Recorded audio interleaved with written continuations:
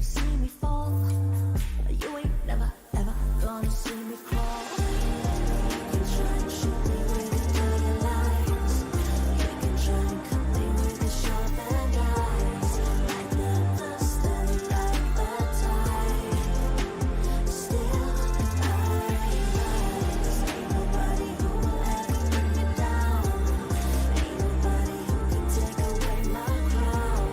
Like the dust and like the tide, still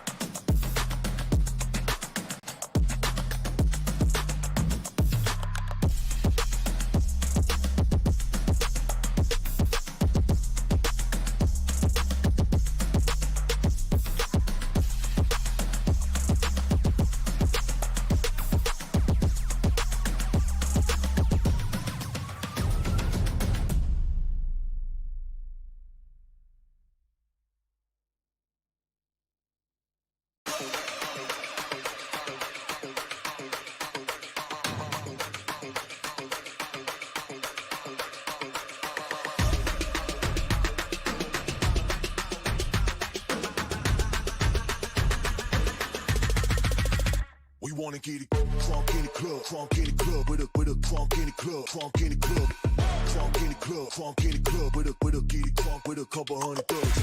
Crunk in the club, crunk in the club, with a crunk in the club, crunk in the club, crunk in the club, crunk in the club, with a get it crunk with a couple hundred thugs. Everybody round, everybody round, everybody round, everybody round here. Everybody round, everybody round here. Know we getting hype. Everybody round, everybody round, everybody round, everybody round,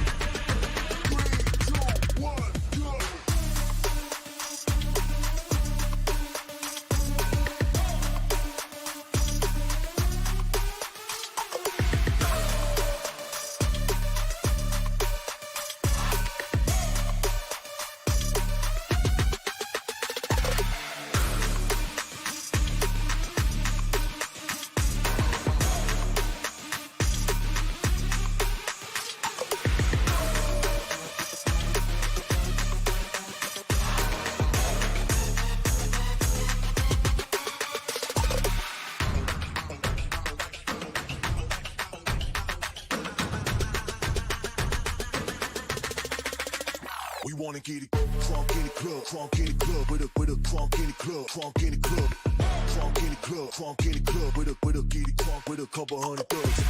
Crunk in the club, crunk in the club, with a crunk in the club, crunk in the club, crunk in the club, crunk in the club, with a get it crunk with a couple hundred thugs. Everybody round, everybody round, everybody round, everybody round here, everybody round, everybody round here, know we getting hype. Everybody round, everybody round, everybody round.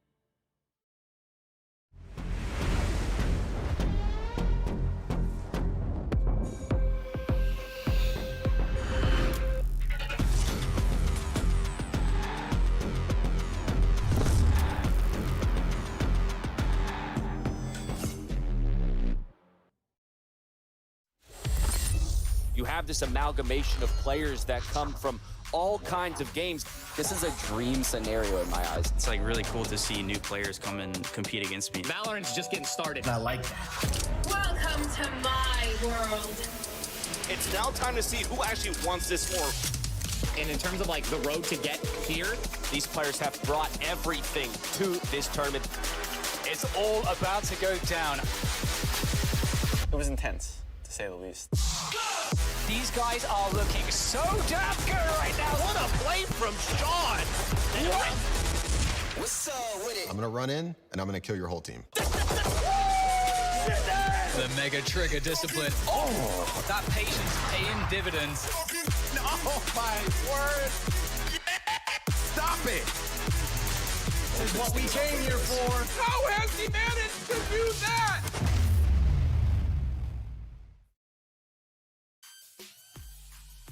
Look, I'm just going to say it. If that video doesn't hype you up, then you are watching the wrong broadcast. I get goosebumps watching those videos. I get so hyped whenever we get to see what the Riot team is cooking up with their video pieces. This is day 3 of the NA Masters. My name is Bach. I'll be your host throughout the show. Joining me on the broadcast, we've got Vancilli, Potter, and Veli. Veli, coming into day 3, it's elimination day. The first chance for some of these teams to potentially be knocked out of the tournament. This is the day that I've been waiting for this whole time. Yeah, people were excited to see Tins play with Sins and everybody else show off day 1 and day 2. But today, both matches, the loser goes home and the stakes are higher than they've ever been. So for XSET, Gen G, Luminosity, and Immortals, they got to bring their A game or this is going to be the end of the road. But we're not the only region that's live. We are live currently around the globe with each region running their Masters tournament at the same time, and Riot cooked up another little juicy nugget of a video to recap the last few days of action. Let's take a look.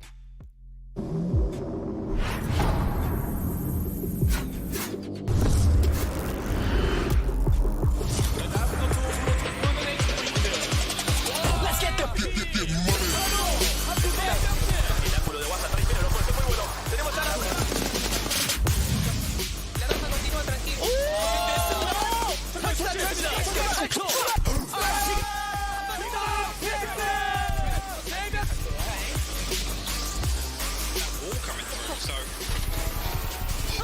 In order to put up a bit of numbers, CNA just dives on in. It's huge. Lights out, baby. Let's go. y la gran entrada, la cintura de los rodantes. Cuando que intenta entrar al sitio, estaba marcado que van a cambiar un poco no solo el ritmo, sino la geografía. Van a atacar por el lado de...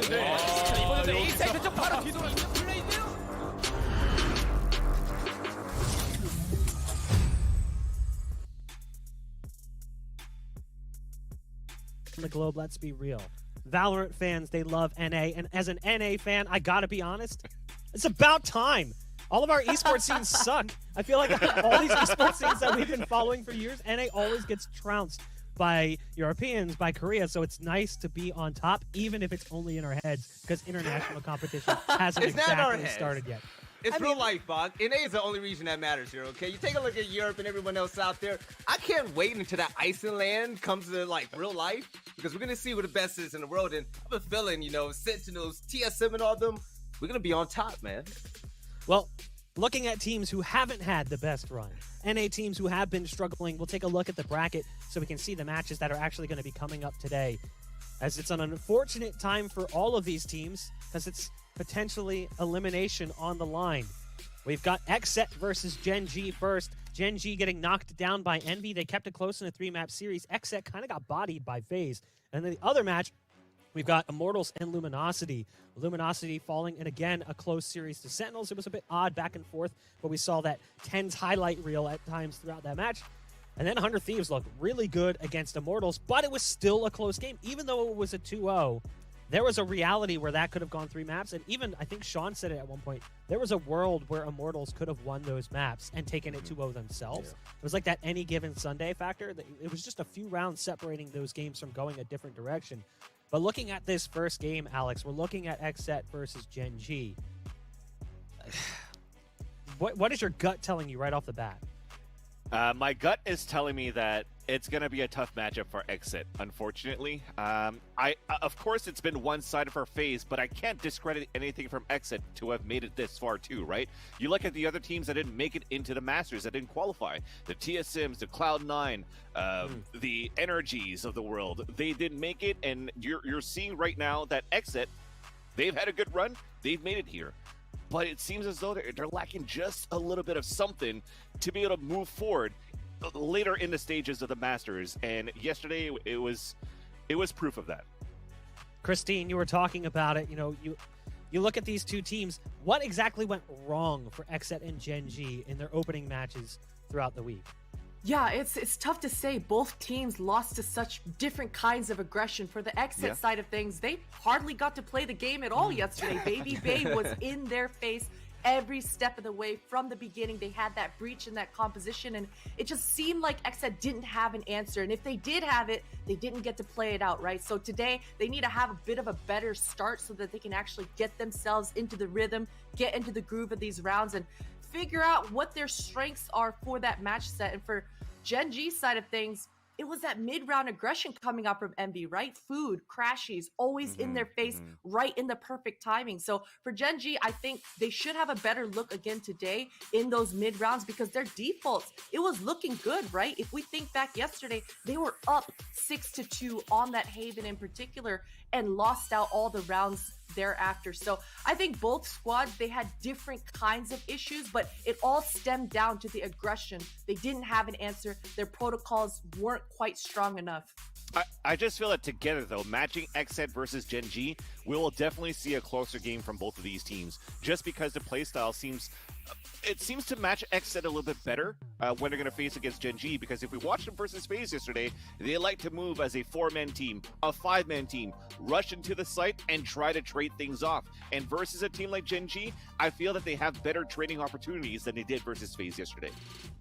Looking at Exet's lineup, we'll pull that up in just a second. We had originally profiled Pure when we were coming into their first game, but it felt like Pure never really got a chance to play. Like you were saying, Christine, kind of their offensive side got deleted by the aggressive defensive side that is FaZe, and then on attack, that's what they're going to do. So now looking at this roster, we have to figure out who we're going to kind of profile as the player to match. And Veli, in your mind, it's going to be your boy We Did.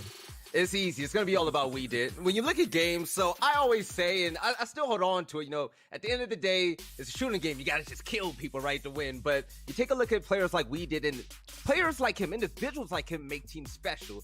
It isn't always about stellar individual performances. It's also about what you can do to put your team in a position to win. When you take a look at maps like Bind, where they didn't even have a chance to do it yesterday because they got steamrolled, right? We Did is the support player that you need on your team. When he gets his kills, they're coming off of some really good quality trades. You look at Bind and the way he uses his abilities, his Omen, to open up paths for his teammate. Look at A Short. He will send both of his duelists out to look at each lane, and whichever one sees somebody, he's going to be there for the trade. Now, when his Jet goes to Showers for op control and for Showers control, he's going to be there to not only back him up, but to also look at the A Short push to make sure Aaron's going to be okay in U-Haul. We Did is the ultimate team player on this roster, and I'm really expecting him to have a way better game this time around compared to last time. Now, looking at their opposition, the team they're going to be facing off against, we'll pull up Gen G's roster here.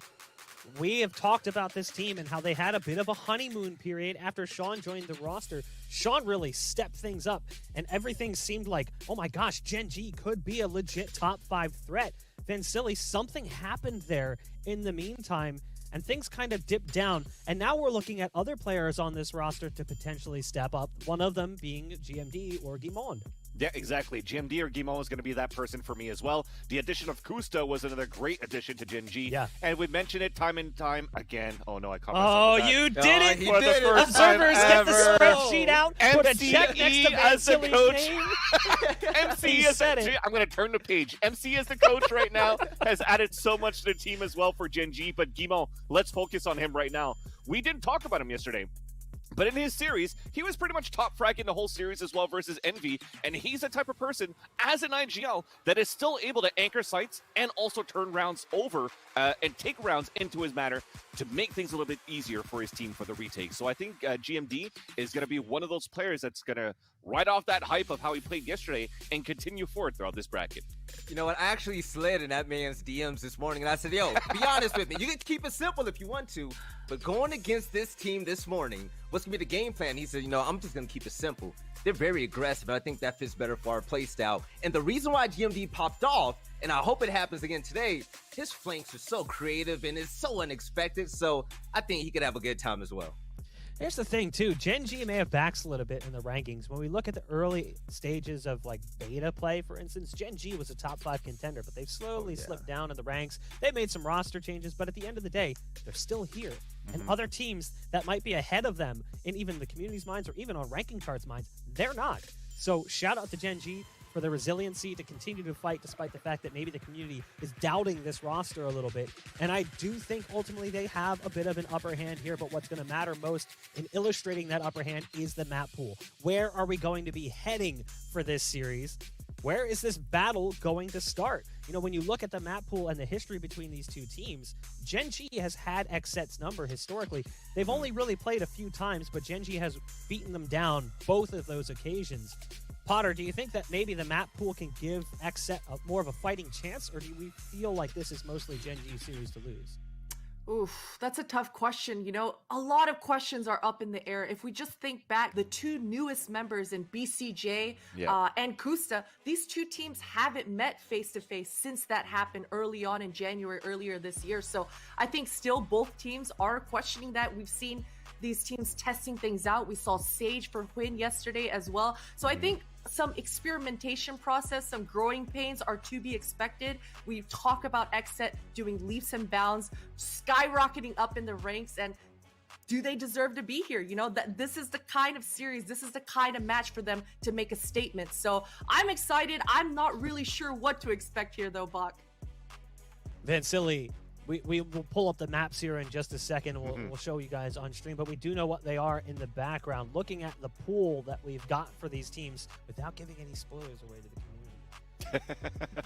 Do you see like a fighting chance, like a potential 3-map series for XSET? I do see a potential if, after all. Actually, once we get the screen for the maps, there's a possibility that you may have an upset pick. The reason why is because Gen G picked a map that they haven't been playing so well lately, and then XSET did the same thing. So there's a potential that what have they prepared going into these maps today that's going to help them have a better result in their very own map pick. But going back to that history, as you mentioned, Bob, they've only played a few times before.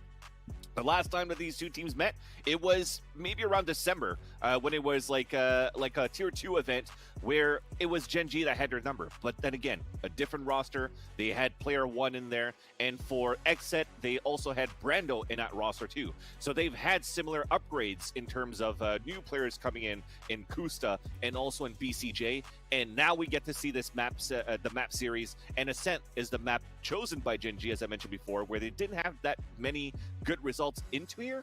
But and then XSET have had better games. I'm notably wins, I think, against Envy and LG on this map too. Wow. That's some big wins. When you look at the fact that Envy came into this as the #1 seed and honestly is looked at as potentially the team to win the tournament. Yep. Obviously, there's some arguments about some of the That's other what teams Vansili competing. says. That's what Vansili says. Vansili's got them picked. Some of us say 100 Thieves. Some of us say Sentinels. That's the beauty of where we're at right now in NA Valorant, is that we have so many teams fighting for that top position, and it's not really solidified who deserves it the most. There is no easy leader on the leaderboards. There's no one really carrying the torch for all of North America, like there may have been at one point in time. Going back a bit, looking at the early days when TSM was #1, Sentinels wasn't even really in the conversation because Sentinels was still really figuring things out with that roster. Then they started to click. We got a nice little rivalry built up at the top end, and TSM kind of dropped off since then, which is a bit disappointing, and hopefully we'll see them competing in the next stage of Masters. But before we jump into the action, as always, gotta ask you guys, where are we going with this series? Veli, we'll start with you. What's your prediction? My prediction is going to be Gen G. It's going to be a 2-1. The map pool is going to be even on all sides. I can't talk today, man. I feel like the difference maker in this game is going to be Sean. You take a look at Haven, and I think that Envy match could have gone either way. Sean was really unlucky.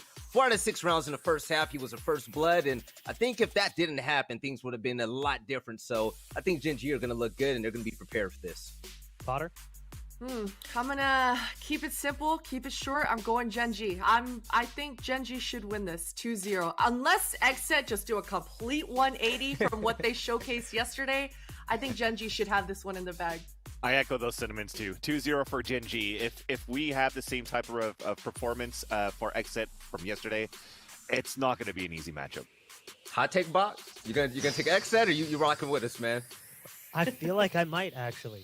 And hear me out. Do it. Hear me Do out. it. I'm going to say Xset 2-1. And the reason I'm going to say that is I think that Xset's going to come out swinging way faster and way harder than anyone anticipates them to.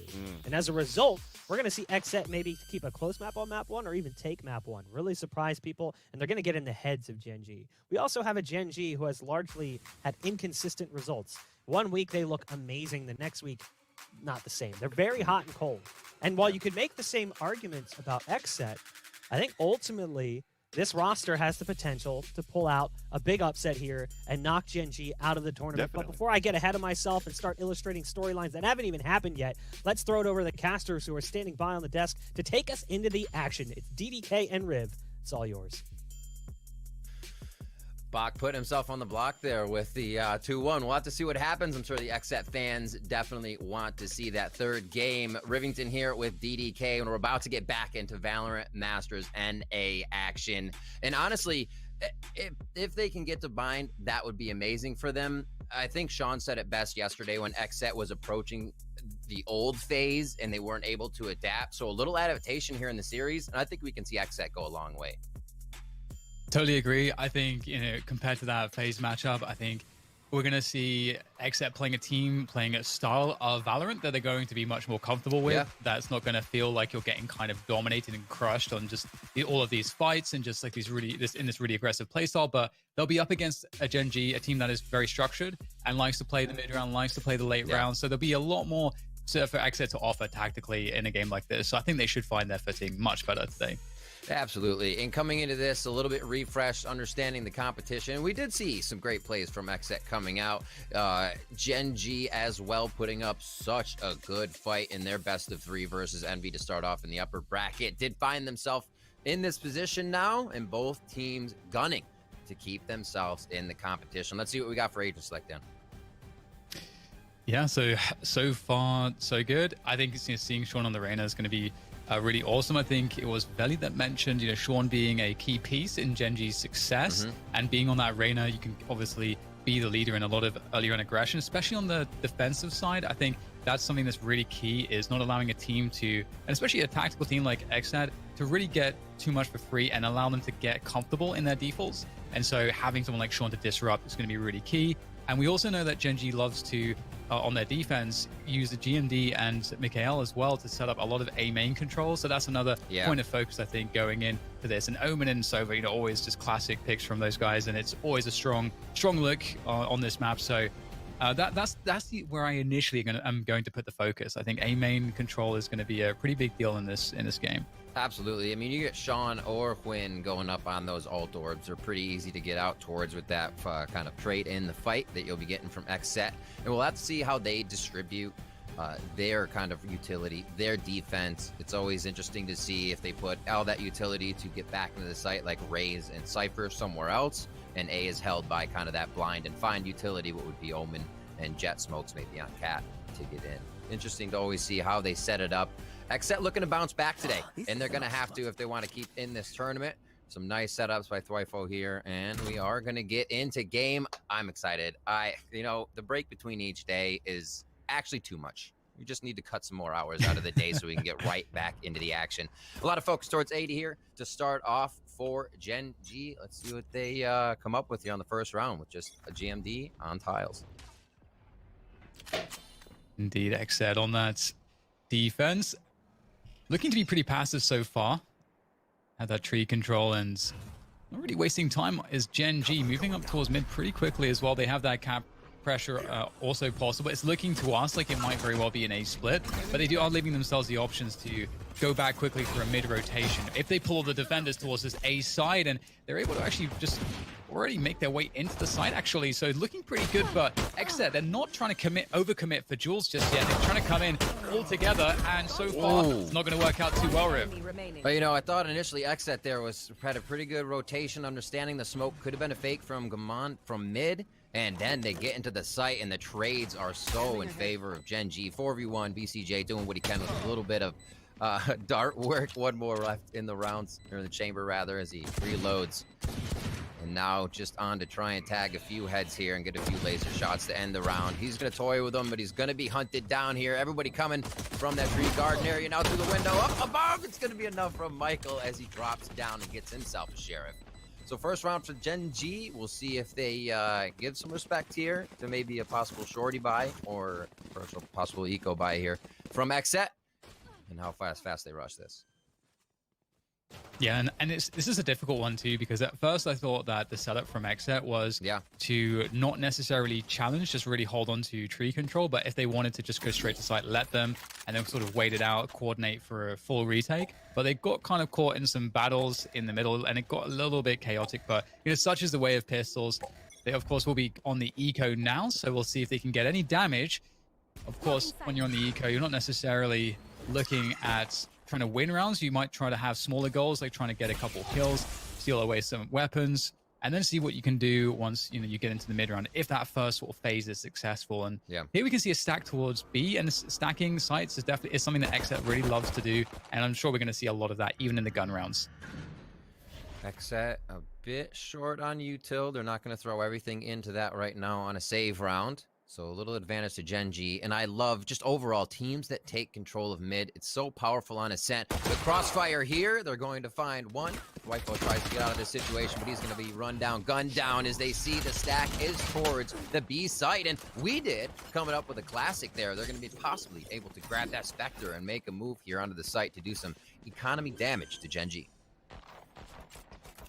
Yeah, and it'd be really cool to see if they've got any sort of exit strategies here. Unfortunately, there's so much control for XZ right now. They know what's safe, so they can always fall back if things get a little bit dicey. And you can see Win there is able to spot basically everybody. And they're actually going to force it all the way in here. So they are going to force XZ, or rather Gen G, to have to take some fights. Nice opener from Pura, but looks like things will be calming down here as these weapons are just too good for Gen G.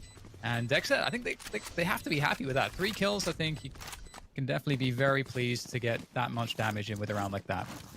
Oh, there's the Odin coming out already from BCJ. He's going to take that over to B, see if he can start off some rounds. And yeah, you're right. The weapon's too much. Gen G getting a bit of positioning there to start off. And XZ all coming from spawn, so you're not going to be able to really get too much of a flank on or have them looking at different angles on your entry. Quick rounds as we expected after the first one, or quick round, I should say. Now it's weapons in the hands of XZ. What can they do? We did see the impact rounds against FaZe for a few once they were figuring out the aggression, moving forward, grabbing info right away. So sitting on their heels here won't do them any good. Gen G's already into that A main, as you were saying, Dan. Control over this orb is going to be big, and that puts Win 2 away from ultimate. Yeah, they're going to prioritize it on him instead of Mikhail, and that's interesting, but we'll see whether or not this retake setup is going to work out, because the site's been completely given to XZ, and I think that's quite smart, given that XZ are on these weapons that are going to be really good close range, but in some of these longer fights aren't going to work out as well. I think the retake play works here, but we'll see if they can make it happen. Sean is going aggressive for tree control. The tracer through, though. So XZ, we did it, just owning them right now. 3 kills from him, and that's going to leave just Win with a Bucky. But that said, we all know how much damage the Bucky can do.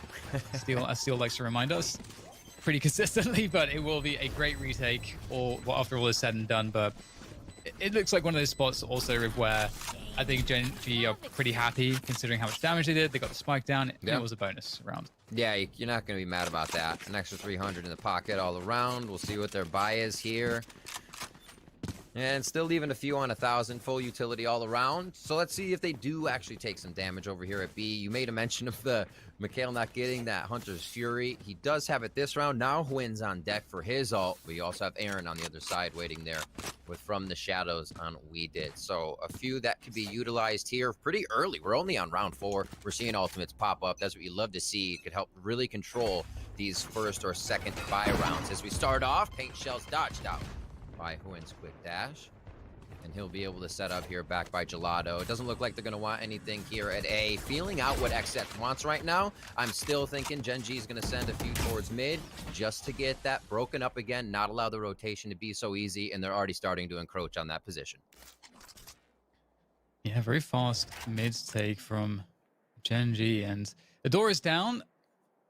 So in terms of the information game, although there is position here now for Gen G, they would have to give up the game perhaps to break the door, create some pressure. That would definitely cause some rotations from A. So they've got to be set up before they make that move, and they have just made that move. The door is down, and they're starting to pressure the B site. Defender rotation is coming, but can Gen G take the site in time before it gets there? And they're not going too quickly. They're actually holding their ground. They are counting on the defender rotation, and they want to punish it. But I'm not sure how well this is going to go. Mikhail will be able to take down one on the flank, but now they're moving in, and the defenders are ready to go. Already into the site, I would have said at that point, if you're still in main, start rotating over with that rotation. You hear the Odin in the back, trying to find him. Wexec trying to clean it up right now, as it was such a scatter within the site. What a round coming up there for BCJ to stay alive. Dead to rights, really, as Gen G was coming in, and they just get wiped out. Yeah, it was interesting because it looked like Gen G was setting up, like we said, with the door down. As soon as they break that door, the rotation from A with 3 players on the side of exit are going to rotate. So either you try to rush in at that point because you can get a timing advantage to get like a 5 versus 2 on the B site, or the other thing that they did was they just waited because they wanted to seemingly punish the rotation, and that didn't really work out for them. So we'll have to see if they'll adjust their maneuvers like that if they run that run again in the future. But for now, it's definitely a great start for XZ, who are doing really well in their retakes, and they're starting to build some money, and it feels like they're in the driving seat now. Quick tech pause as Gen G restarts comms, gets those up and running once again. Kind of imperative to have as we get back into this one. And yeah, looking at that, Dan, I almost called that XZ was giving up too much room, right? Obviously, they closed door. They know they're playing a bit of a retake if mid is left alone. But with what Gen G is able to do with space like that, moving up with Guaman, able to just make moves, you have to be careful. They were ready, and they kind of are adapting to knowing Gen G is going to want to push mid, doing their homework. Definitely, and it's interesting too because I think if Gen G slow the game down too much, I think XZ might be quite difficult to read because, again, as mentioned before, they're a team that will use the Sentinels like Sova, and although I guess Sova's technically an initiator, and Cypher as well, to get that information early round, and then use that to kind of, they're not too shy to just gamble off that information. Some teams would want to get more information to actually genuinely have enough pieces to kind of put together, okay, our opponents are doing this. Right. But usually when you do that as a defenders, you're also telling the attackers information about what your setups look like. So it's always going to be a trade-off. And XZ like to play the stacking gameplay where they'll get that info early and then try to just stack off of it, like gamble off of it. So we'll see if that's what they'll continue to do against Gen G here. I think this is a round that will give us a clue as to whether they're going to approach with that style of play. So all that info, and yeah, we talked about it a little bit before to see how either team on defense would play kind of retake potential. This would be if everyone A waits and it's an A take, all of your utility, as you said, the Sova, the Cypher, to retake. That makes it really effective when you want to get Raisonades in there if they're still alive. And then the other side is going to be all of the damage. Sova, Cypher are going to have to back up. You're still going to have that util, but it's just a matter of how you want to play it, how you're going to feel comfortable coming in with that utility, with that power play. Still waiting on this as they get comms raring and going. And it looks like a hover towards A. Anything can happen this round.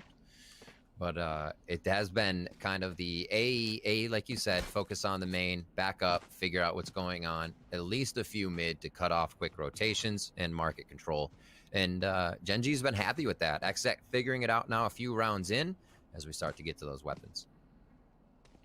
Yeah, and it does already, as you mentioned, that you're using like the word retake, and it does really feel like XZ are very comfortable with that style of play, and that is kind of to the nature of the stacking gameplay, where you're saying, okay, if you come into our stack, obviously we're going to fight for it, and we have a really strong chance to defend. If you go elsewhere, well, we have all the retake setups, so that's how we like to play. We're drilled in how we do that, so we're comfortable no matter what happens. and we can play against teams that are really good at denying information. And instead of feeling the pressure, because a lot of teams on the defense, it's all about trying to fight for that information, and an attacking default is all about taking information away from the defenders. So if your attacking team is really effective in their defaults, you feel really uncomfortable because you don't know how to make a good decision. You just don't have the information to do it. Yeah. But Xset seem to be, in the style of play that they have on this map, really comfortable against teams that are successful in denial of information. So it's that's really good. And one extra point actually, Riv, is that Hit it. Gen.G is a team that does really well against pretty much everyone. And I think against the top teams, they tend to seem to, there's like a hump that they struggle to get over when they have these leads. And so Xset is a team where I think Gen.G are going to be more comfortable to like play their best. So that doesn't really work out well in Xset's favor, but as we discussed before, at least Xset will be much more comfortable playing a Gen.G than a FaZe. No, that's absolutely true. Gen.G kind of has that play to the level of your opponent if they're kind of like the envy, and then Gen.G are playing their game, which might, like you say, allow Xset a chip at that armor. And right now, back and forth, punch for punch here, is Xset do figure that out. And again, a question that I had coming in here, you know, with them playing against FaZe and not being able to iterate from map to map and fall to the aggression, what would happen if they, you know, ebb and flow against, I want to say just GMD, against Gen.G during this game, to make sure they always have control, they always have advantage, and they're not kind of force buying on rounds that will, if a loss, cause them to lose another 2 in a row. Looks like it is going to be a bit of an A strat over as we're getting a little bit more motion. I think we're still hanging though. They're trolling us. Yeah, I wonder. I was like, it's yeah, actually really funny because it's like you have like the clock there and like the time is stopped. Like I really wonder like what's going on in like the lore of this world as well, because obviously the time is literally stopped. All of the buildings are like somehow exploding but not moving. So I'm curious, like once we get more insight into the actual lore behind this game, like what it all means. I'd say what does it all I mean? guess that's a property of Radianite in its like explosive form. Maybe whatever is surrounding it. I don't know. I guess that would be really cool though, if you were like stuck and frozen in time, if you were caught in the bomb radius, then the spike radius, right? And then you're kind of evaporated as it comes back in. I don't know. I'm just spitballing here. I like it though. I mean, we got pizza. We got perpetually hot steaming pizza over here in Market. Anything is possible. That's a plus of time standing still. Maybe that's a property of like Radiant Night as well. It keeps all your food warm. Nice. Why are people trying to take this away?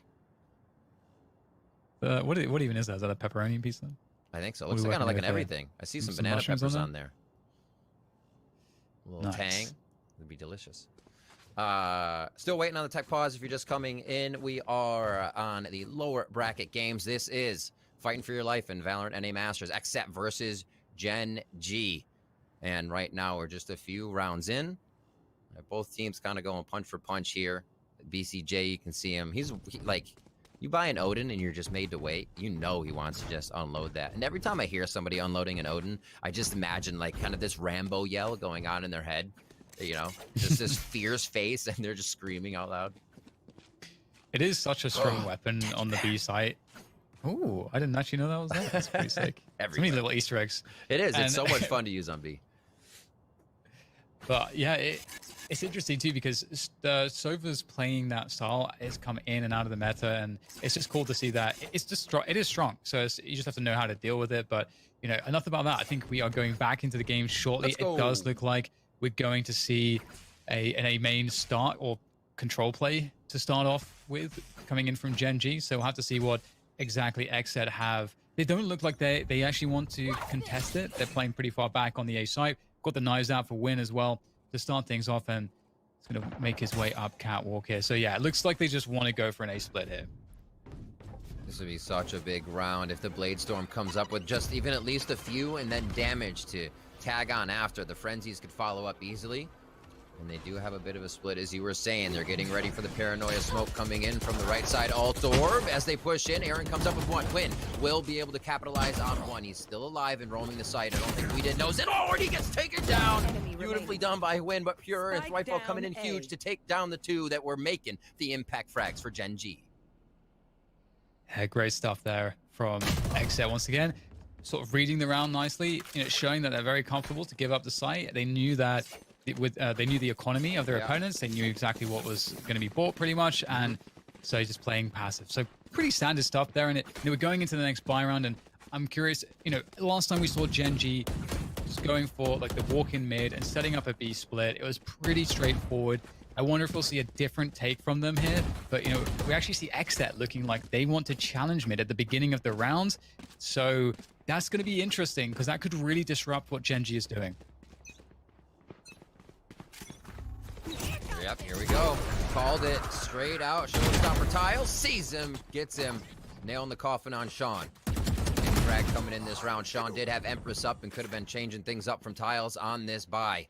And now, come on, push back. GMD looking for some shots over towards B, knowing they got to play a little sweaty now on the fly from what they wanted to do at the beginning of the round as Spike makes its way over towards that B site.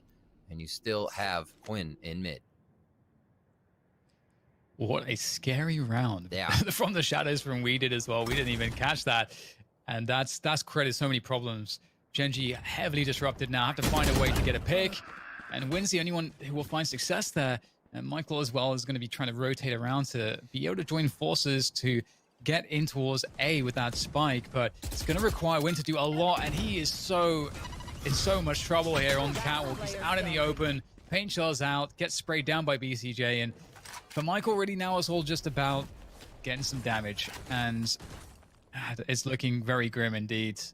XZ, they're causing a lot of problems, and I love to see the fact that they aren't just trying to play passive. They are showing a lot of confidence, using their ults and creating a lot of disruption. I'm right there with you. This round made me smile on my face to see him go out hard, as well as Aaron playing that so smart. 2 HP doesn't mean, hey, I'm going to go find more and do things. He played such good sentry, figuring out where more were, drawing pressure. BCJ was able to capitalize on someone firing back at him at Tiles. And just with 2 HP, doing so much more than just kind of ending the round with finding someone else. You love to see that, the smart play. And now 3-2 XZ. Feeling good. Definitely. And actually 4-2 because it's round 7. I think we're missing the next set round. It feels like as well, Gen G haven't been able to really run their default, and that's a big problem because one of the elements of doing that is that you're able to kind of set the pace and the tempo, and you're conditioning the defenders over time, which allows you to get a lot more of an understanding as to how to get your advantages and how to play with the defender rotation. But right now, it's actually XZ that it feels like they're calling the shots, and that's not really how it's supposed to work out. So Gen G are in quite a desperate position. Win has the Vandal, but overall, not a great look on the weaponry for them, and once again, looking for that B split. Nice checks. They know main's open for now. And that might be their time to move in. They're still playing it very patient. Spike's going over to Tiles. Aaron with nice frag. Another one towards Market, so they know they got to be watching mid a little bit. Oh, no way, Aaron! Switching back and forth. Doesn't even know which one he wants to be taking people down with, and it doesn't even matter. Great play, 2 rounds in a row. He's definitely feeling it.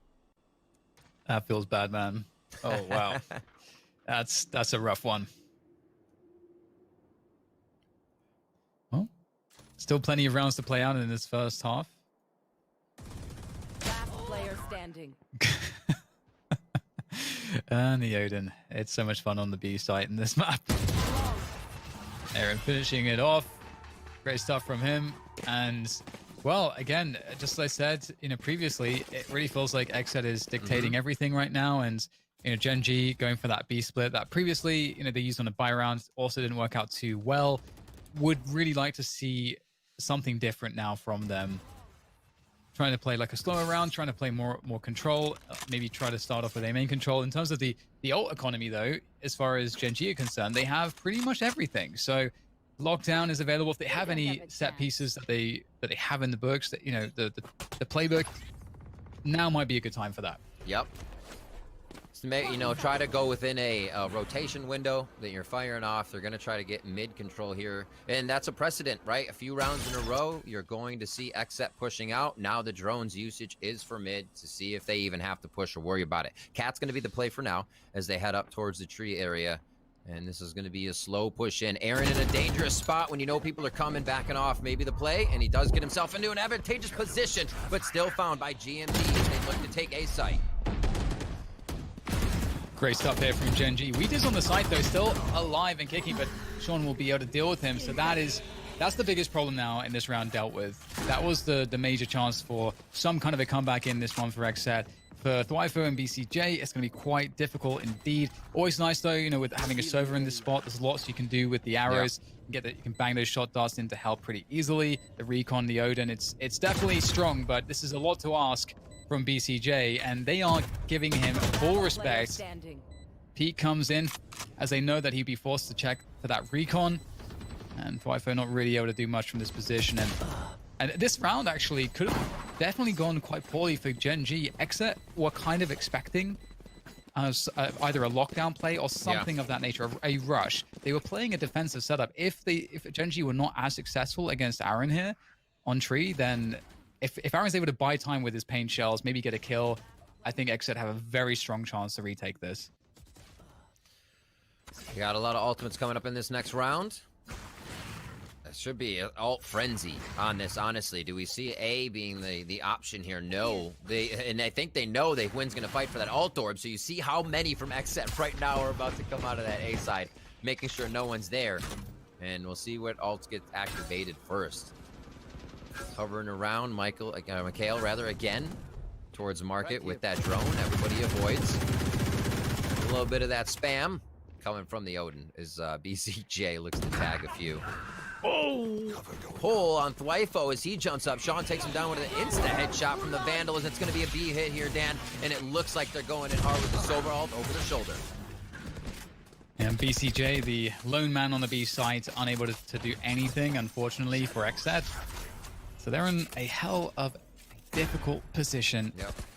Everybody coming from spawn, it's looking very poor considering that XSET have had plenty of time to get post-spawn positioning. So they could be in market, they could be in B main, they could be in mid. They could have a lurker through A as far as XSET are concerned. There's just too many issues for a retake here. So they will go for the full save, especially with the operator on Pura. Makes a lot of sense. But one thing I think that's interesting in so far as the way that Gen.G are approaching this is Gen.G are playing a much more of a gambly play style in the sense that that basically the presence that they show, that's kind of where they're going. And they don't have any lurkers on the other side of the map. And typically with Gen.G, you actually expect that Akusto would be lurking or that they would play someone on the other side of the map to the other team. But that's not happening right now. So if XSET were to figure that out and start to actually play more aggressively at the early round, take A main control, take B main control, fight for those things early in the round, I think they'd get all the info they need. I mean, I bring that up and then I kind of like rings in my head. I'm like, Kusta would be firing a Roomba over off at B garage to alert,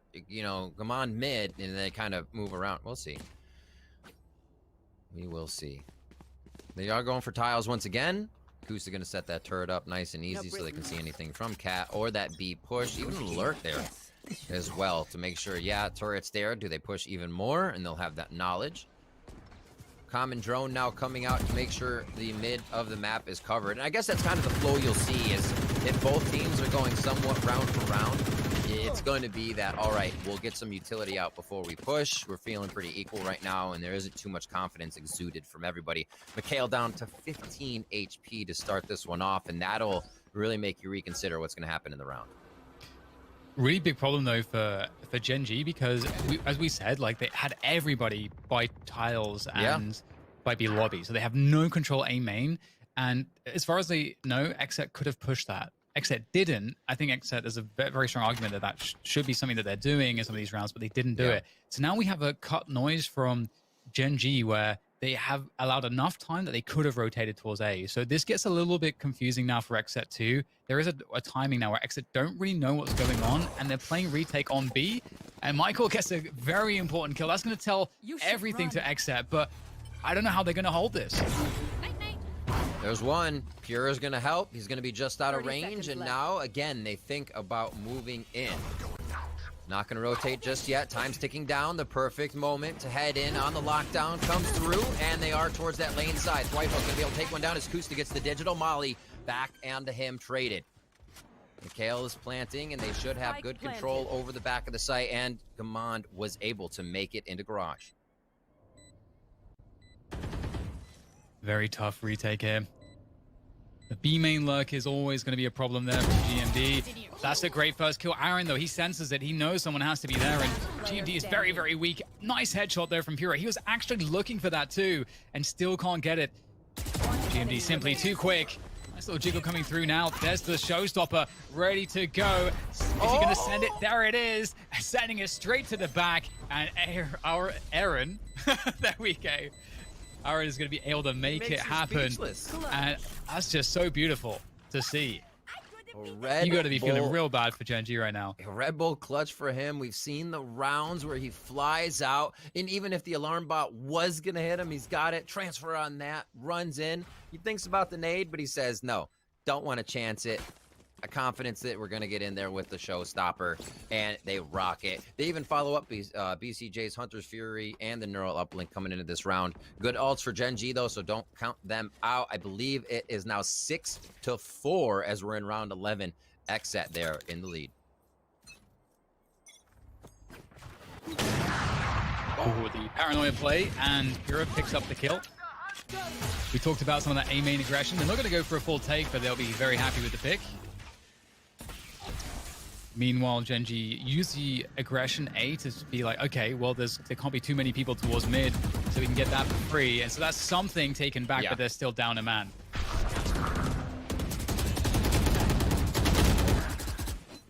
Aaron, almost on that one. He's feeling a little too confident to play those positions, Stan. Kale, though, firing in onto We Did. Xset's going to have a good retake on this site as they lose Twyfo in the back, but it is possible in the 3v3.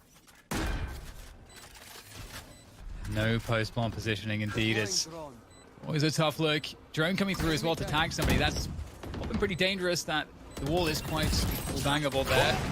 The boathouse. Pura finding a nice angle towards that boathouse, and now it's going to be up to Sean here. Close range with the Empress there. It's going to be very helpful. Able to dismiss into a new position, looking for another 1v1, isolating them, but maybe not. Pura, he can't be denied there with the operator, not missing the beat.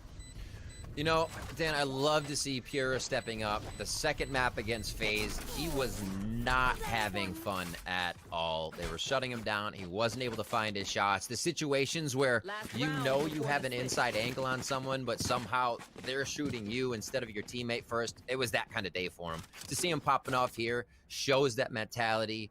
He can just get to the next day without even thinking about what happened before and put on an amazing show. So more power to him. The rest of the team is also flowing on that side of Xset, and they're putting up some good rounds here as we are in the final round of the first half. Yeah, this is amazing. I mean, it feels like Gen G, their game plan isn't really working out for them. They've had to rely on more gambly plays, and it's not been a lot of fun. Xset have been finding a lot of comfort, and we'll see the drone coming through from A main. And the BCJ is going to be seeing that there's nobody here right now. It doesn't mean that they can't retake it, though. It depends on their pacing, and they're actually speeding things up towards Catwalk right now. And, we talked about Xset stacking towards certain parts of the map right now, and they're definitely stacked towards B.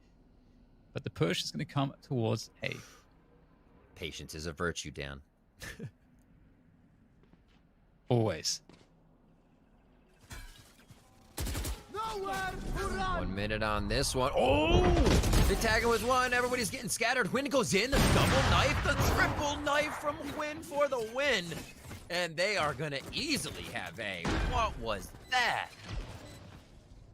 That was sick. That's what that was from Hwin. Beautiful stuff there. He's looking for the ace now.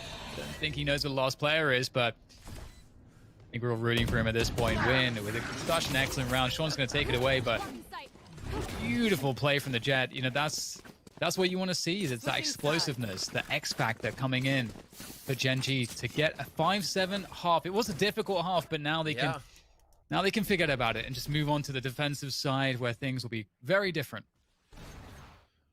Wow. I love that too. Just he's like, hit me with it. I don't care. I'm gonna be I'm full in.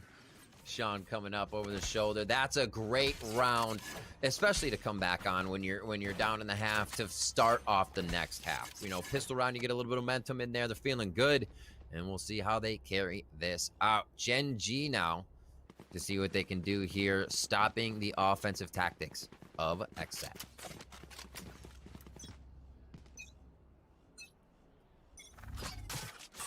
And what sort of pace will we see here from XSET on the attack? Not looking too quick at the moment, just clearing B main control, creating some pressure. Again, defenders often might want to get aggressive somewhere. Catwalk's a great one because it allows you to kind of deal with everything. You get information, you're able to have fast rotations, and you can always be helpful for your team. So we'll see that cat aggression coming from Gen G on the defense. Now the game's been given away though because Sean's going to spot the push coming through B main, but it's been slowed down here by this nano swarm, and that's a huge problem for XSET. Getting that dismiss allowed him to get out. Such a risky position to play there, knowing they could be rushing, but he's feeling comfy. You can tell what that says about Sean right now. He moves in again. The rest of the team giving him some help there as Kusta there next to switch. Oh, God! Hits him with a fan right in the face. Are you serious? There's a shot from Sean. Still alive, still pumping. That's a 3K for him. Nice hold comes through, and it's so, as you say, like the combination of having that forward position, winning that first battle. That's why you need to get, you know, your most skillful players on, or mechanically gifted players on Arena. You get that first kill, dismiss away, slows the push down. Nanoswarm gets popped, and the rotation is fully in for the defenders, giving them all of the advantages. Such a great round. All right, how do they do it next? This is going to be that save over on the side of XSET. Sean giving him the what for on that first round, and there's going to be a call that there's a little love for mid, and no sight on that means Gen G probably going to play a little bit more reserved here to just get those frags as the close corners come to fruition. I like this. You know, you lose the site, but you just say, okay, you guys can have the site. We'll take a main control, so you're going to have a very hard time, but maybe not. Aaron is going in there. Looks like Michael's going to be able to deal with that quite nicely. And it looks like there's a lot of potential, positionally speaking, for XSET to make some things happen. It's just BCJ. This is a very low player, but looks like Michael with the swing is going to get it done. 7-7. And we're all tied up here on Ascent. This is the first map of this series. This is an elimination situation for these teams as well in the lower bracket. So a lot on the line here at Masters 1. Yeah, a lot of pressure. This is Gen G's pick as well. XSET choosing defense. So XSET doing quite well. They did their homework, probably figuring that Gen G would pick this. It's, excuse me, XSET's second most played map competitively. So not too shabby there. They're going to have something in the strap book to get themselves to these sites. It's seeing how the site hold and host plants go right now. Like you said, 7-7. You gotta love games that go punch for punch, and we'll see if that happens here in the second half. A little bit of a push in by Pura and the rest of the team. It seems like a full committal over here onto that A site, and there isn't too much aggression coming out on the side of Gen G's B, so they're not really grabbing that info. But you also have to consider this camera's up here, and they can see everything that's going on, so XSET feels comfortable. Very tense situation. You may expect a contact play, and just like there it is, Pura will be able to trade onto Michael. They don't necessarily know that GMD's right around the corner. Dropping another smoke. Going into the smoke, Pura is going to happily deal with that one as he dashes forwards, trying to take more space for the team towards 3. And XSET are sending it home right now as there's nothing that Gen G can do. They keep going for the challenges, but they are losing everyone. Sean is left, and he's going for a very desperate play. Straight forward onto the site, almost making it look doable with the frenzy, but XSET will shut it down 8-7. I love watching Sean play. That's just the Sean way. You know, it's like you're going to have to hit that site fast enough that you're catching everybody still on their current angle. And imagine if that gun had dropped down off Jenny and he has it. What a different story. But yeah, I always love that fast-paced play where you're just trying to hit everybody the moment they aren't looking. It requires some damn good aim. We'll see what happens, though. XSET's still on top of it. Their aim is the one that's hitting true for this last round. And now we're on a double gun round. Actually, we're going to see Aaron on that Spectre, but he does have full util, so that's what he's deciding. That's going to be a little bit more of a priority. Mikhail takes a bit of spam damage there, as it looks to be finally a spread here. Xset's going to say, hey, let's see if we can start toying with them. We'll get a little bit of rotation towards B in a 3-2 split cross map, but they have to be careful about their mid info and how long they don't have that. And Michael using the drone to get some additional information, and seeing Jet there in that cubby is quite a tell. So we'll see what the response is from both teams. If Gen G were looking like they, or others, if Xset were looking like they wanted to actually go for a push there, they have time to sort of reset out. And at the same time, Gen G not really caring too much, just holding on to pretty basic safe positioning on their defense. And they're feeling that slower pace from Xset, so they're trying not to jump to any conclusions just now. No more charges left. With that said, the drone will be spotted coming out from BCJ in mid, which is a tell that they are trying to take some mid control, of course. So we'll start to see Xset working on a completion to the round now. Like it, 3-2 to a full mid. Distraction. No follow-up is close enough. They can't close the gap like the last packs do, and they're finally getting into that spike site. Mikhail taking down Sean in the accidental friendly fire. Pure is going to take advantage of a bit more open space in the site. A perfect thing for Jet to do. Not enough time to plant. Looking for maybe a few more frags to damage the eco, and it's just going to be about 0.2 late on that one, I believe. Oh, got it. Don't try to do math on stream. Nice 300 grabbed. It looked like he got it down at like 389, and it was just going to be off, but it was over 4 seconds. That's what's required, and they're going to give it over here to Mikhail. Get another all point on the board. Yeah, that was really close. He was, if just maybe like 1 more second to reposition, maybe Puro has the opportunity to do something there. Yeah. But yeah, 8-8. We're all tied up, and taking stock of the money situation, we'll see both teams in with purchases, and Xset not really looking as good. Win on that operator's certainly going to be interesting. We can see that he's going to take a peek on Catwalk to start things off, and we can also see that Xset are looking to maybe go for a fast play into this A site, but Gen G, I think, will have a lot to defend this with because they're stacked towards the A side of the map. And that's a fast play. Instant Jenny kill onto Kusta as they fire out the Hunter's Fury, and they're flying into sight, and it's causing a bit of rotation here from Xset. Look at the rotation around from Gen G here. You do have Sean just on the flank, and that may come up big. Spike planted. All stuck on the sites for Xset. It's going to be a tough hold. Gen G trying to set up around it. Sean did the smart thing. He broke the trip, so he's suggesting that there's a flank, but he's going to help his teammates come out of tree towards that site position. There's the showstopper coming through just to buy time here from Aaron. We'll have to see if that's going to come into play now as the rest of Gen G start to make their way forward. It's Michael with a double, and it's looking phenomenal right now for Gen G's retake. What is this, though, from Aaron? Jumping up, taking all the power away from him in a high ground position. BCJ, by hell, will get taken down. It's all up to Aaron, but he can't finish it off.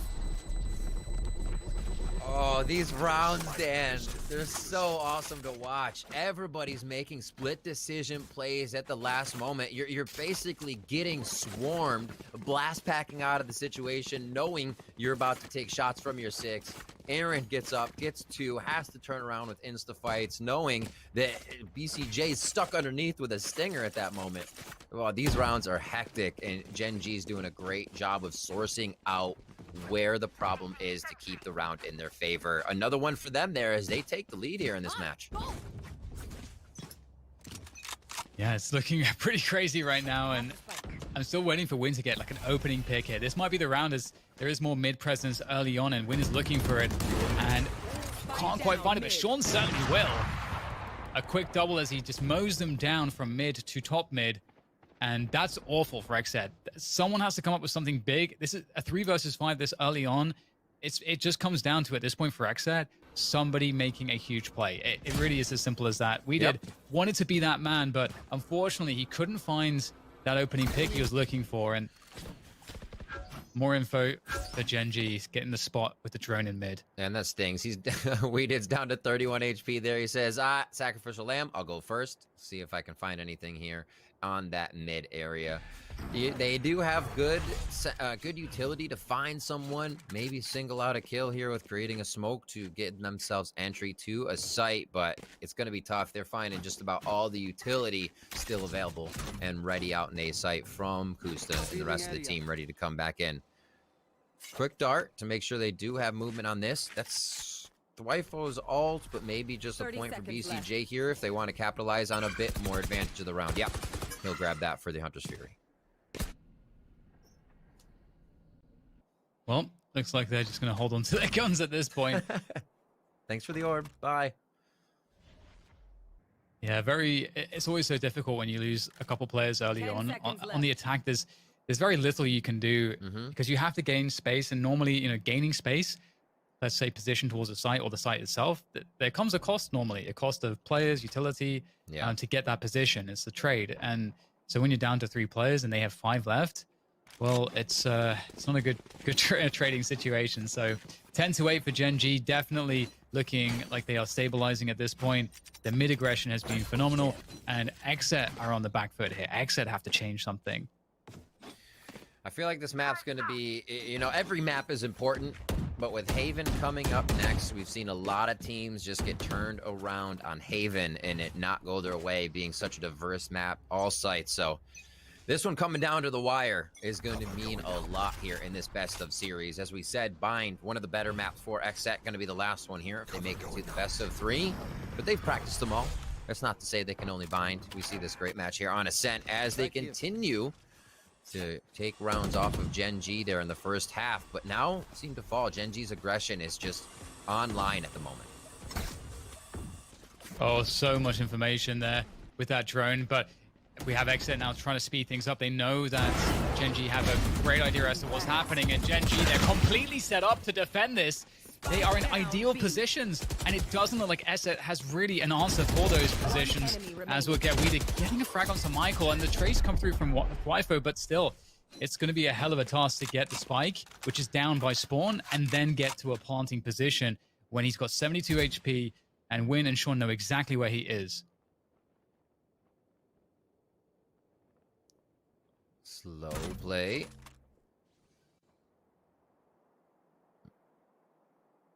Can't really fake too much of a fight here. I don't think anybody's going to buy that you're shooting at somebody and then they peek out to get you. Left. It's all just whether you pass their angle right now on contact. I have retrieved the spike. Quick grab of the spike from distance. And I'm sure Sean can notice the edge of the spike gone. No, it doesn't seem like he's left his angle at all. 18 seconds. Good amount of time here. This close to the site for Twyfo to work with. Camera usage that they did here, so they know he's somewhere within range. And that's the drop into sight, Dan. This is going to make it tough. One enemy remaining. He's got to find the next one in time. He knows his boathouse. Can he find the headshot? He's spraying wildly. No! He's got to find it in time, though. Oh, man. Oh, he actually does get the kill, which is great. That is a big kill. But, yeah, that was a tough spot. Just like you said, I mean, he got everything he could get out of it, really. 11-8 in favor of Genji. Definitely a great defense. Again, that drone, the timing, and this is one of those things too, when you have a good read on your opponent's pacing when they're on the attacking side, and you can get that information at that key moment when you can, just like that one piece of info tells you absolutely everything, then the defenders suddenly have a huge advantage. And that was what BCJ was able to, or rather, sorry, Michael was able to do for Genji. That all-door focus again? Is that Mikhail's? Seems like they'll be focusing it quite a bit just to make sure they can get back online with how they fire. Not Mikhail's, sorry, that was BCJ. And now they move into A. Ooh, fast plant on this one, knowing that to just sit outside, garrison A main, and try to fire back in with the utility that they have. Great job pushing Genji back. How did they react on an immediate plant round? Wiping for the very late lurk. Showstopper from Aaron is going to... Oh, that's huge. Kusa had a lockdown. I think he was going to place that lockdown. It might not matter, though, because the rest of Kusa's teammates are just forcing the issue, getting the kills. 4 versus 2 here for them as Exet are in a very, very bad position. BCJ in the dark cover. It's going to come down to great timing. Weeded gets one. Down to BCJ. And, well, he won't be able to find anything. Dan, 12 rounds now for Gen G. You said it perfectly. You know, considering the timing of the round, Spike being planted, and where a Killjoy would be at that time, that wasn't a blind, this is going to be someone. That was the Killjoy position. And then for Gen G to be able to say, all right, it's guns blazing then, that was pretty awesome that they kind of just had that in their back pocket and it didn't set them back. 12-8, game point here on our first map before we move on to Haven in this best of 3 lower bracket series. Both teams going to be fighting for their life here in the NA VALORANT Masters tournament. And they have another map to go through. This one not over yet. 4 more rounds for XSET brings us into overtime. And they're going to be kind of on a semi-purchase here. Utility's not all around for them. We'll see how they play out this round. With 2 down already. Deja vu, Dan. Yeah, and I was going to say, it's hard enough that the ult advantage is usually in favor of Gen G. They didn't even have to play aggressively at all. They could just try to play the retake game and just use that utility, the Hunter's Fury and the Lockdown, to massive retake ultimates to play passively, but they're confident, and that's a scary reality. And Win, he's working on the ace right now. 4 kills for him as he looks to finish this one off in style. I wouldn't be surprised to see the daggers come out indeed, and him just try to charge down We Did. They might even try to knife him. Look, oh no, this is just the worst thing possible for We Did. Know exactly where he is. Oh, there's the ace to finish off the first map from Win. 13-8, and Gen G are looking fantastic. After what was a difficult first half, they've really put everything together going into the second. AIM came online. Nobody was second guessing any of their angles, and we saw a lot of those strats pressuring Gen G, kind of diversifying how they would play, how they would play defense. So XSET did a great job of that. They played a good game as well. I can't wait to see what map 2 is. But Gen G in this second half, you had your rounds from Win, the rest of the team coming up behind him, and you just couldn't stop it. That's when Gen G's online, and I think that's what a lot of people saw getting them into this tournament. Yeah, and it seemed like XSET just couldn't really find the value from the way that they were trying to default and open up the map. They never were able to really condition Gen G and really find those early to mid rounds wins that could then, you could then convert into just, let's say, we have more information, you have no information, and we can just play the rotations and just win like that. Like that kind of scenario that's more typical, especially in Ascent, wasn't really the case. Gen G always found ways to stay, in every part of the round, taking the initiative, finding those frags, challenging positions, winning the fights, looking like they're powering up as time went on, which is definitely a bad prospect for XSET going into the next map. But we'll see. It is a new map, of course, so it will be definitely, a case of them just resetting, and you might see a very different composition from them too. They've got a lot in their playbook. And the next map selected by XSET as well. You'll see XSET actually on defense too, starting this one, if that's correct on the map sheet. Usually the other team will get themselves to D, but either case we'll see it. The first map being Gen G's, they must feel so comfortable on that defensive side. We saw their retakes being quite strong, whether they had the utility or not in the first place. And looking at the rest of the team and how they played, Sean coming up huge. Kusta did what he could on the Killjoy, but I did see that lack of kind of aggression from Gen G that we would have seen on their attacking side. I think XSET was able to prey off of that. So good to see XSET iterate and do what they can to get back into these games. We're going up to the next map in just a few minutes. That's going to be Haven for NA VALORANT Masters. Don't go anywhere. There's more games to come.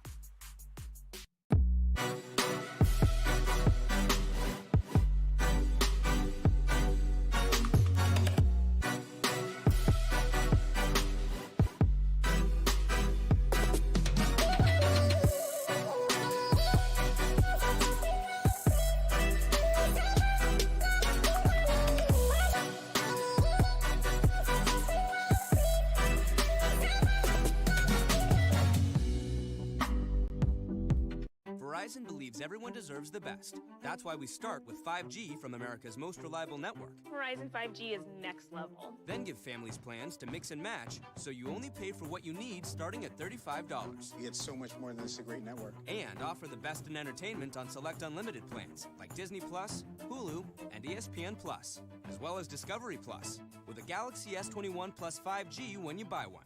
There's no reason to settle for less than the best, only from Verizon.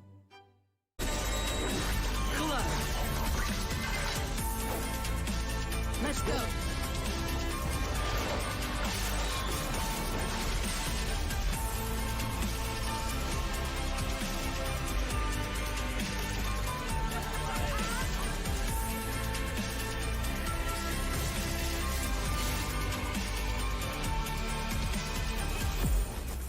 Apply now at redbullcampusclutch.com.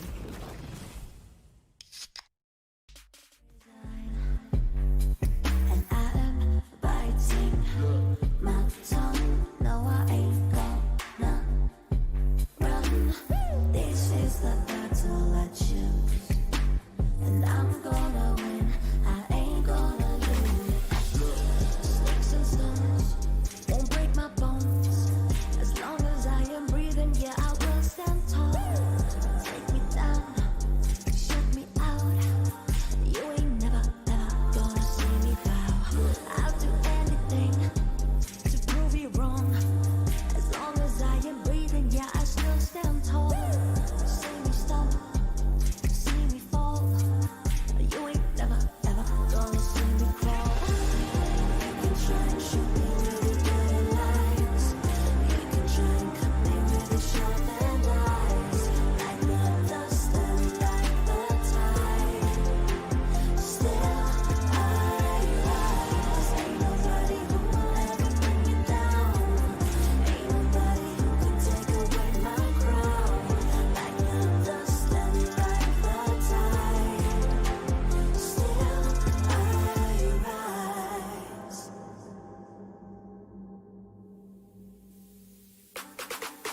I keep on banging my drum, 'cause the best is yet to come. So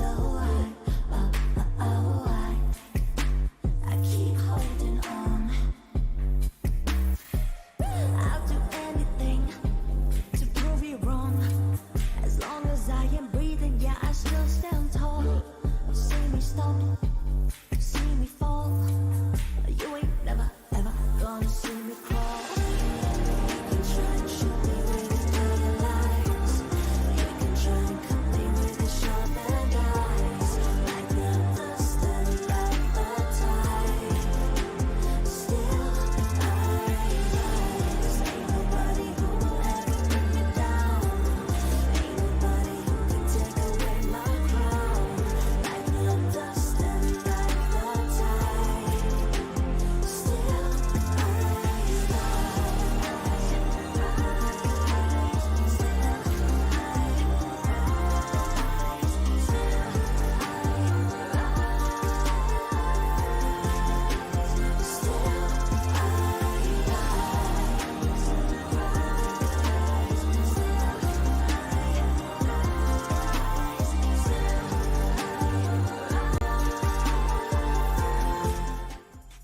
Gen G end up taking the first map, as most of you guys would have predicted and expected, but XSET kept it a little bit close, and it was largely off the work they were able to do on that defensive side, but then they switched over to the attack, Alex, and everything seemed to fall apart.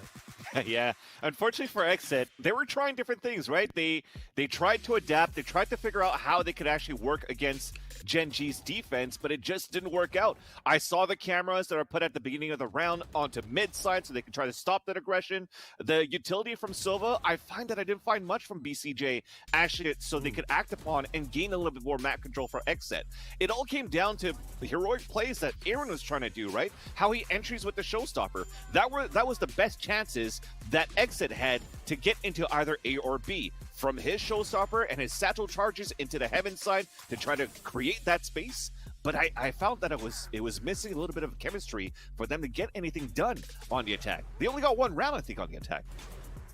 Veli, looking at their attacking side, it seemed like they couldn't really get past that explosive mid play that started at the tail end of the first half and carried over as Gen G switched to the defense. Oh, yeah. It's kind of the tail of the tape right there.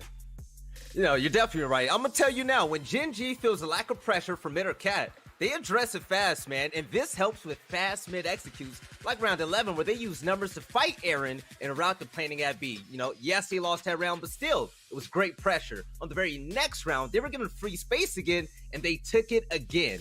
DDK called out their explosiveness, and that's exactly what they used to punish BCJ at Tree for the A take, and that helped out win the round with his beautiful 4K. Now, Sean and Win, they're the ones that prospered most by this, right? Because those are the two players that use the buddy system. Even on defense, you saw Sean go out the catwalk and kill two players top cat, but who had his back? It was that man win with the op play. And in order to get kills like that and dominate the middle part of the map, they left XSET with no answers at all. I love that aggression and execution from him. Christine, looking at Sean specifically, that's a player that very much stepped up, a player we profiled coming into this series. Reyna just seems to work for Sean.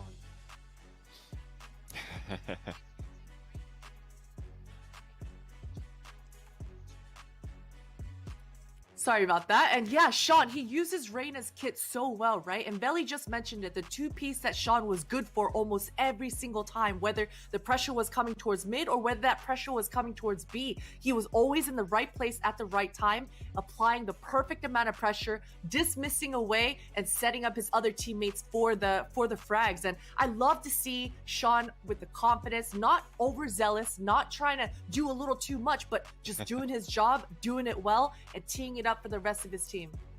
Looking at that first map, too, it would have been a tremendous opportunity for XSET to really get themselves into the series. That was Gen G's pick, and for a while, it was really starting to look like XSET was going to take it.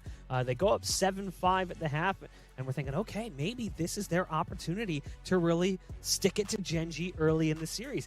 Now we do move over to Haven, which is more comfortable territory for them, but they're down a deficit. Van Silly, are you a little bit concerned that XSET's going to have a hard time resetting with some of these younger players on the roster? I think so, because Ascent, to get back to it, Gen G only had a 33% win rate on that one, losing 3 and 6 into VCTs. Now you're going to Haven. They have a 78% win rate. They went 7 and 2. They could beat the teams like 100 Thieves. They've beat teams like Energy on this. When, as comfortable as he looked on Ascent, if he's comfortable on a map like Haven, you're going to see him pushing towards that B side now, opting towards mid. Towards the A side, he's going to opt towards long. He's going to be all over the map to be able to just hold Gen G on the defender side and just actually make it look as if they're playing the attacker side on Haven. This is going to be a tough matchup for XSET. Again, I said it, XSET looked a little bit readable versus versus FaZe yesterday. I feel that if they had the same type of playstyle, they're in for a very tough fight. And you know what, Vance? I'm agree with you on that one, man. It was the jet play that was just destroying on the side of Gen G, right? I'm gonna need Pure to step up. Win should not be popping off like that, getting 4Ks after 4Ks, whether it's with the op or whatever it is. If you're the opposing jet and the other jet is wreaking havoc on your team, boy, you better get your economy up, get an op, and show them that you're the king of this map, because that right there was a difference to me on Haven. I mean, excuse me, the last map on this end. Yeah, Win popping off definitely was the X factor for Gen G. I think you said it yesterday before we kicked off the show, Veli. All he does is win, win, win, no matter what. No matter what. It's what he does. He's got money on his mind. But we're going to be throwing it over to the casters to see if that's going to carry over into map 2. We've got DDK and Rivington standing by. It's all yours.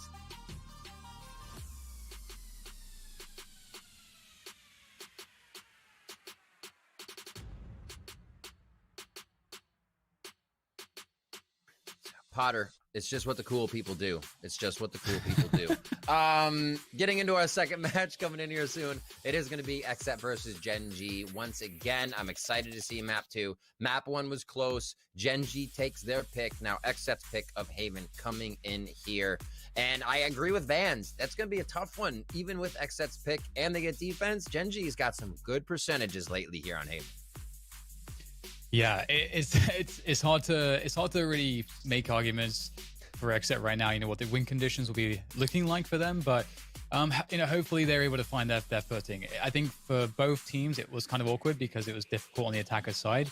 That said, XSET, they are a team that they've managed to land on the defensive side on every single map here in the series. So that's actually quite interesting to see. That clearly that's something that they are doing because they're more comfortable there. I don't think that they would want to start on the side that they're not comfortable on. I don't think that makes sense. So I'm looking really forward to seeing some of the setups that they may be using. And again, they do like to make some gambly kinds of plays with the way they'll stack to certain areas and play off of the way they play off of their early round info is going to be something that I'm looking out for. But ultimately, it does seem like Gen G is kind of powering up. They're quite a versatile team. And looking at kind of Win's form at the end of Ascent, that's kind of scary.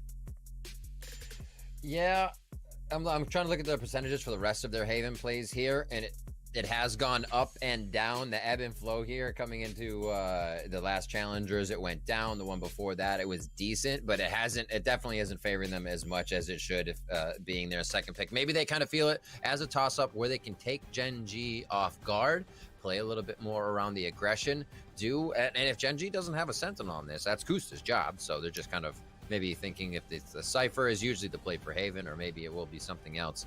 But that means push up, right? When you see a non-Sentinel squad, you are hitting the flanks almost every round from defense and grabbing that info. Yeah, definitely. And I think that the way that Gen G play their attack, I think it's pretty predictable at this point. If you've watched any of their games, which I'm sure that Exit will have done, and that might be part of the reason why they're starting off on the defense as well, because the flow tends to be, you know, mid-centric defaulting, like early rounds, some C-long pressure into like a late rounds A-hit type of, that's kind of the flow that you're looking at if you're playing against Gen G's attack.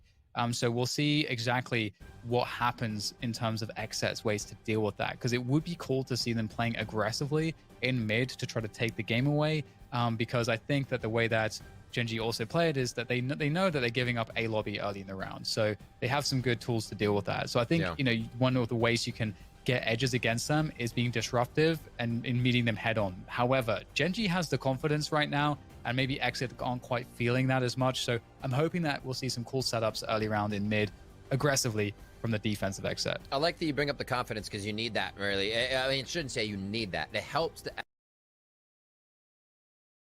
last map with Mikhail firing an ult over the shoulder of Huynh, diving in, double killing at Tree, moving forward, the rest of the team there to help out, and Sean.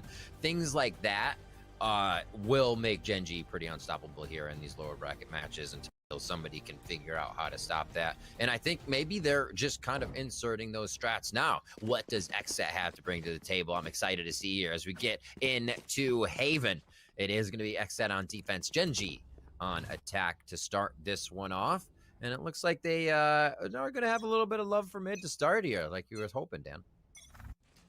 Yeah, it's going to be interesting to see how much they'll get out of this, because we see initially Gen G actually spotting that and like, okay, we don't really want a part of this. They're going to fall back out towards A very quickly on this pistol, and Kooks is leading the charge. Will take down VCJ, so that will help them to open up some position, maybe have some breathing room to plant this spike. However, Except do have players in from spawn. Oh, Gen G though answering back nicely, looking like they have a huge advantage here as they try to get the plant down. Also trying to fake it, because if there is a player on the spike and he's planting it, obviously for those 4 seconds, they're down a man. And Sean he's just ravaging the defense right now. Exet, they got wiped clean, pretty much. Taking them out with the Reyna, on fire with Phoenix. It doesn't matter. And Dan, I love the adaptation that round of what happened. There was, you saw at least the Omen and the Jet mid, right? And then you felt the utility of something else. So you're saying, wait, all right, yo, cat short, go short. We were going to beat them into sight, and then we set up. So really quick on the fly play there for Gen G to understand that it was a stack towards B, and they take over with the power and numbers on A almost immediately. In this run, the only firepower really is the Sheriff for BCJ, and on the Exit side of things. So not really too much for Gen G to worry about, as long as they are... Okay, well, there goes the Sheriff. No. Clotheslined. Well, there's a control, so that kind of tells Gen G exactly what they need to do now. So that's pretty much over now for this anti-eco. With that said, though, and maybe Exit can find some exit kills. Again, though, the reason why that's unlikely is because of the control in mid from Sean, and also the control from GMD and A lobby. So there is always a safe exit. And you're not really motivated to kill these remaining players. You don't really get that much for doing it, except ultimate charge and maybe a little bit of kill bonus. Yeah, or they're gonna, I was gonna say they're gonna throw themselves to the fire, but more like the shock dart as the flawless round comes up. Sean finds himself another round there as he's just racking up the alt orbs through fragging out. And we are now into round 3. Should have weapons on both sides here. We'll see how Xset decides to play this, where their defensive is going. Always getting a few traps over towards that C side, makes it easy. It looks like they're going to leave B open, which is kind of a carefree thing. but they're going to do a window trap instead of the forward one that would detect a garage push. So we'll see how they decide to rotate off of this, and it looks like Thwyfo is going to have to stay in C a little longer depending on what happens. Yeah, I like this from XSET playing sort of retake on B, trying to get that aggression towards A lobby. They know it's a pretty good shot, that early round timings, that this will be somewhat free for them. B's going to go to Gen G, as we expected. And now it just comes down to, you know, this is something that XSET would have probably expected as a very strong possibility. But it's hard to hold on to this side of things. There's no flanking though, so there's no A lobby push, there's no window control or grass control coming from XSET. That might make things a little bit more difficult. Yeah, I love it. I think we saw, obviously people do it, but I know we saw Sentinels doing this quite a bit. It's just quick beef, dash in there with the jet, get out. And it just seems to be that's that round that works when you set a precedent towards other sites. But wait, XSET making a fight for this one as Kustas finds 3 with the Spectre just outside as they all line up to defend the spike. What a round there for Gen G, but you gotta love it. In and out, you know they're gonna have to pressure it, and they're kind of back on their heels now for another round. 3-0 Gen G. Yeah, I really love this when you're on the bonus as well and you have the SMGs, because as you say, you know that you're going to get the plant, and so that's going to draw guaranteed fights to you in some spots where maybe you don't feel like you have a lot of advantages, but you get the spike money and you are going to force fights. And if you get some good timings, you might win the round. So it's like a great way to play the bonus. And yeah, we're still going to see a spec there on Michael. So economy definitely looking great for Gen G, as XSET certainly on the back foot on another eco round. Bucky for Weeded. We see a Frenzy on Puro. Sheriff on, or I think there was a Sheriff in the mix. Yeah, there we go.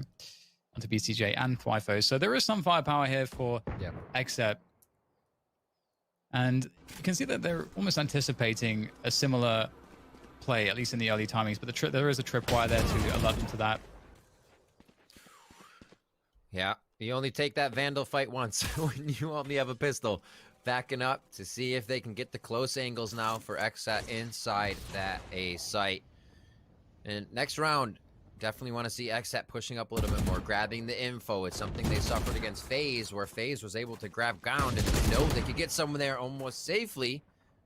But for this eco, it's all about the damage XSET can do to Gen G's economy. Aaron takes one down there as they come in. Looks like it'll be the 3v3, but hard to take. And it's such a smart rotation too from Gen G, because in the middle of all of this, of course, we can see the lurk from Win, able to take a lot of control, and he's actually trying to attack the safe rotation through spawn from the defenders. Wow, that's a great swing from Thwyfo, able to take down Win. That's a very important kill, and that's going to allow them to get quickly onto the site. And they know that there's no time here for Gen G. Gen G have to plant immediately. There's no messing around, which kind of guarantees XSET a faster rotation to attack this site, as they know that the closer positions for them aren't going to be taken. They know Garage is free, and here comes the attempt to split onto the sites. IMT will get caught in the back, and looks like Mike will get caught quite badly as well. So that's a very important round for XSET to pick up. Very well played by them. I think both teams played this round correctly. Yeah, there was amazing comms there. No one rushing in without the control of knowing what's going to happen first. Everybody looked at the angles that they needed to, and that dart that Thwyfo was able to find on, I believe GMD it was, that kind of put a nail in the coffin for that one. Really great utility to still have up in the site, thwarting that one, and we see the XSET retake ability, again, coming into play a little as we go on to our next round. Here comes the op, though, for Win. It's up against Pure. This is going to be interesting. There is a possibility for a forward paranoia as well as a dash, but it is, of course, the operator, so it will be forced back. Feeling the presence, so quick Garage take coming through. Sean going to pop the run it back as he charges into gain some space. The tripwire doing his job. The paranoia also really slowing things down here. XSET are managing this situation pretty effectively, but the jiggle against Win, that's not going to work out for Pura. And now suddenly, huge ground game by Gen G. Aaron able to take one back with the showstopper. Weeded with the lurk for the smoke for the double. And it's looking very difficult now suddenly for Gen G. But Sean coming in from the back is changing everything. As Kusta takes down Weeded, there's nothing left for XSET. Wow, it's I mean, Long C is obviously one of the up havens, if you will, on Haven. But to just see the dry peaks on each other, that's not normal. That was Spiro was trying to say I got this, and Win said no, I have the way longer angle, easy shot. You would have expected that maybe to come from the top of the C box, but it goes either way, right? Pura hits that shot, and we're talking about it differently. It is 4-1 now as Gen G kind of staves off losing more than one here against XSET. Keep that advantage in their favor. XSET forced back onto a semi-bye. Fighting one tag, but that for now. And you can see things are slowed down a lot here for Gen G on the default, just trying to see if there's going to be any early aggressions coming in from XSET. XSET playing quite passively themselves as well, leaving the Cypher util towards A long and short just to be the info, the sole information for them. So right now, XSET don't have really any information. It's just what the Cypher cam may see.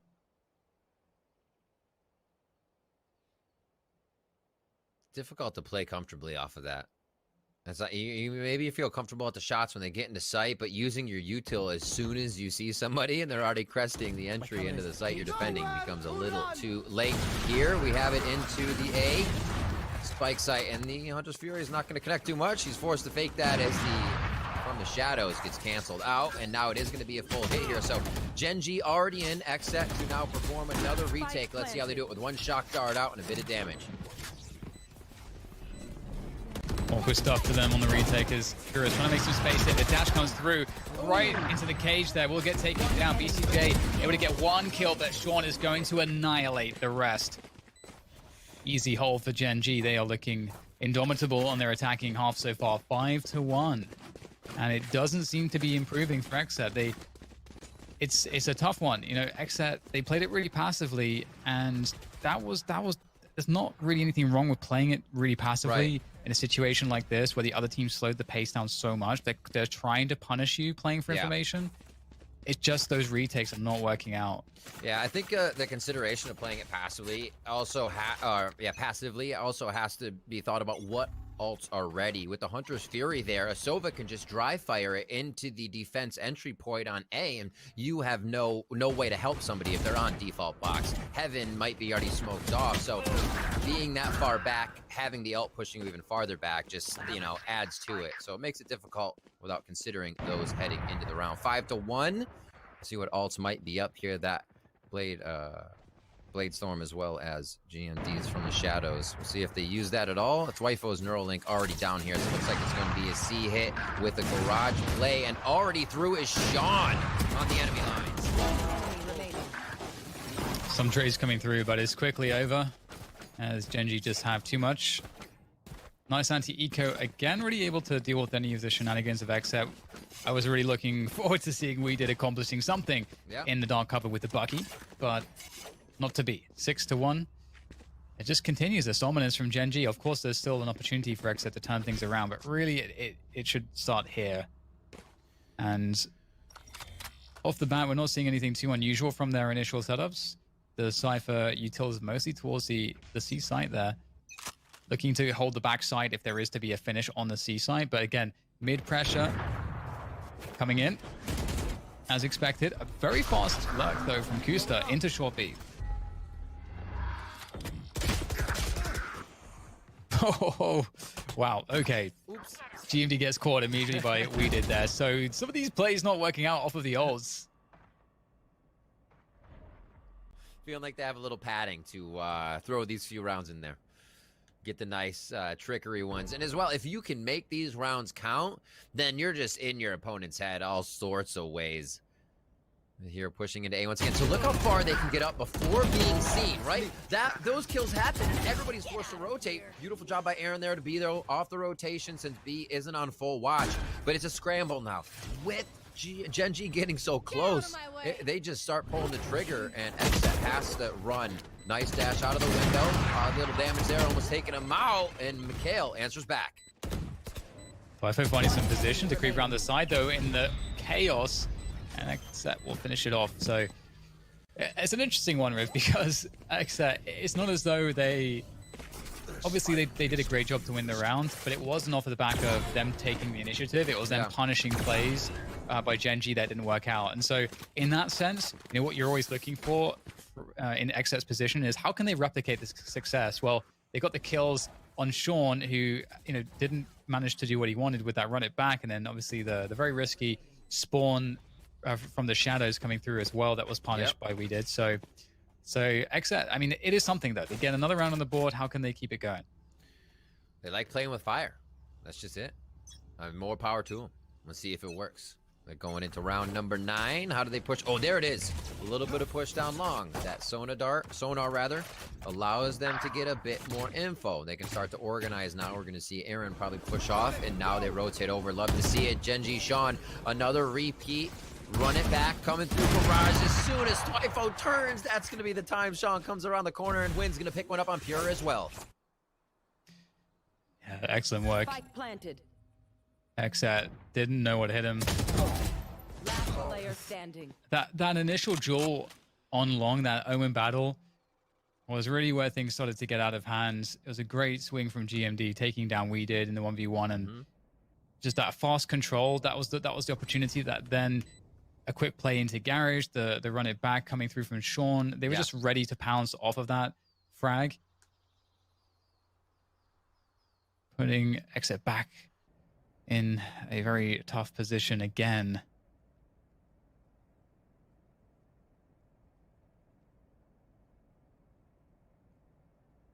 For XSET, it's either the case that they can challenge the default early on, or they play really passive. When they've been playing passive, their retakes haven't been working out, and they've not quite found the success there. There has been some close rounds in that regard, but generally they haven't found success there.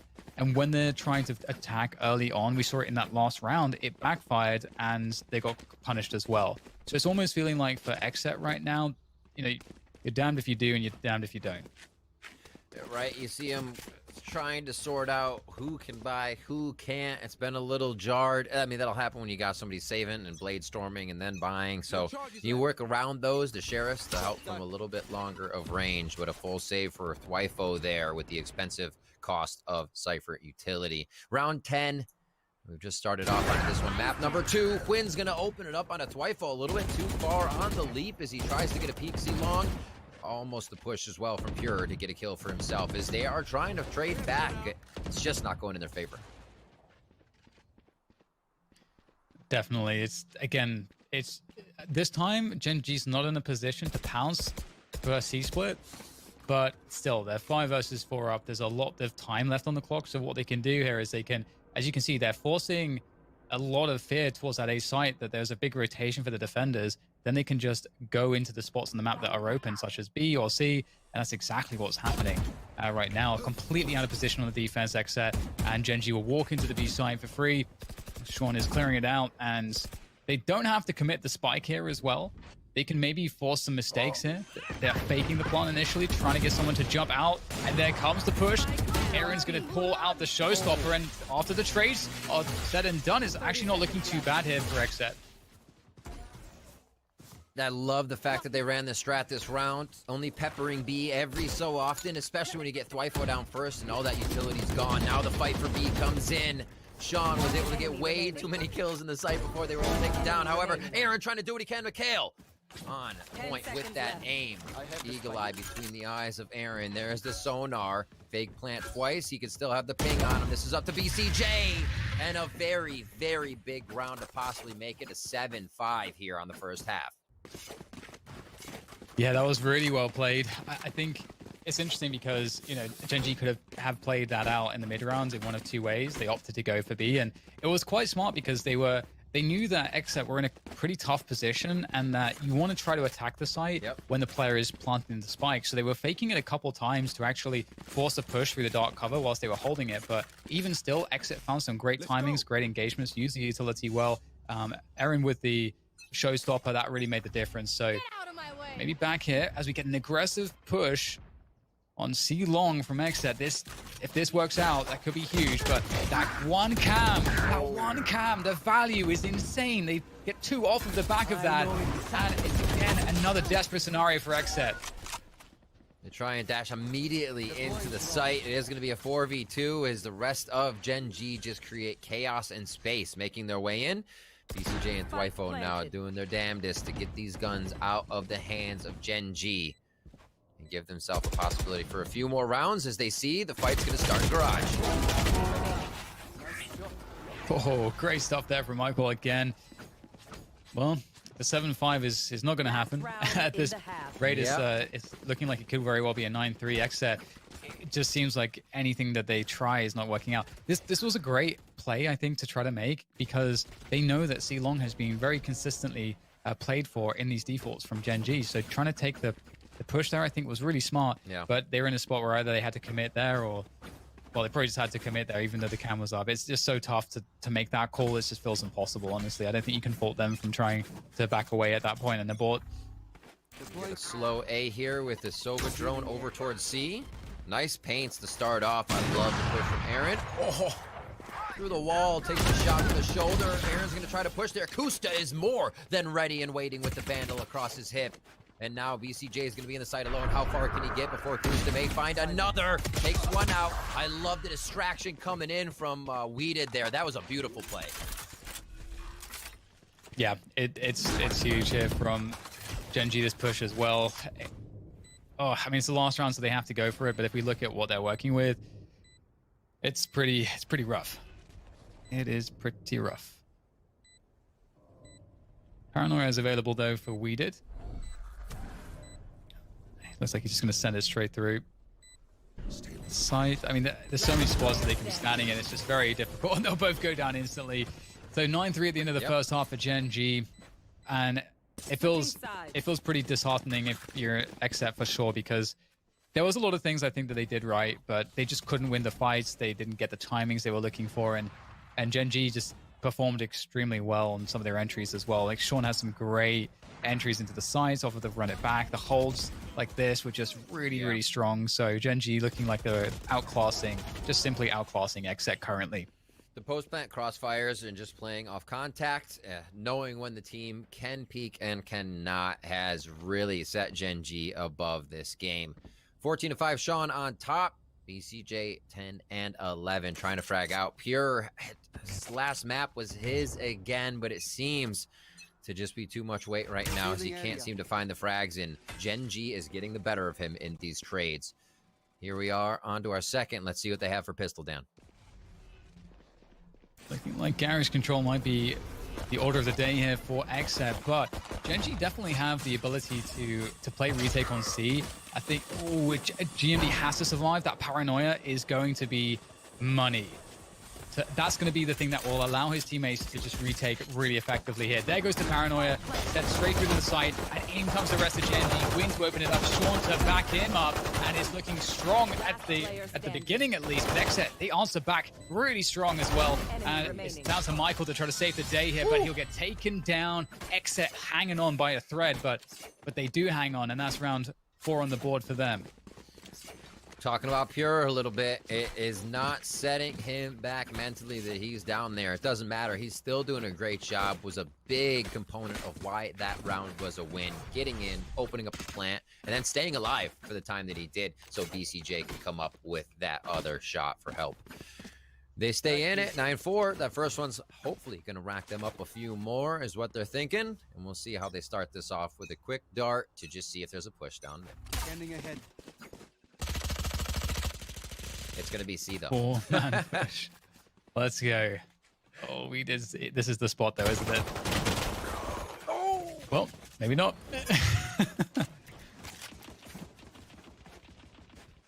That's interesting. We have a round on our hands now because you can see the run here from from Gen G. They're gambling that it's going to be A because they know 4 players. They just showed 4 players on C long, so they know their only reaction from XSET is going to be rush A. So. And they have the man advantage. This could be doable here for Gen G. You love to see these gamble rounds, DDK, and how they might play out. It really stretches the team thin as they start to enter the site. Trades going back and forth. And it's going to be a quick round for XSET. Yeah. That's great for them. They convert. And it is funny because, the kill is made on C long.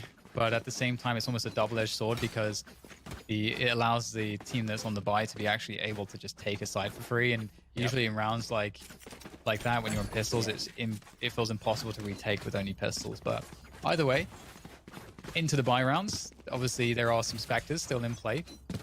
And that's something that I'm sure Gen.G will be counting on. Up into A. How does XSET play this one? Trying to see if anybody's grabbing info right to the smoke. Jet on jet action, and Pure takes down Hwin. That's going to be a big frag as they swap out the weapons. Vandal now coming up top. Shock Dart doesn't do too much to call just behind, but Mikhail's going to stay for the fight as he gets paranoid, and we're going on A. Big kill from Michael, though, trying to hold things down. Nice follow-up, too. Gen.G, that's going to allow them to have a very solid retake effort.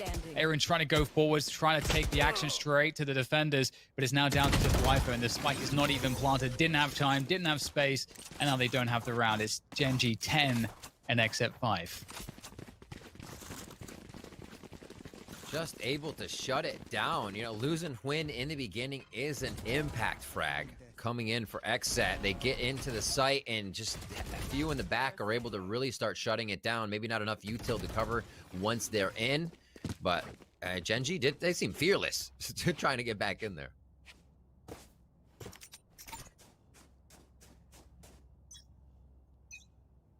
Oh, this is a nice spot. 16 on the board for your round. Who's going to be able to take this one? Quick Roomba down low. They know Hwin's pushed up once again. He's saying maybe they won't think I do it twice. Comes a Hunter Fury. Pushes down A. Uh-oh, that's going to be a quick shot as Hwin takes down Pure. That was, I don't know if it was intended that way, but it ended up being such a bait. Oh my god. That feels pretty rough. If you're XSET again, I feel like I've been saying that a lot, and they're forced to go for a mid play here. Kusta takes down Weeded. It gets worse.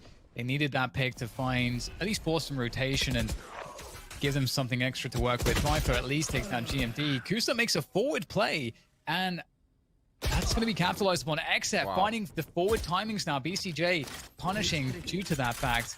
And there goes the B plant. Still not done, though, in the 2v2. As Sean works his way in from Garage. Exactly where you are. Oh, they have to go now. They know exactly what's going on. Thanks to the neural theft, Queen is going to be coming forward, and BCJ's taking the confident battles. Love to see it. XSET needs these rounds. Actually, it actually is looking good for them. Hwin obviously has Blade Storm, and there's a run it back, so they could probably expect something towards Garage this time, but I feel like a lot of what Gen.G's been able to work off of is Mikhail having great games so far, having those Hunter's Furies, causing so much disruption, Hwin and Sean and they're working with that utility over their shoulder, being able to break the movement mold, get into the site, and really mess around with how XSET is trying to defend seems to benefit them here. All going towards one side. That's going to be a quick one. And the family photo up C long benefits XSET here. Let's see how they can get in. Oh no! Oh no! Come the Blade Storm, and just for a second, your heart drops. You think it's possible. Win does get shut down though. He's been imperious so far in this series, and XSET looking like they're gonna be able to deal with this though. The spike will be planted. Not really the power of weaponry for GMD or his teammate. Michael sitting also it is a sheriff, but no position to work from. And the pressure coming through the suppressing fire from BCJ will keep the defenders at arm's length for now. One enemy remaining. And I love this, great decisive play from XSET, just sending it up C long, running into a couple players. That's a bit of fortune on their end, and it's really encouraging to see that. I feel like on the first half they did get a little bit unfortunate, so it's good to see some of that serendipity going their way this time. I feel like they had the all right, we got this deep breath conversation a few rounds ago. It just seems like they're playing much more comfortable. Those corner checks aren't just like jump peaks that they're trying to get out of. They're fully committing with a few people behind them. And we'll see if they continue to do this. They feel like Long C is going to get peaked again. They say, all right, let's take the fight. Maybe even if we drone first, we have the advantage. Last time it was a Roomba, and it does look like it'll be drone first. Smoke comes out, and they can't really take advantage of too much here. Oh, my. That's a very quick and very important trade, though, from Pura. Ooh, Kusta just dodging the Hunter's Fury. Now they probably shouldn't commit at this point. Too much time has passed since those initial engagements. They know the rotation is in, so they're holding position and they're hoping that either they get a peek for info from the defenders, they get a kill, then go in, or enough time passes and the defenders will have to rotate off if they don't get info, and that's what they're waiting for. One of those two options. Still have Huynh hanging out over NA. Vandal's ready. And it looks like he may be the first one to find the next bit of action, unless mid is going to be what's hit. Like you said, Cam there really nicely plays for B. They don't have to offer too much aggression from the defensive side, so they can stay floating. But it actually looks like they're kind of reading it here. Mikhail thinks he's going to be seeing something soon. Xset is so ready to just play this one out to the last 20 seconds. They're going to put the pressure on and make Gen G play this a little sweaty. I think this is really smart. They forced Gen G into a spot where they have to play 2 to a site. And if they get these initial entries, they'll win the round. But it comes down to that, and they'll take down GMDs up to Kusta. 70 points of health. Where's the timing? No, there's 3 quick ones. And just like that, Kusta, he could have saved the day. The spike has to be grabbed. There's just enough time to plant it. But can BCJ keep himself alive? The drone is coming. He's going to get tagged. There's no way to stop that. He's in a hell of a lot of trouble in this position. BCJ is up against everything right now. He's been set up by his teammates to succeed, but it's even better for Gen G thanks to Kusta with an insane trio of kills from nowhere. You failed. Now sleep. That was incredible, that round. You feel like you have the world on top of your shoulders as soon as your teammate goes down and doing so much work. You know, back in the day playing, you do 2 and you kill 2, you've done your job. You get in a third one, you're basically winning the round for your team in an instance like that. So props to Kusta. Yeah, and to get that third one too, he was still holding down mouse 1 and he just started running with it. So it's so insane like how that third kill comes into being, and it just changed the rounds. This game, that could be the moment that really tips the game now. It felt like Xset were really on track, but we'll see if they can recover from that. It won't mean too much if they can win this round. And they're actually just going for it towards A. They're not defaulting. They're not playing it slow. They're just going for the commitment towards A. But there's 3 players here. A lot of util used without any return. This could help Gen G as they just now have to fire. There's no extra util there for Xset. There was a nade, a showstopper, and people. Where are the smokes? Where's the distraction? Where's the chaos? Of course Gen G is going to hit these shots. That's really rough for Xset, just because that was just a great read from Gen G. They were gambling that in the early round timings, it was more likely there would be a lot of action towards the A site, and that was just a phenomenal read.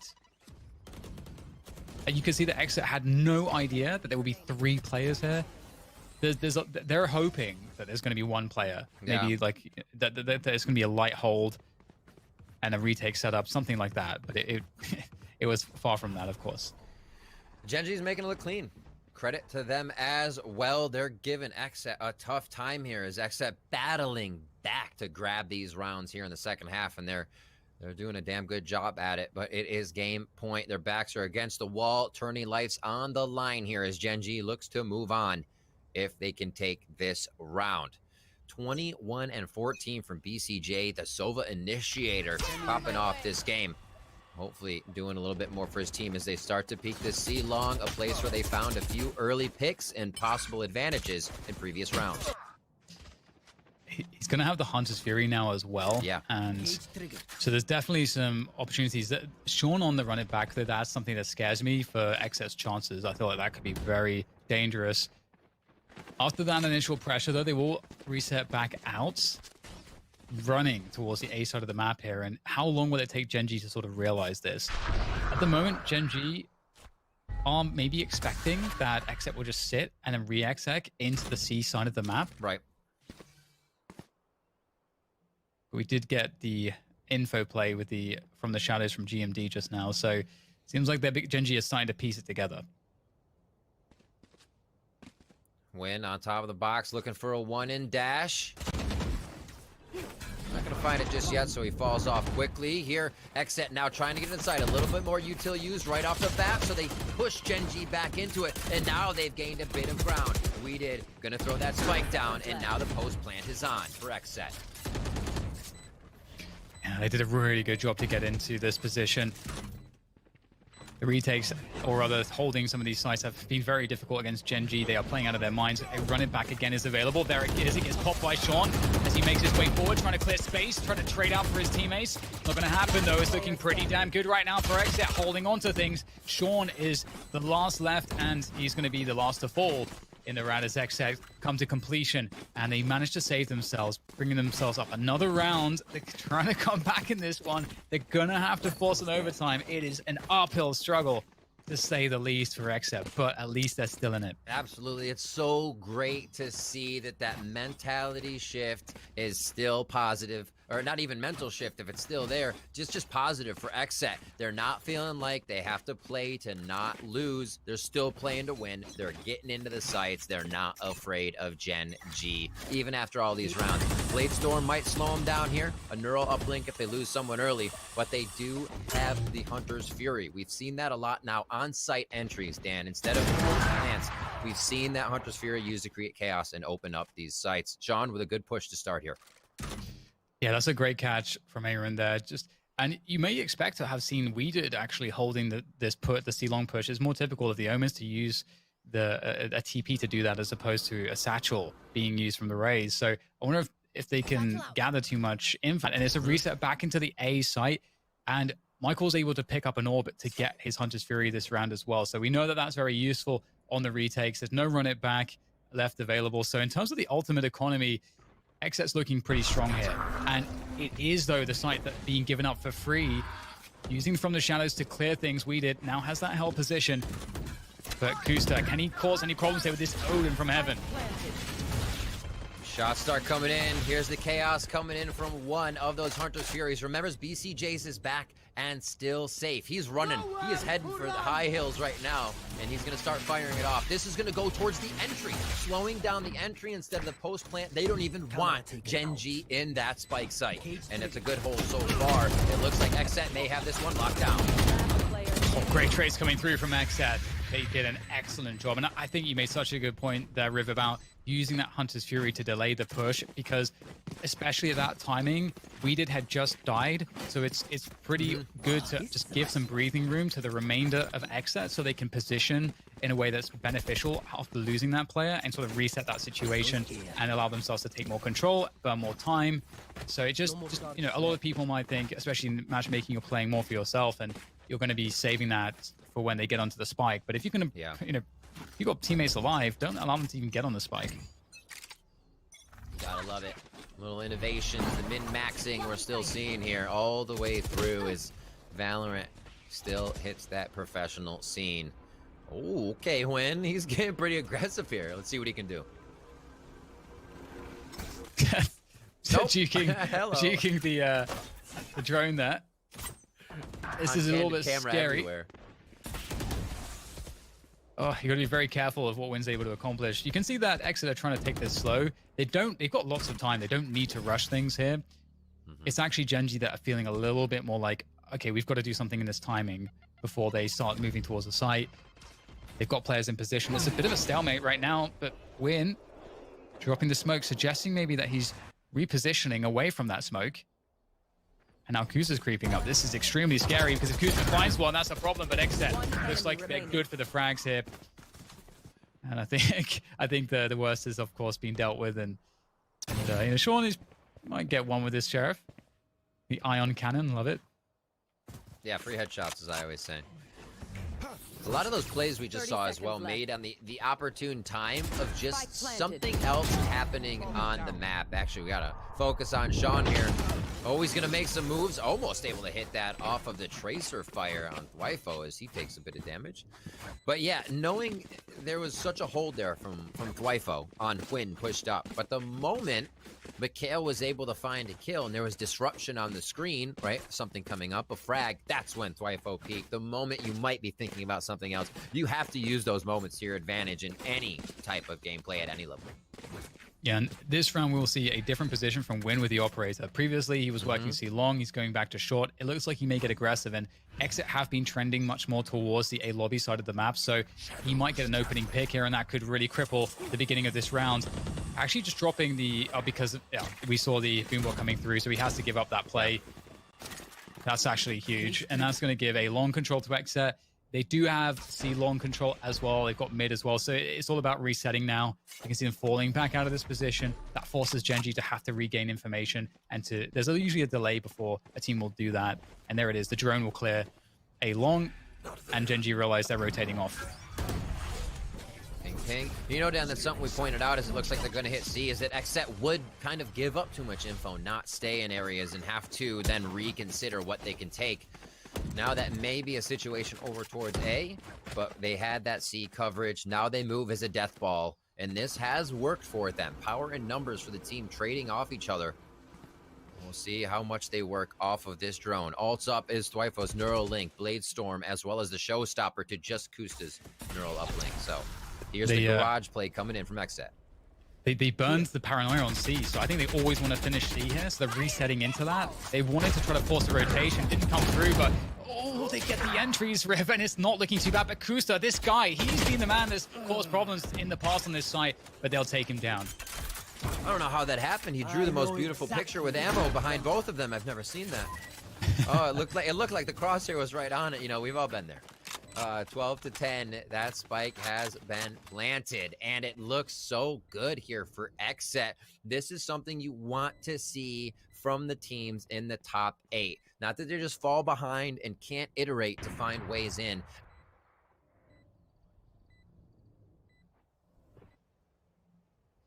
And I just love how they played the flow of this round, because they, with that really strong presence, A lobby at the beginning of the round, and the Boombot forced back Win, so Win couldn't get an opportunity to pick with the operator. He couldn't get an opportunity to really do anything. He had to give it up, and he fell into the site. Then they had to burn a drone. Early round, they had to burn a drone, which is extremely valuable for usually the mid round, to clear A long to just determine that they rotated off.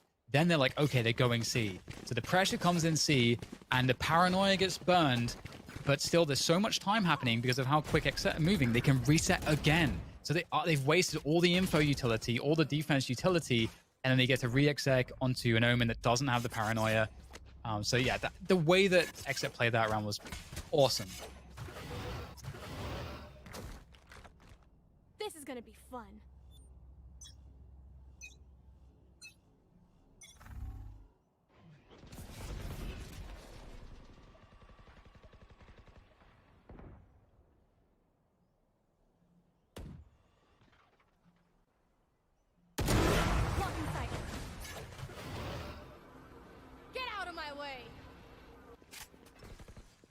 Nowhere to run!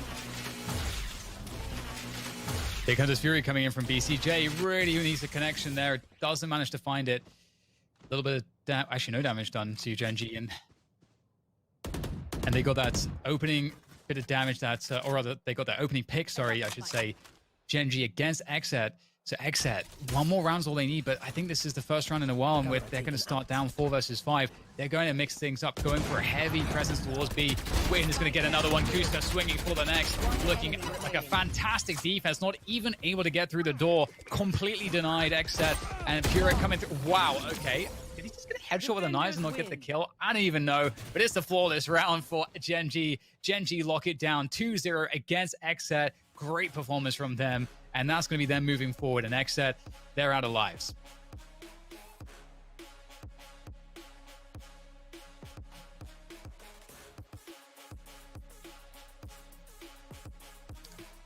I think they can't hear you, Riv. So I think Riz experiencing some connection issues. So you guys got me. And in terms of just like following up here, this was an amazing Gen.G that we saw. I think Xset really started to come into their own on Haven here as time went on that attacking side. But Gen.G, the way they were managing the information, the way they were playing tactically was really impressive. And I think they're going to be very dangerous moving forward. We already saw as well in some previous matches that they are doing better at being in a position to actually take these matches and close against the bigger opponents.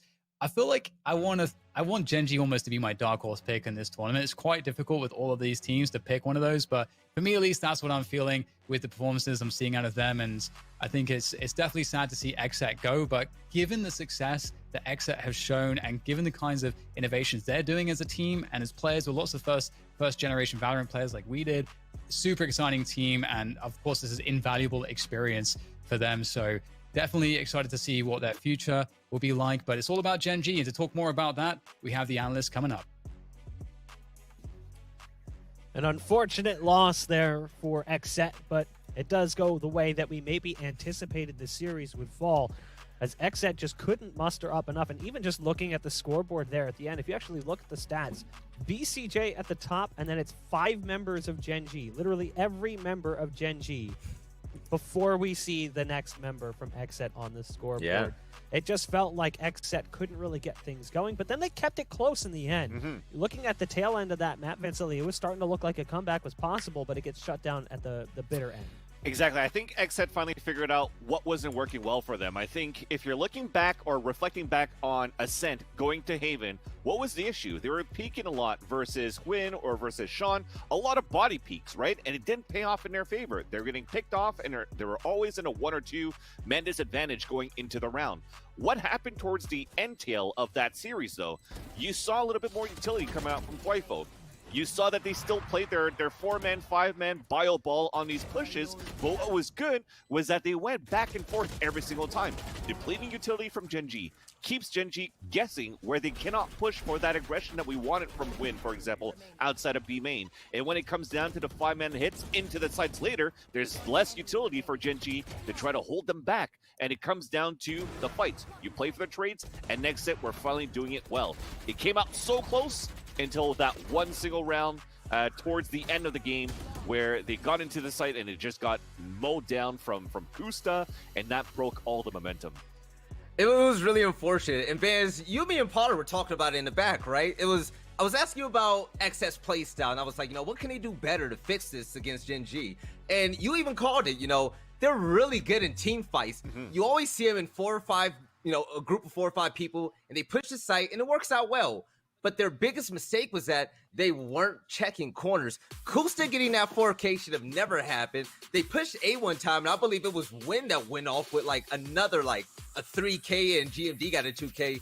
Stuff like that shouldn't have happened. And when it comes to the dry checks of face peeking, listen, when Win is popping off with the op and, Pure is 1 in 11, nothing against him, but he doesn't have the economy or the weapon to help him out or the team. You don't just keep jumping around trying to tease Win. He's going to pop you every single time, C-Long, and they just take advantage of them. The second half, everything changed, man. XSET looked way better. It was just way too late. I felt like if they fixed those minor mistakes in the first half and those big plays like Kusta, Win, GMD, coming out the corners and just winning with crossfires, I think that XSET honestly could have won this map. So this is the thing we've said about this team in the past when looking specifically at Gen.G. It felt like Win was super inconsistent, but clearly that wasn't the case here. If he can stay on a form like this team has a serious fighting chance, because then it's not just Sean having to kind of pick up that slack. You've got Win. Speaking of Win, he's got the Verizon high-speed moment of the match as well, and it's no surprise. It's going to be from that first match when he was absolutely popping off. It's going to be the 4K here with the ult, where he just flies in. That second kill happens so quick under Aaron, and he is just right-clicking, slicing, and dicing. The ace got stolen from him towards the end, but this could have been the first of 2 aces. There was an alternate option for the high-speed moment of the match presented by Verizon, and it was going to be the ult that came at the end of the game there, with number 13 being secured when we saw the knives go out just for the last kill. It was a 4K with the op before the knives came out. Quinn was really that X factor. He was that thing that drove them over the finish line for Gen.G. Potter. He absolutely was. One other thing to mention. Gen.G won 3 out of 4 pistol rounds. How are you supposed to fight against that when you have a player like Quinn popping off and then you're losing pistol rounds?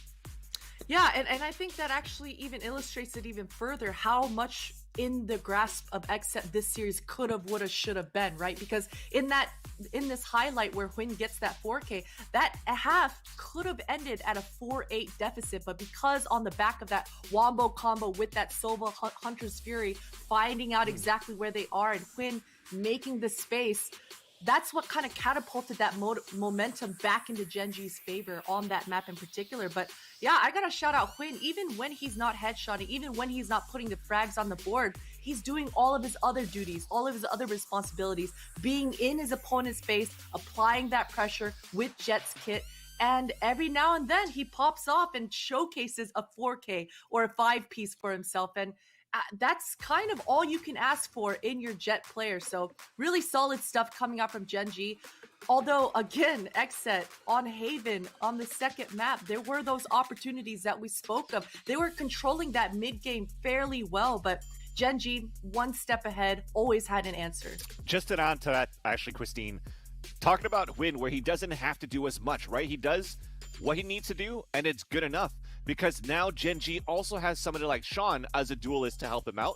And they also have somebody like Kusta that's a great anchor player to help out in the frag department. When you think about Jetts and you're thinking about, okay, if there's a Jett, they automatically have to perform very well, such as a TenZ, for example, right? Or like a Wardell for TSM. But when you have more pieces into your whole team to make this more complete, where if Win falls, other people can pick up the slack, they have it for Gen.G right now. We were talking about this as well during that map. What is the coach factor like right now for Gen.G? They bring over a tactical mind like MCE coming over from CS, who coached a variety of rosters, also was a player at one point in time, helping drive a young team formerly known as SOAR, eventually became known as Dignitas, make their way into the Pro League. How is that mind behind the game going to help Gen.G unlock a new level of play? Potter, we'll start with you there. Looking at a coach, what impact do we think someone like MC can have on this roster? Ooh, you know, I think the biggest responsibility behind a coach is just figuring out what their strengths are and honing in on that, focusing in on that, and capitalizing on it, right? So for sure, MCE, you could see the inner workings of it within this squad. These guys are comboing really well. They're synergizing really well. And, you know, we highlight Kusa finding that 3-piece over at that C site, but it's all thanks to the map control that they had prior to, and his teammate and GMD that was at that C site with him, synergizing well, bouncing that aggro off each other, and then in turn Kusa getting that 3-piece for himself. So teamwork is the dream work, and you can absolutely see that Gen.G, they're putting it to him.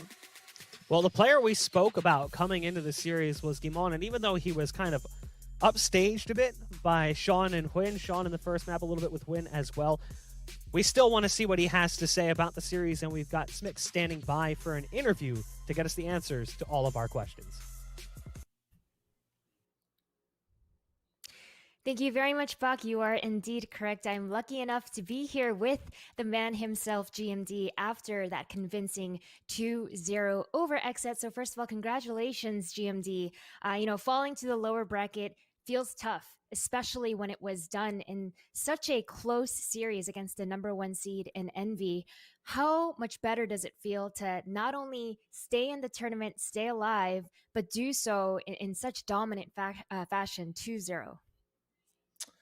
Well, I think Envy is definitely not a team that you can underestimate. They've been doing insane. They won the last challengers. I mean, it was like a kind of a good thing as well. Like we competed with them. I think we could have won the map, honestly, 9-9 on bind, third map. So I think like we kind of had this still the mood up, the energy up as well. We were confident. I think we obviously didn't want to go out on a loss. Like today, I don't think it was like our time to lose right now. And I think like the last big tournaments that we kind of blew our chances. I think we're happy to like actually move on from just booming out from the big tournaments, you know. So that's a good thing for sure. Absolutely. We saw it started out on Ascent, and Ascent was a map you played quite a number of times from Challengers 1 through 3, but it wasn't until Challenger 3 toward the latter ends that it became a map you actually chose intentionally yourself. And even today, we saw how impressive you guys are, especially on that defender side. So how much of an intentional focus was there on practicing this map and getting comfortable on it? So first of all, since we have one map, we banned the same map over and over for now. Well, we have to be good on all 4 of them after. So obviously, bind we had issues at some points, but I think our Ascent and Even has been looking good. We've been practicing like quite a bit on it, like in scrims. We're confident with the map pick, honestly. Like we knew that phase, not phase, but except were playing the same map as us, so we kind of like I thought that we had a good map pool against them because I feel like we have the same maps, but we're just better on them, to be honest. So I think it was a good thing for us. We've been practicing quite a bit on these maps. Honestly, like I said, we're confident. Sometimes, obviously, like last time we lost to Immortals, I don't think it was like about the map or any strategy or anything. I think it was mostly like shut up, just running over us, and it is what it is. Sometimes it could be in the range as well. Like if we could have played in the range, I think we would have lost either way. So I think that's obviously you can't look at these games and be like we lost because we don't have a good map, like a good plan or anything. It's just shut up, stepped on us, and it is what it is. So we're happy with that set, and we're good now. Absolutely. I saw another sort of recent addition to the team has been Kusta, who, speaking of players sometimes just rolling over the opponent, Kusta absolutely showed up today with that impressive 3K. So talk about his addition to this roster and how he's opened doors for you as the IGL to level things up with your team. So I think having like a guy like Kenny on the team, it's like a guy super there's a lot of experience that like kind of carries over in the game. Obviously, he knows how to react to stuff, and he doesn't get he makes very good decisions most of the time. So that helps. Obviously, like on CT side, I think he's been very helpful because I feel like if you make the right move on CT side, you get map control or you get info quicker. So Kenny on CT side has been awesome for that. And on T side, as an IGL, I kind of have a lot of information from him. He's very vocal, so that helps me as well with the calling or anything. Just as someone he can take the lead. He can have good comms, good info as well on the map. So that makes it just easier on everyone, not just me, the whole team. When you know what's up in the map, then you can make better decisions. It's awesome to hear. Yeah, it's awesome to hear how helpful he's been. And speaking of help, Coach MCE has also kind of come in to help you out. So I'm curious, coaches are obviously a great help for IGLs in a number of different ways. How does he help you specifically? Does he help you with anti-stratting? Does he help you review VODs? Or how does he help you as IGL? Well, he does everything for us. Obviously, he's been an awesome coach ever since he joined. He's also like super objective. I've said it many times in the interviews before, but he's been super objective. So sometimes I'm like we lose a round because of a stupid thing or stupid mistake. Like he's gonna point out that mistake and not the whole strat was good. We messed up at that point. So I think he's been very helpful for that, like being objective. The preparation as well. He we don't counter strat that much, but since we watch their VODs a lot and then we have some tells, like we knew that what they were doing off, like let's say like a camera here or like util somewhere.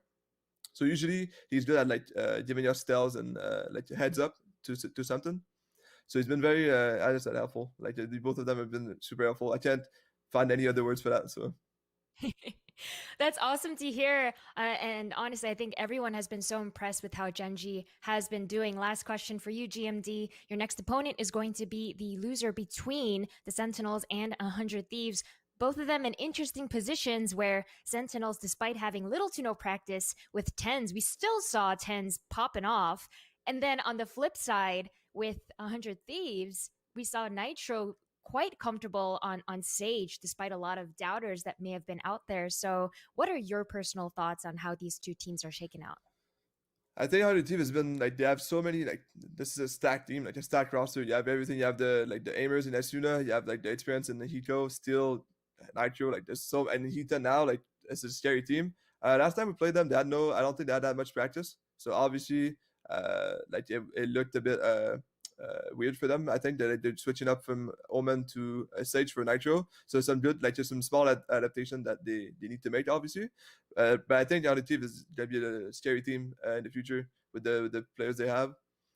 Sentinels, though, like Sinatro is like a kind of a insane player for them. And then Ten's coming in as like a Jet, Reyna, like duelist. I think that's pretty scary for any team. Like Tens is no, like he doesn't need, he's just insane like mechanically. So I think that helps any team. Like if you have like an insane player like him, well, you can make magic happen for sure. So I think Sentinels having Tens is definitely not a downgrade for them, and yeah, I think it's gonna be a great team for now.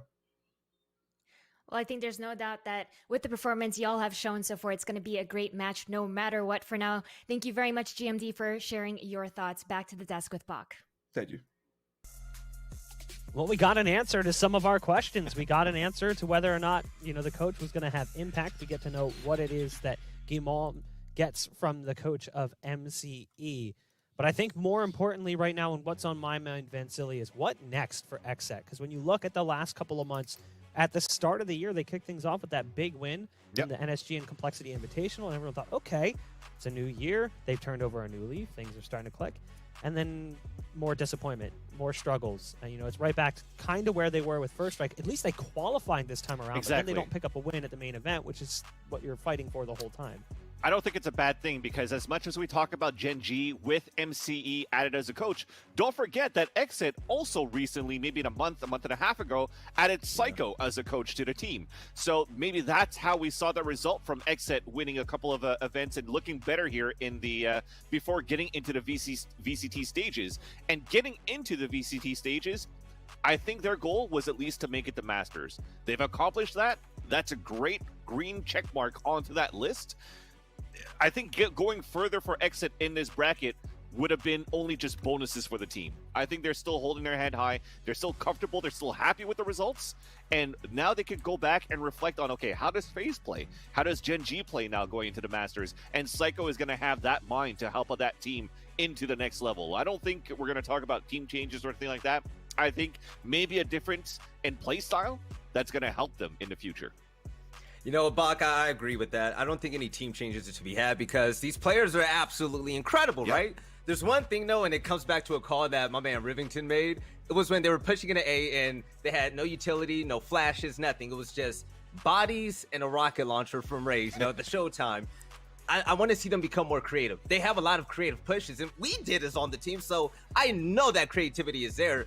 They can't play naked all the time. They can't continue to go in blind and use their bodies to sacrifice for information. I want to see them become better at that and attack from more lanes. They got to become more diverse. Their team fights are great, but they need more spice, and I'm pretty sure they'll find that. Well, that is it for XSET. Unfortunately, they are eliminated from the tournament as Gen G will be moving on further in the lower bracket. And to find out who's going to be moving on from our other match, we've got a game coming up in just a bit. But before we jump into it, we're going to throw things to a quick break. When we get back, it will be Immortals versus LG, and it should be an absolute heater of a game. Stay tuned, and we'll return in just a bit.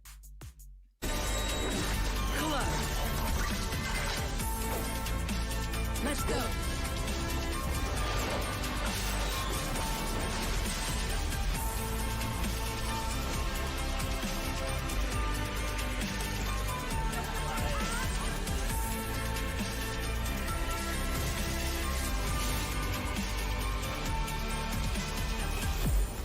Apply now at RedBullCampusClutch.com.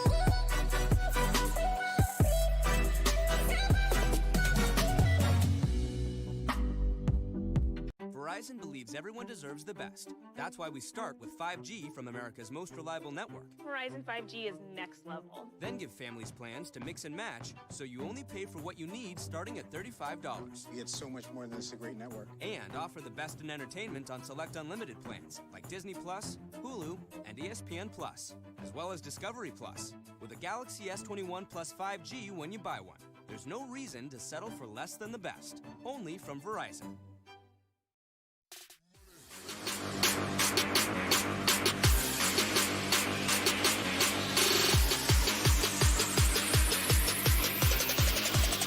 Let's get the get money.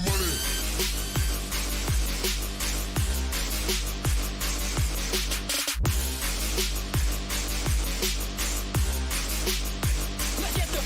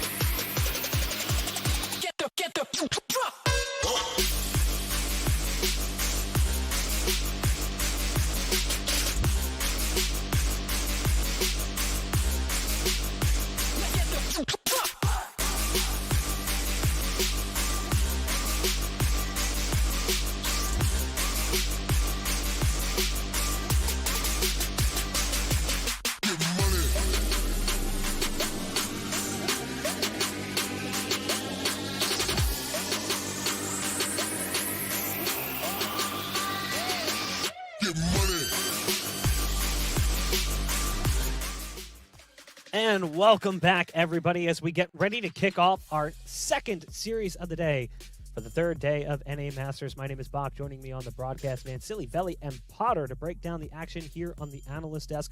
We just watched XSET get upset by getting eliminated from the tournament. I like it's that. unfortunate that their tournament run is coming to an end. I'm glad. I got a little bit of poetry going on in the show here.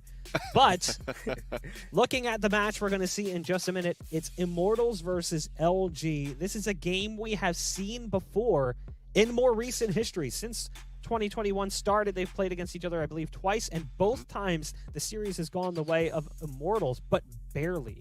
They were always 3-match series, so this will be the third match between these two, and it's tough to say that one of these teams will be going home, Silly. But at the same point in time, it should produce an incredible match. It's super sad to see that it's going to be one of these teams that's going to go home, because for so many of these conversations since 2021 started, it was like, oh my God, Immortal is on an up and up, LG is on an up and up, and then I'm pretty sure a couple of players or a couple of fans in Valorant have the hot take that it's going to be Immortals or LG that's going to make it to the finals of Masters 1. Now to see these two go head-to-head and one of them has to go home, it's definitely sad. But that history between both of these teams, you said they were close. I agree with you. A lot of these matches were really close, not only in the series, but the map themselves. Except, for example, when they had to play maps like Haven, where it was very one-sided for Immortals. The good thing, though, for LG is that they actually banned Haven right now, and they've deepened their map pool too. So I think they might have a chance to make this another close series and potentially take this over Immortals. That's an incredibly hot take to assume that either one of these teams could potentially win when you look at the just raw firepower on some of the other teams, not even taking into account the skill sets of the teams that have been developing. You look at 100 Thieves, you look at Sentinels as well. Like, when you've got teams like that competing, and then you've got a team like Envy, who's got a lot of history playing together with that roster, to pick out one of these teams as potential favorites to take the tournament is bold. But at the same point in time, 2021 has been a really interesting year for professional Valorant in North America. And we've seen teams like these rise to the occasion and really step up their performance. One of those teams is Immortals, and we'll go ahead and take a look at the lineup here in just a second. But Potter, what is it that's allowing these teams to suddenly rise up out of the woodwork and become top contenders in North American Valorant? They're really just starting to gel together. I mean, look at this Immortals lineup. We talked about how close that series was yesterday versus 100 Thieves, and I just got to put Shot Up on a pedestal because we showcased that Reyna above all else, and then right afterwards a Breach. Two very different styles in which he has to approach these matches, approach these rounds, and he did it better than anyone yesterday that we saw, really. Unfortunate that they lost, but man, Shot Up, he was always in the mix, always involved, being where he needed to be, and Immortals absolutely impressed me yesterday. Veli, looking at this roster, we're talking about Shot Up, and it seems like he just doesn't care what agent he's playing. He's just going to play the way he wants to play. Like Potter touched on it. He plays Breach, he plays Reyna. Typically, those agents are played differently. Breach more of a setup man, Reyna more self-sufficient.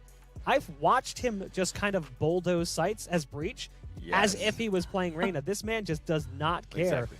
Shot Up definitely has the potential to just pop off and blow up and destroy his opponents. Do we think that's going to be a factor in the series here? It's going to be a big factor. Shot Up is going to be the 1v1 specialist. To me, in my opinion, Shot Up is the guy that you have to watch out for on the map, especially alongside Chemicals, right? But going against a team like Luminosity, the new names, the new guy, Moose, you take a look at the big names on that roster, a Proto, Thief, and whatnot. Shot Up being versatile nowadays, and shout out to Potter for calling it out with him switching to Breach on that last map. You don't know what he's going to bring, really. It's going to be Reyna, it's going to be Breach. You never know. But this roster right here, Luminosity, there's going to be a player that I want to step up to the occasion. It's going to be my man, Thief. He specializes in 50-50 fights. Now, what do I mean by that? You can find him in face-to-face 1v1s all across the map. You look at Haven, you can find him at B. Look at Ascent, you can find him on Catwalk, like, all the time, right? He wins those fights. The only issue with Thief, though, that I want him to continue to improve on is he got into 17 opening engagements last series before they lost. He went 7-10, though. If he is able to flip that around and go positive, I think that Luminosity, man, they can reach for the start. They can go to the moon, right? I always have a personal thing that on my talk to some of my friends to where I say Luminosity can be as good as Thief wants to be. And what I mean by that is he has no ceiling, so he could be dangerous. I think the same argument, though, could be made for Immortals, right? You've got these players that have tremendous pop-off potential.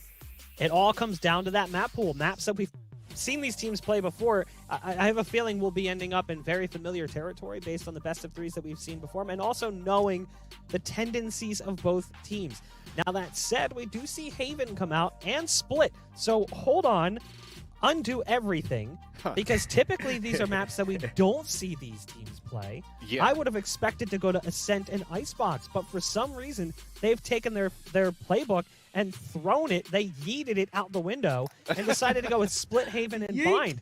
A little bit of a different set of circumstances than maybe we expected here, Vansili. I'm scratching my head right now because I'm just looking at the picks and bans process on my side screen, and I wanted to know who banned what. So Immortals banned Icebox and LG banned Ascent, and myself and other casters have said, "Hey, Proto, Ascent B side, it's his playground. Very comfortable in playing that map." They banned it themselves. And Immortals have been looking very good on Icebox. They were the first team that was like starting to upset teams like Sentinels on this map, just like LG, for example. But somehow it goes into Split Haven.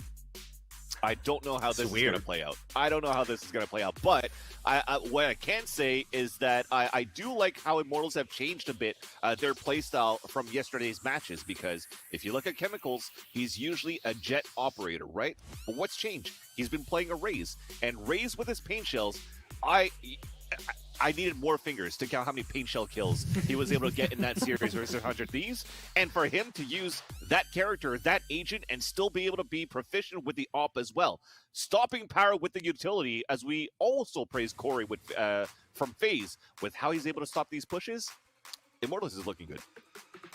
Looking great. Yeah, I think... Sorry, I have to Potter. jump in there. I had to point out that the split pick, I like it coming out from LG. Just thinking back of yesterday, that overtime loss that they had, it seemed like they were starting to swing back, starting to amp up their split performance. And you saw that their trading game, the way they grouped up in that mid-round, the way that they were seesawing between both sites, and generally speaking, always chose the right site to go to. I think their split, their preparation, it's right there. And I can see why they would want to test the waters once again and say, you know what, split, it is our map. We just got a little bit unlucky. So hopefully they showcase a little bit more this time around, but I can see where they're going with that one. All right. Well, it's time for us to jump into the game. The players are ready and standing by. We've got to switch up on the casters as well. We've got Doug and Sean to call the shots. Take it away. Thank you, Bach. Dude, the beard and the mustache and the plaid, like the vibes are there. They freaking feel good. Sean, how are you feeling though, baby? I'm feeling good. And Bach is giving me massive, like, Dexter, the TV show Dexter, the finale. I don't want to say any spoilers, but I'm giving big Dexter vibes when I see Bach out there. Dude is looking good. And, the couple teams we're going to be looking at here in the next little bit and wonder how good they're going to be looking, coming off of losses, both of them, respectively, Immortals and Luminosity. We have the maps. We have everything that's going on. And the desk touched on it a little bit, but I want to double click on something. I want to draw a little bit more attention. Yeah. Are you going to say what you sent me earlier? Oh, yeah. Yeah. Oh, Go ahead. yeah. Go ahead. And I believe your quote was, oofsies. Oofsies. I believe that's what it was. So let's take a trip down memory lane, okay? Immortals, Luminosity, and they've gone through roster changes. That notwithstanding, they've played 5 times, Sean. 5. Guess what well, it's not guessing because I already told you. Tell me what the record is on those 5 matches. Tell me. Let's just put it this way. LG has not had much success in this matchup in the past. And I mean, when I look at how these teams play, they have such similar play styles, right? Where Shot Up is so disruptive, so is Thief. right? They both have very highly skilled Sentinels, Nature and a Proto. I mean, they have very similar constructions. Your boy Dre on an Omen, JC Stani on an Omen, like young aimers, right? But the thing is Immortals typically does it better, especially in this matchup. So I'm not sure if LG is going to be able to get over that hump. I mean, when they play separate teams, both teams have tons of success. So to even be in this situation where one of them is going to have an early exit from this tournament, I don't think either team imagined themselves being in this scenario. No, but this is devastating. I would imagine for whoever loses this game, it's going to suck a lot. And I think even across the board, not just for the teams to not really expect themselves to be in this scenario, but that was really the consensus across the board, right? For the desk, for fans watching at home, Reddit, across the board, everyone really expected a strong performance from Luminosity and Immortal. So for both of these squads here, this is the moment where you have to show up, right? Like, your back's against the ropes, you're facing elimination. If there was a moment to rise to the occasion, to master the moment, because the world is watching, it's now.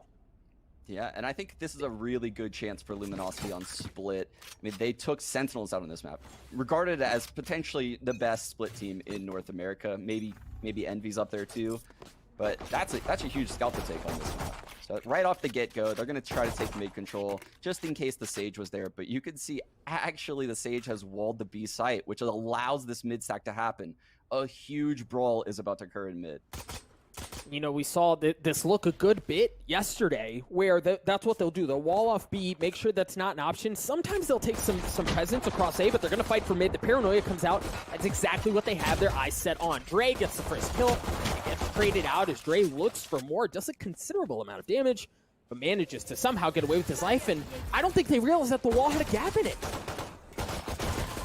Ooh, and look at that. They don't even realize this Sage is in the B site right now. The Sage is behind enemy lines. She's entering defender spawn right now, flanking heaven.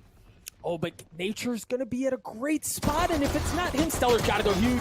Stellar gets two, holy cow! Gets all the way in there, gets the kills he needs, eventually drops, but that opens up the site for Luminosity. They get the spike down in a 2v2. The problem is both remaining members of Luminosity, worse for wear. They've gotten beat up a little bit. They're a little battered, a little tattered, but they fight to try to make this thing work, and a Proto comes up big, gets the final kill. Luminosity get the pistol.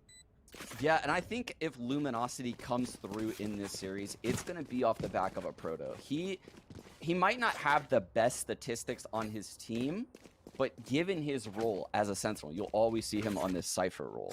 He puts up insane numbers. He has a ridiculously high skill ceiling when it comes to his mechanics. And, I mean, he showed it right there in the pistol round, ending it with a nice 1v2. We're going to see a lot of that from him throughout this game. See a lot of him, see a lot of Thief. I think well, hang on, because we got a little something cooking by B. There's that slow, and you often see that combined. Yeah, there it is. Flash up. Flash is out, Moose with the Roomba, but Stellar gets the first. It's a bloodbath. It's a bloodbath. Thief runs after shot up, but it doesn't matter because Moose's Roomba gets the kill that he was looking for. Nature's alone here, trying to scurry, trying to find some space. And well, space ran out. Dre with the Bulldog takes care of him. Luminosity take a 2-round lead. Yeah, and that's just one of the standard anti-eco rounds you're seeing out of Luminosity. But we'll probably see a similar setup in many of these rounds where the Sage is going to pre-slow B. And the reason for doing that is just you guarantee a defender cannot push B. And if they do, they better have a movement ability to get out. So a Jet, a Reyna, a Raze, those are the only people that are going to challenge that slow at B. And you know, you often see that. We saw it yesterday a good bit combined with the Raze grenade. So like, you're just a sitting duck there, man. If they guess right, if that slow orb is there, and then you're getting blown to smithereens with a nade, it's just such a devastating position to be in. Here we see Luminosity on the bonus. Got a couple of SMGs. And Immortals looking to get on the board here. Yeah, and this is where the difference in quality of Splits teams arises. How they fight for mid.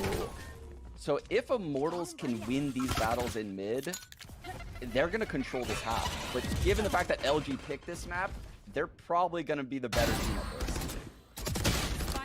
problem here is that Moose got through, but the rest of his team did not, and Immortals were able to anchor that out, but there's the anchor that drops. Luminosity get through, they get the kill on to Be Heaven, and that's going to give them room to work with.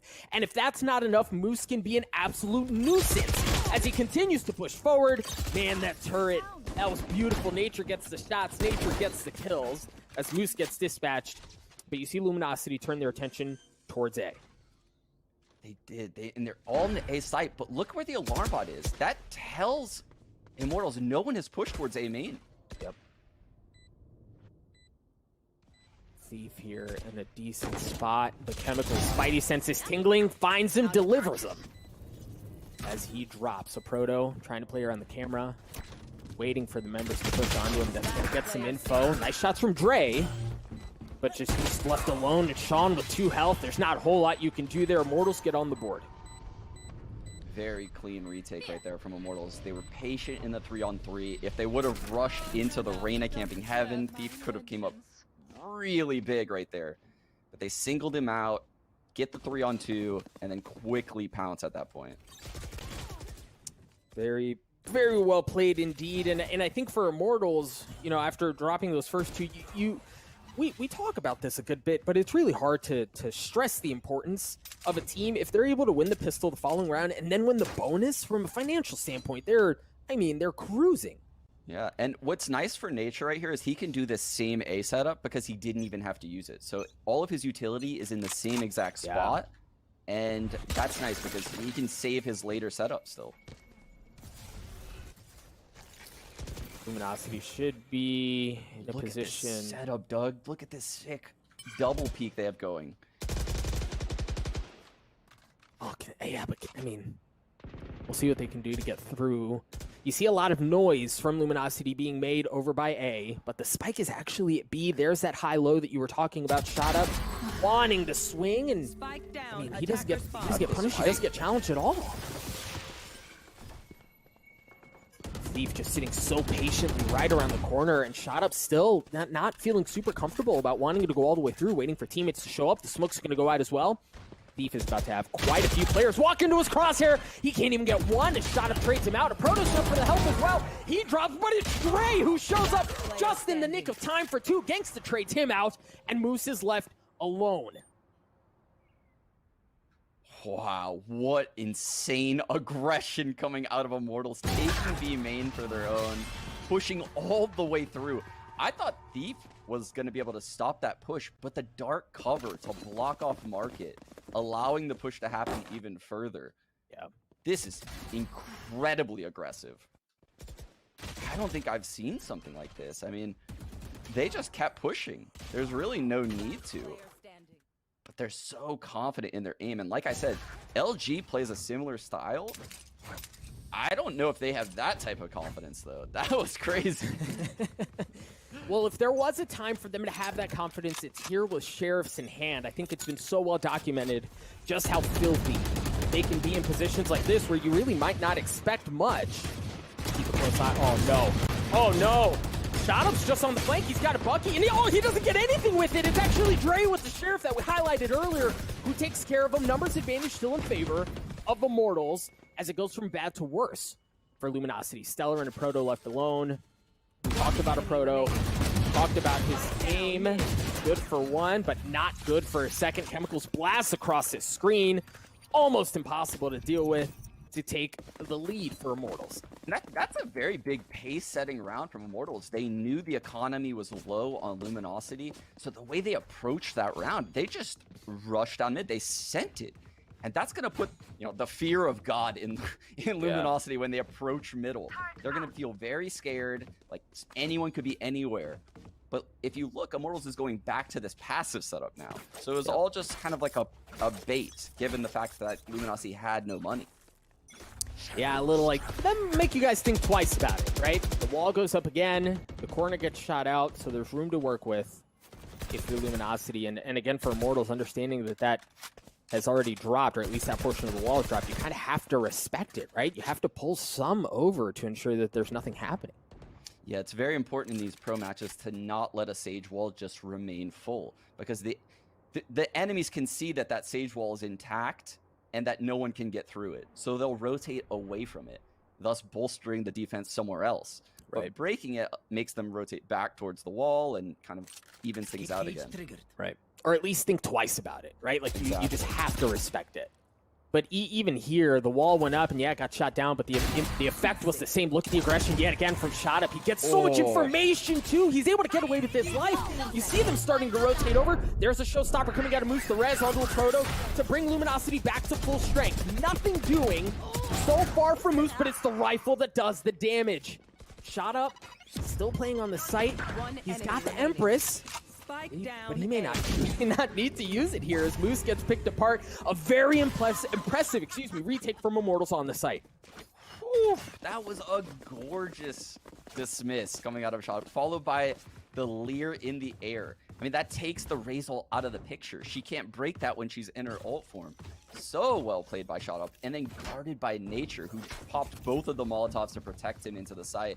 That was very well thought out from Immortals. They have fully taken the lead now and have all the momentum in this game. They do, and they have a couple of ults, right, that could even pile it on more. They've got the showstopper of their own. They have their own lockdown. You imagine you get a little sniff of something if you're Nature, and also understanding that Luminosity's on a light buy again. Ooh, we might see some of that here. Oh my gosh, how aggressive Immortals is in mid again. Again, it's because the Sage Wall's up at B. Right. Well, and it's what we saw a couple of rounds ago, right? When Luminosity was last on a pistol, what they full sent down the middle of the map. They took that space away and shoved it down their throats, and you're seeing a slight variation. But for them, it's the same story, different chapter. Yeah, this round seems all but over unless your boy Dre can come up huge with some Sheriff headshots. Which I was going to say he has before, but I mean, Immortals have really just been clicking the last few rounds, Sean, and it's kind of hard when you've got a team playing with this much confidence, playing with this much aggression, and understanding where to push where it's going to hurt them most, and not just where, but when. That's so hard to weather. Yeah, this is scary because Shot Up now has had an immense amount of success in the early rounds playing aggressive. We've seen it at B main, at A main, at middle. He's all over the map, and that is incredibly difficult to read if you're LG. You don't know where to use utility at the start of the round. You don't know where he's going to be, and he's willing to take these aggressive duels that most people aren't. So it's hard to counter on the fly. Yeah. Yeah, it certainly is. They're going to have to come up with a solution. They're going to have to show something different. There's that wall again. Moose going to shoot it out. That seems to that's been the story for the last few rounds, right? Wall goes up, a little pew-pew, break that thing down, and then everyone kind of slows down a bit and resets. But again, look at Shot Up.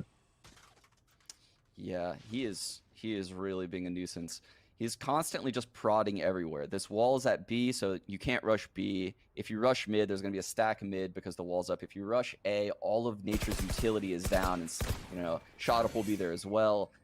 Immortals is just doing such a good job of not having an easy choice for their opponents right now. I mean, you just suffocate things. You take options away, and all of a sudden you're kind of left with, well, crap, what do we do? Right? And even here, you saw Stellar puts the wall up to get onto B. They think twice about it. All right, here we go. Here's the Paranoia. Chemicals with the showstopper. Good for one. Dre's taken out. But the Spike's going to get onto the site through B. That same wall that we were talking about earlier proves to be really the way in. But JC Stanley up top. JC Stanley, good for him. Shot Up got in on the action as well. But it doesn't matter, as there are only 2 members of Luminosity left. Moose drops Stellar left alone in a 1v3. Not going to have any heroics, no magic this round. Immortals up by 4. Wow, Doug. I don't know what... This is very impressive from Immortals. This is the best split game I've ever seen Immortals play. They definitely are ready to play this map for, in my opinion, the first time in the Immortals history in this game. This is very, very impressive how they're approaching this half and just how they're pairing their utilities with their peaks and rotating around with the Sage walls. I love what I'm seeing out of Immortals. And they're clicking, bro, and they're clicking in ways that are really scary. And look, for those who may have been watching and following along with the narrative for VCT, here's the thing about Immortals, and even prior to VCT, really. For Immortals, it's like they have a factory of just putting out cracked out young stars who can produce at the highest level consistently, right? They've gone through roster changes and they just continue to bring in raw talent and the team clicks, right? And it works for them. But even with that, you kind of see them, they qualify early on. It was a bit quiet on how they did it. You kind of wonder, okay, what Immortals are we going to get here? For those of you who have been high on Immortals, who have been buying all the stocks possible and seeing that thing go to the moon, this is why. Because they're so good. Yeah, they have grown to be a bit more tactical than they once were. But yeah, I mean, again, the Sage wall is such a problem. I think we're going to get a counter wall over it. So this is going to get wild. And Ganks is ready. He is so ready for this counter wall. This is going to be awesome. Oh no, he's leaving. Oh boy. They just cut noise. I really love this from Luminosity, right? Because the entire time they've been playing it shoot the wall down and then go somewhere else. But this time they cut noise, the wall doesn't go down, and then they full send. But the thing is, Ganks is not going to get any opening picks, but the pistol, like, full rush. Oh, the slow nade, Doug, the slow nade. Ideally, this pistol full rush should be netting a kill for them, but it doesn't. So that's just really going to put Immortals in another strong position where they can use the lockdown, where they have the gun advantage, and where they should be able to get the retake just fine. And then also to add insult to injury, JC Stanny just on the other side of the wall. What are these guys on the Nazi about to do? There's no way they can survive this. No, man, it's a firing squad. It's just a bloody disaster, right? And that's what I was saying. When you get pistols in like that, when it's quiet and you blast onto a site, knowing you have the gun disadvantage, the ace in the hole is you play through the chaos, you get a couple of picks to take the advantage, but when nobody's home, it's just really easy for Immortals to reset and take it back. Yeah, I mean, that really, it seems like such a sick idea, right? Oh, there's Sage walls and they rotate away. What if we walled over it? That would be so cool. They'll never expect that. But they hear it and then they just throw slows from heaven with paint shells into the site, and your wall has prevented you from watching the flank. So they actually have a guy go behind the wall, which now you're completely boxed in. You can't go spawn, you can't go back into B main, you can't go heaven, you can't go anywhere. That's a hard situation they found themselves in. It is, and it was, I mean, the truth is it was self-inflicted, but the wall goes up again, the wall gets shot down this time. No monkey business. As Luminosity, again, Sean, just look for answers, try to find something. Yeah, they have none. They haven't found any answers. They're looking everywhere. They don't know what to do. Omen's about to paranoia through to heaven. That'll blind potentially all three. Yep, the showstopper, the blast packs. Moose needs to go big, blinds it, or excuse me, shoots it into that corner. No damage done. The space was gathered, but look at Moose right now. He's alone on the site. Oh my god, they've retaken heaven too. They're so quick. Immortals is all over this. JC Stanny gets punished by Thief. Rare gunfight losses. A couple of kills really seem to be going Luminosity's direction here, but shot up yet again. Guy who's been terrorizing. Luminosity has taken position. He's arrived at the scene, and now he's looking to get something cooking. A 4v3 here in favor of Luminosity as Immortals look to steal another round away. And this is where the Empress shines. So even though it's a 4-on-3 in Luminosity's favor, that Empress could be the difference maker here on the retake. Love the stack. I love how they're setting up the crossfire, though, from Luminosity. Shot up is left alone. You ask for it to shine, and it's not going to be shining this time. A bit dull for Immortals, but Luminosity take a round, hopefully to stop this bleeding, to stop the snowball that's currently barricading their way. Yeah, very well done. That's a slight adjustment right there from Luminosity. They went a little bit faster, you know, quickly took B Heaven with that Paranoia and a Raze ult combo. I mean, how are they going to do that, though, moving forward without the Raze ult to fall back on? I think this round they might start with getting Stellar that ult orb at B, so that way he has a res on deck. But after that, I mean, your guess is as good as mine because nothing has worked out for them. Cover going out. The one thing about the wall... Well, all right, so they shoot it down again. Keep a close eye and let ult orb on Stellar, as you mentioned. This time they're going in quiet. They're going in quiet, but shot up's there. He dismisses, dances around, tries to give him a little two-step, but isn't able to get away with much more. The kill goes in their favor. The ult orb is actually going into the pocket of Moose, but they're going to get out. Yeah, I kind of like that. They switched up the pace, right? They just did something very loose. They just walked into B. And I would imagine they they're putting themselves in Luminosity's shoes, and Luminosity would expect them to get that ult orb. Yeah. They would expect them to break the wall, exactly like they've been doing. So it is a good adjustment right there to Luminosity, and a 4-on-4 does favor the attackers. Regrouping towards this B site, though, where there's a 3-stack, ooh, I don't know about this. Well, and the thing is, Immortals don't, they really have no reason to think there's anything else going around on the map. Look at the Killjoy utility on A. There's nobody going in main. The turret's there to ensure no one's gone up ramps, and you're watching the middle of the map, so you can really gamble on B, and it's a very confident gamble. But that said, Luminosity managed to get onto the site just fine as Nature's left alone.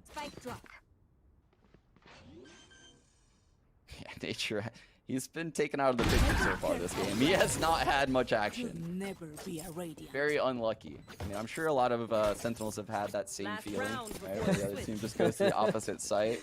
It also happens in pro matches. He's like, guys, I just want to play the game. Let me play the game. It's like, even if someone goes to his site, they avoid him at all costs. So he doesn't even get, normal fights. The life of a Sentinel. Sad one indeed, but you really see the impact, right? We saw it in the last round. His utility was so well placed. It doesn't. He's scaring them off. He's making them go B. Luminosity thunderfooting their way towards B, not shooting the wall down this time, but they get the ult orb, and this time it goes into the hands of Moose. He has the showstopper. They may be cooking up something very similar to what we saw a couple of rounds ago. Yeah, but look, Shot Up is now in the middle of mid. He is ready to disrupt this play yet again. He's predicting they're going to do this. And with him getting all that info, I think this A play is going to be telegraphed kind of early. Yeah. Because at this point, they can't expect him to be getting all this info right now. Someone is going to get peeled off of B very soon. But it might be too late at this point. I mean, these guys are... There's the Omen ult to clear B main, but it's too late. Paranoia, Moose once again with the showstopper, but Nature stays alive. Right? Like, there's no value. Yeah, they got the space, but we've seen how good Immortals can be on a retake. They've got everything they want right now. I don't know. They don't have a lockdown, though, to retake this site. It's going to be hard. This fight is very hard. I know exactly. Proto goes huge there, and he used the neural flap. That's going to give away everything that Immortals had hidden away. Luminosity looking like they've got something special going on here. Thief gets onto one. Drake gets one as well. The rifles from Luminosity come alive. A flawless round to take what looked disastrous initially, Sean, to 7-5 at half. An excellent recovery by Luminosity. Yeah. I mean, they went from being, clear favorites at the start of the game to, I don't have any idea how they're going to win this game to, well, that went pretty well, actually, for them. I don't know how we've seesawed back and forth so many times in one half, Doug, but here we are, and I think, either team can win this game. That's a standard half of split. Yeah. It was an emotional roller coaster, and I think the interesting thing is we saw adjustments from both sides. Right, like Immortals felt like they had a good read on Luminosity, and then Luminosity threw something a little different at them, and it just kept kind of going back and forth, and it was the end of the half, the second quarter, if you will, where things really started clicking for both teams, and we saw both of them from positions of strength. But now we're going to see Immortals on the attack. They have a 2-round lead, and they're fully, no bones about it. They have made their intentions very clear. They're going to A. Ooh. It's going to be a hard retake for them on a piss run. They don't have many abilities to hold this site with, but the Frenzy's holding these tight angles could just net them 2 frags apiece. He's got a pretty good spot in a crossfire as well. Boost down to 21 health. Love that. So trying to buy some time. Nature back on site. He's going to drop as well. 1 left and not around for long. An excellent retake from Luminosity. They pick up right where they left off in the previous half to drop the gap to 1. Yeah, and that round is why we saw Immortals approach the first half the way they did, right? It's not difficult for these pro teams to retake the A site if they have Heaven control. And that's why it was so important for Nature to maintain Heaven control. So you can see Luminosity maintains Heaven control, they maintain screens control, and once the retake comes in, there's just not that many places to hide in the A site. No options at all. Immortals not choosing to force up. They're just going to carry pistols. Gangsta, the one exception, is going to have a Sheriff. Maybe try to snag a couple of Voltorbs and get that res online a bit earlier than usual. Meanwhile, for Luminosity, Spectres across the board. And Immortals kind of going back to what we saw on A the last round, where they're just full have stack. a jet to get through these trips, and I don't know if Raze is going to be aware of that deep trip. The camera goes down. A Proto understands what's going on. There's the tripwire. Moose gets the kill. Dre goes in aggressive. He's going hunting, baby, and he's going to line him up, get everything that he wants. Stellar gets the last one. Excellent round by Luminosity. Whew, your boy Dre. His resurgence as a player after, the heartbreaking, the whole thing with the PUBG guys getting cut from 100 Thieves, right? Everyone's heart went out to those guys. They were great players and people, but it just wasn't working out at the time. Your boy Dre has proven that he can bounce back. And not only that, he is a star player on this team. He is so good now. And the fun thing about him is he does it on Raze. He does it on Omen. I mean, you give him the tools. The agent doesn't matter, right? He's going to do what he's going to do. And so far, it's looking pretty good as Luminosity again. Very rough start to the beginning of this map, but they figure things out. They get us to 7 apiece. For Immortals here. Gonna be sketchy for Nature. They hear the turret. They know it's here. Oh, man. And the paranoia comes out. That's going to push everything back. But yeah, Look at the reaction from Immortals here. Yeah, they're just going to go away from it. Right. Wall goes up. Proto laying around his cages. Very timid as they try to move forward. Stellar dropping a couple of shots up onto Heaven. Shot up, trades it out, however, as he gets a second one onto a Proto. The spike is going to go down. The 2 remaining members of Luminosity, they're both going to be coming in from the same side to try to get this retake. That would have been a big one, but Shot Up stuffs it. He gets a 4th one on the round to take the lead for Immortals yet again. Great in-game leading from Nature right there. So Nature is holding the A push, and he sees, the dark cover goes away. Someone breaks the turret. He peeks. There's 2 players there. He sees a dark cover come through the wall. So he's taken out 1, and he can account for 2 more. That means if his 4 teammates hit the B site, at worst, they'll have a 4-on-2. Now, unfortunately for them, it's a Cypher and a Sage. So Luminosity had thought this out really well in how to slow down the 4-on-2 hit for a long time. But it didn't matter. It was way too difficult for those 2 to hold the site. Out of charges. It was. Oh, look at this. It's from the opposite side of the map, but it's the same play. The paranoia, the showstopper, and while he's not going to get any kills, what he is going to get is a ton of info. You've got to understand there, the play's not at B. They immediately rotate over to A because they understand that's where the hit's coming through. You see, Chemicals has gotten onto the site first, still waiting to get the spike down, and you can't when a Proto's in your front pocket. Gangsta trades it out. But boys on the side of Luminosity pick them apart. Stanley's left alone. And in a 1v3, Sean. Ooh, that'll help. That will help. Immediately shut down by Moose, though. It's going to sound so bizarre for me to say, but I feel like Gangsta getting absolutely jebaited by the trip. So he takes out a Proto. So the trip is no longer activated. That's why he's had to stop where he was and didn't push elbow. But after he takes out a Proto, obviously the trip is deactivated. He still shot it. But when he shot it, someone comes through the dark cover and takes him out. And it's tragic. It was absolutely tragic to watch third person. Oh, it's the little things, and we talked about this earlier in the week, man, but it's those tiny things that can make the most drastic of differences. Immortals here on a relatively light buy. I think Shot Up's the only one with a rifle. At least that's what it looked like. And he's got the Empress too. So this might be cook up a little something. See if that Empress, maybe with a kill or 2, can crack this map open. But you take the middle of the map. But look at how Luminosity are playing this, Sean. They've taken full B control. They're going to wrap around him, and the wall's blocking it too. They have to fight back from where they came from or go through vents to get some space. But Moose has already gotten there. Dre's there as well. They realize that they're in serious trouble, and they've got to call in resources. Oh, this is big trouble, though, for LG now, because now they've lost their B presence, right? They have to over-rotate towards this B site, which they kind of are, but they also are unsure. They've lost full map control. It went from being a great scenario to a horrible one. Stopper from Chemicals, not even going to get a chance as Steve takes care of him.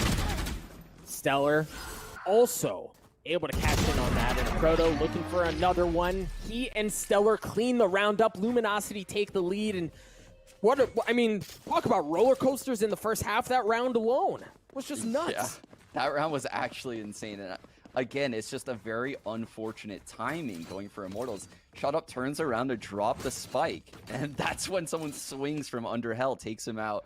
At that point, I mean, the round just flips again to LG. But this is the buy round. This is what Immortals saved that prior round for. And I think they're going to take some time to think this through, change their approach. This is a super important round for their economy moving forward. Well, I mean, for the map, right, Sean? Yeah. You think about, we're getting to the wee hours of the map where you can't afford mistakes. And it's such a hard round to win, too, because you're dealing with a Res, a Killjoy ult, and an Omen ult. I mean, those are some pretty powerful ults on split. Yep. So they could get, faked. They could get sight hit on. There's so many options right now on the LG side. For Proto, well, for Luminosity, really, a Proto being 1 point away from the neural theft could make a notable difference, especially when you're going up against so many tools that have the opportunity to kind of like swing you back and forth, right? And kind of like bully you around and keep you guessing.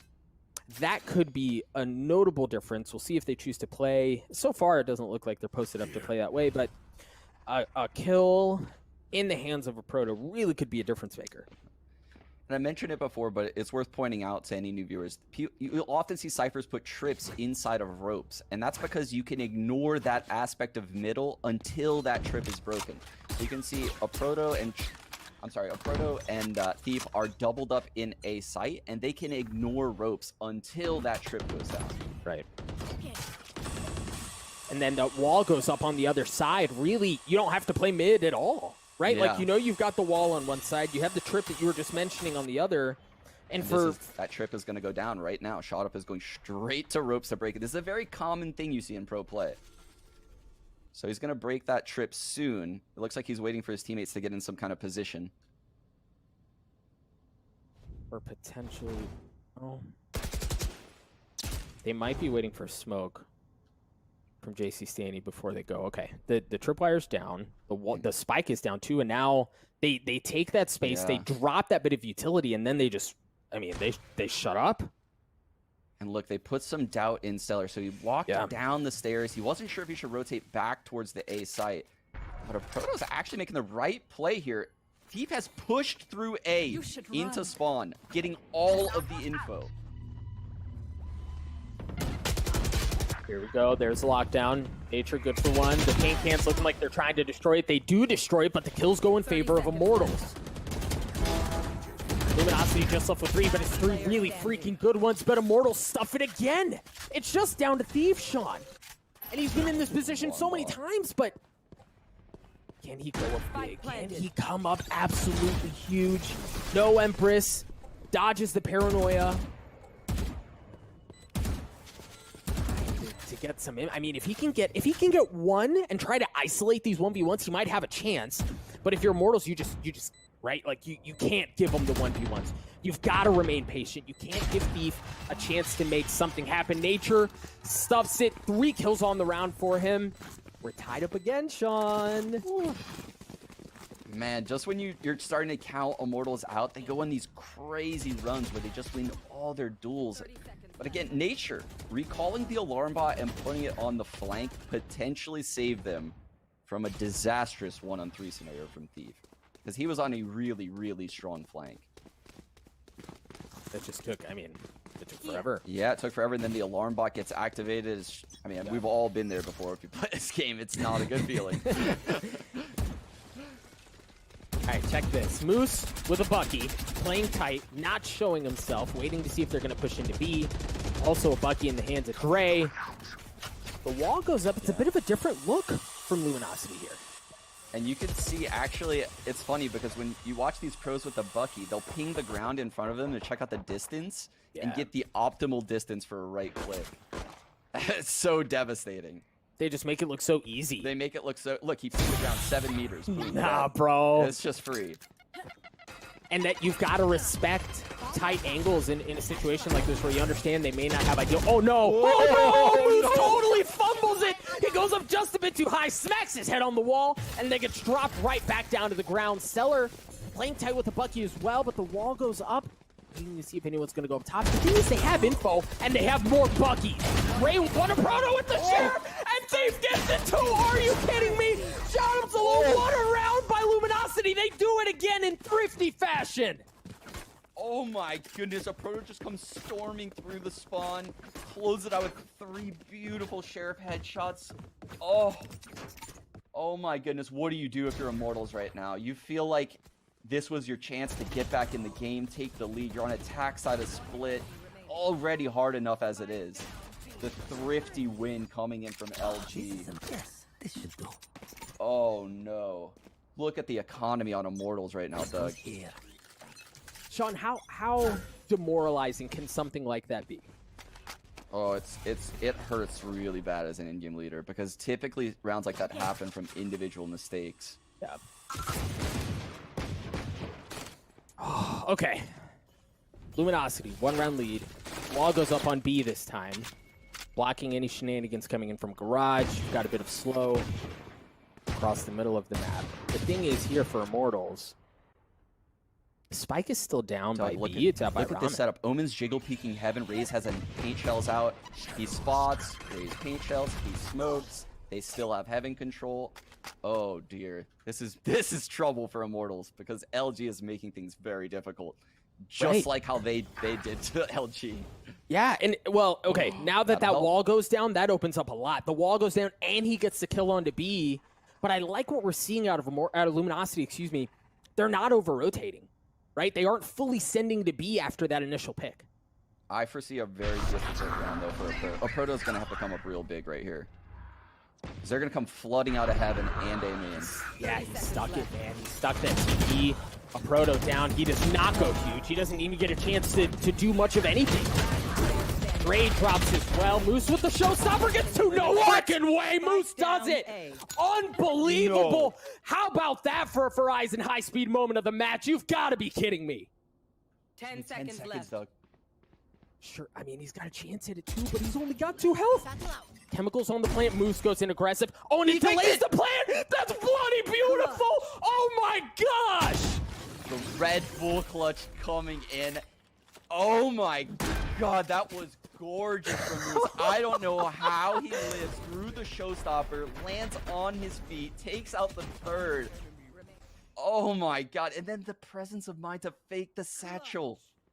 Nah, bro. That's unreal. That was absolutely bonkers. Oh.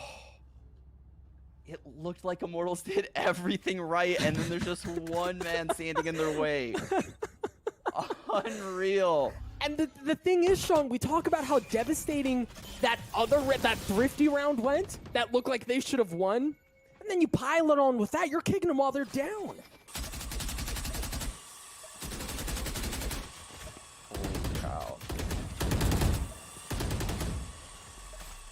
Immortals though, bouncing back into it. Yeah, we have to get right back into it. They're getting mid-control. But look at the difference. So this round we have Dre inside of vents. He's just hiding there. And it's because I think he's seen sloppiness from Immortals, right? He hears them dropping in there, breaking the trips, not really caring. But he missed the timing. And look, now Shot Up is going, he's shooting the walls for the trip. He just... Right. Well, and that's, I think you're absolutely right, Sean. How many times have they been able to drop in events and clear out that trip for free without any contest at all? Dre trying to be sneaky with it. Tries to position there, but as you said, just narrowly misses the timing. But the thing is, look at, oh no, Moose had a chance to take her a shot if he's going to drop, and that should give them some confidence as they go towards A. Here we go, Chemicals with the showstopper. Oh man, again. Beef is just an anchor. Man, the guy just doesn't miss, but Stanny's showing he can do just as well. as his opponent did. He's going to get the spike down as well. Spike planted. Taylor has a res. He's going to get this guy at mail. Moose is back in the play, and we're on a 3-on-3. This is the most important round of the entire match, and Shot Up is coming up big again. He also has the Empress. You hear the players moving over. Shot Up's going to get all the info that he wants, and he gets the kill. He's got 3. He's potentially looking for more. Stellar understanding he has to peek it. He saw the gun barrel there. He knows where he's coming from. Little jiggle, a little dance. Stellar gets him. A 1v2, and I don't know that Stellar can do anything here, Sean. No, he can't. He's going to have to save this gun. And, I mean, we don't have insight to what their economy is at this second, but based on the fact that Moose won a 1-on-4 the prior round, and even the round before that was close, there's no way Luminosity has money this round. I'm just going to gamble and say they cannot have a good buy. Yeah, sure enough. This is going to be a really sketchy buy. A couple people on 2-2. So the fact that he saves this gun means they can get, maybe 2-3 rifles, and it goes from an unwinnable round to all we have to do is just make one play. Yeah. One play to open up the round, get the 5-on-4, and then we can rotate around accordingly. Their utility is going to be kind of a little bit... No, actually, they have everything other than the Cypher cages. And keep in mind, Immortals has the lockdown. Right now, fully stacking towards A. And the thing is, Sean, from this point, it's not like a Proto is holding down from defender spawn on A with an op, right? Like, they can fully send here and it'd be a problem, but it looks like they're getting cold feet and they're pulling off. Oh no. Look at how much space Moose is taken away. Oh my god. I don't think he's going to recognize, though, that there's all these people in spawn. He might have heard a little shuffle. But see, the thing is, he takes all that space away. They think the hit's not at B, but it is over on B. You saw them rotate towards A because they thought that's where it was going to be, and Moose drops. He took all that space away, and it was a problem. They know. Look at the speed now coming out of Immortals. When you find someone in that location, you know no one's in B. They just immediately start booking it towards B. They drop the lockdown just to secure the round. Very well played from Immortals. Crazy to think that it was the space that they took that proved to be their downfall in that moment. It's a 3v2 though, and it's decently winnable here, right? Dre is weak. He's gonna get healed up. Doesn't have any armor, but what he does have is that playmaking ability, that X factor that we've seen out of him so many times. Clock continuing to tick away. Yeah, they need a kill in the next 5 seconds or this is safe. They need it now. They're going. The paranoia. Dre drops down. Stellar got that one kill that you asked for. Dre looking for more, but Gangster responds just fine. He gets 3 huge kills to tie us up at 11, Sean. Oh, no. LG invested everything they had into that prior round. Yep. Feeling lucky, Doug? Because we're about to see the Bucky. Let's go. Let's go. Right clicks galore this round. This is by no means free for Immortals. And remember, Sean, the last time we saw Luminosity rocking the Bucky, that's where things turned, right? That's where Luminosity sucked took all of the wind out of Immortals' sails, and then they did it again the following round. They'll avoid them, though. If they hit this A site, the Buckies will not be close to them. Oh, no. That went sideways. That went sideways very quickly. Absolutely free sight. And the space that they're going to take away. Immortals playing for blood, bro. They're going for the jugular. The way Shot Up has taken over this game at the tail end of this half is unreal. Oh, boy. Okay. Flawless round from Immortals to put them on 12. Match point. Let's talk about Luminosity here. What do they have? Right? They've got the Empress from Thief. They've got the Neural Theft from a Proto. 1 point away from the Showstopper. 1 point away from the Shadows. That was a weird thing to say. And on the side of Immortals, they've got a couple of ults to cook up of their own, but the arguably two of the more impactful ones are not in the equation. Yeah, and they have to switch things up. They recognize this A site is too weak with only a Cypher there. They switch up. They put 3 players on the A site. But this is going to be a B hit. I mean, based on what I'm seeing on the minimap, This will probably end later on towards the B site.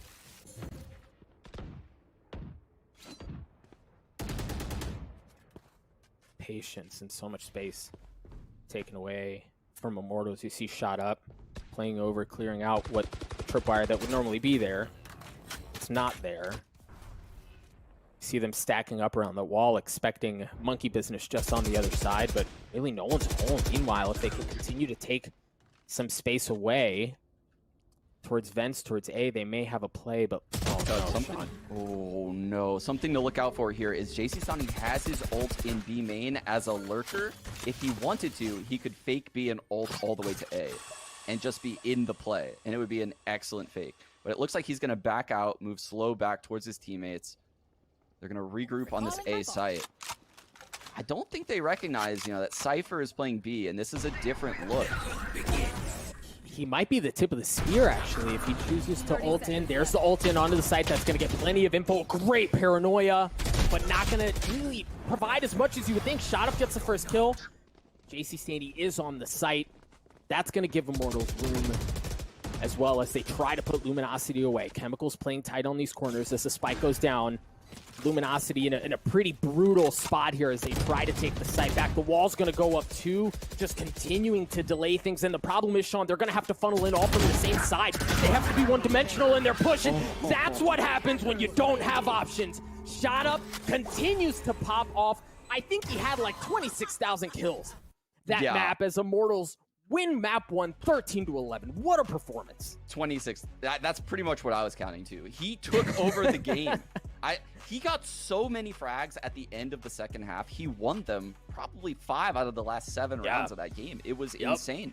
It looked like Immortals was out of the game, and he had so much impact. And it's not like he was playing passive. He was pushing the issue. He was getting aggressive, getting in their faces, recognizing that he was in the best form in the server.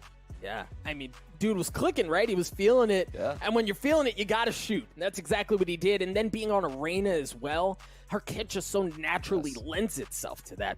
Put the team on your back. That's exactly what Shot Up did. And, dog, let's talk about Immortals across the board here, because how many times, right, did Luminosity do something that we went, there's no way, right? Like, there's no way that Immortals respond from this, but they take the punch in the jaw a couple of times and they punch right back.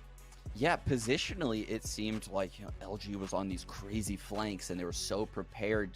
They read the plays really well, but Immortals just shot themselves out of some bad scenarios and then flipped it to their favor. I mean, they played Luminosity style better than them, which is what I said in the pregame, right?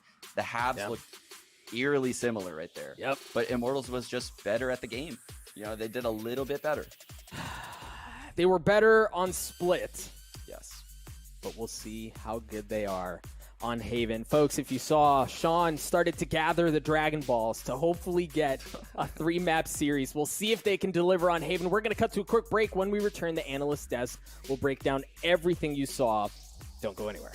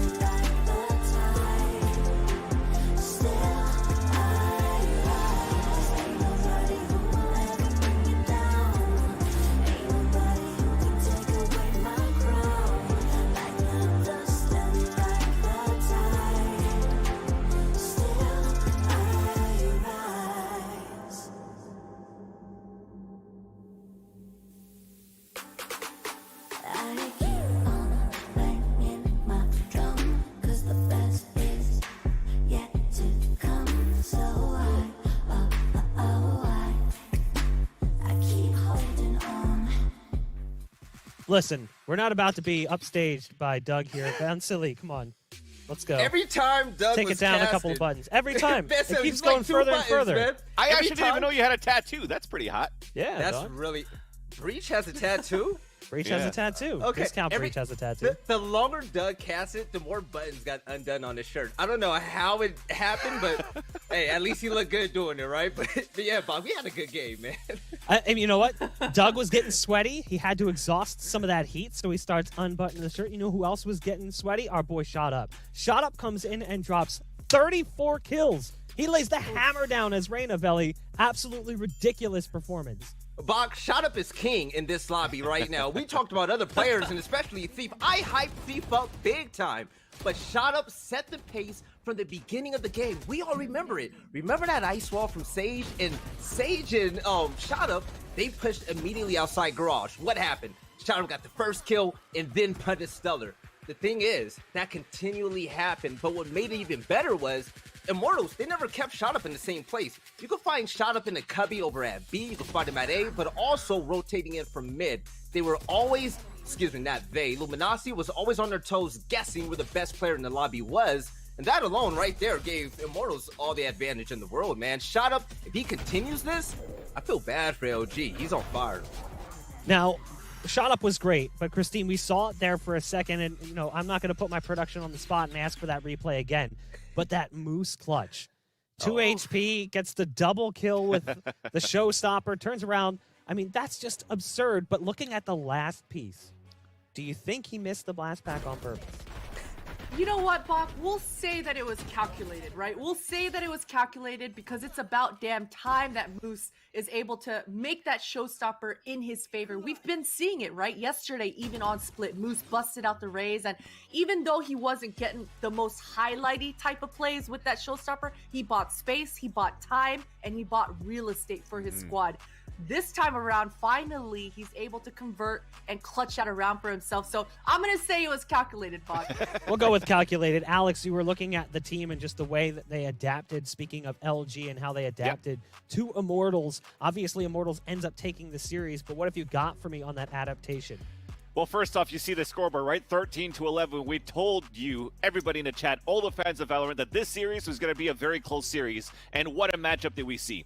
And when we saw, as Veli mentioned, Shot Up pushing out with Gangsta on that wall, and they didn't expect it for Luminosity, what happened later? This wall kept coming up here for Gangsta at the beginning of the round. This allowed Luminosity to aggressively get the orb, go back towards mid side, keep Immortals kind of guessing, okay, are they going to hit towards the A side or not? Have them push towards mid where they could punish on that as well. And then they reset into the B side where, okay, they're probably not going to come B at this point. And then they run with numbers and win it. Their defender side, I feel that LG played very, very well. I don't think they played any mistakes at all. And it just came down to Shut Up just depicting every single person, every single spot. And unfortunately, he was the one that was actually breaking the defense himself. Looking at the stats there, too, what's wild is if you actually look at the ACS for Shot Up, he was 76 ACS away from doubling the best player on the other team. Shut up. Are doubling you the serious? best player on the other team. No, not 76. Shut Up. It's Shut Up. It's Shut Up, yeah. Yeah. I know, it's understandable. It's an easy thing to mistake. Shut Up, though. Like, that's just ridiculous to have that level of impact. And even right at the end, we saw that 4K as well. Now, we talked about the maps coming into this series. The maps were a little bit different than maybe we would have expected. We thought we'd be going to Icebox, probably Ascent, and then on to Bind. Instead, we're going to Haven next. Very bizarre territory for us, Alex. Looking at this map pool, we weren't sure what to expect from Split, and I'm honestly not sure what to expect from Haven. Does Immortals getting the leg up in map 1 give them a massive advantage, that momentum boost moving into map 2? I strongly believe that, Bach, because you're looking at it now. Luminosity somehow left Haven into the map pick for Immortals. The last time that they faced off against each other, I think it was a 13-2 scoreline for Immortals. I want to know what they have cooked up. Why did they leave this map in this map pool available for Immortals? And that's what I'm looking forward to. Well, we showed off enough chest for the pregame show. We don't need to show any more. We've got a guy standing by who's got plenty for us to see. It's Esports Doug and Sean to take us into map 2. Take it away. Yo, I'm not going to lie to y'all. I did get a little sweaty. I'm not going to lie. It got a little hot. But man, Immortals coming to form at just the right time, Sean. And now going into Haven, you wonder, you start to think about that stat that we talked about at the top of the show. 5-0 against Luminosity. 5-0. And you can't help but wonder, damn, are they about to make it 6?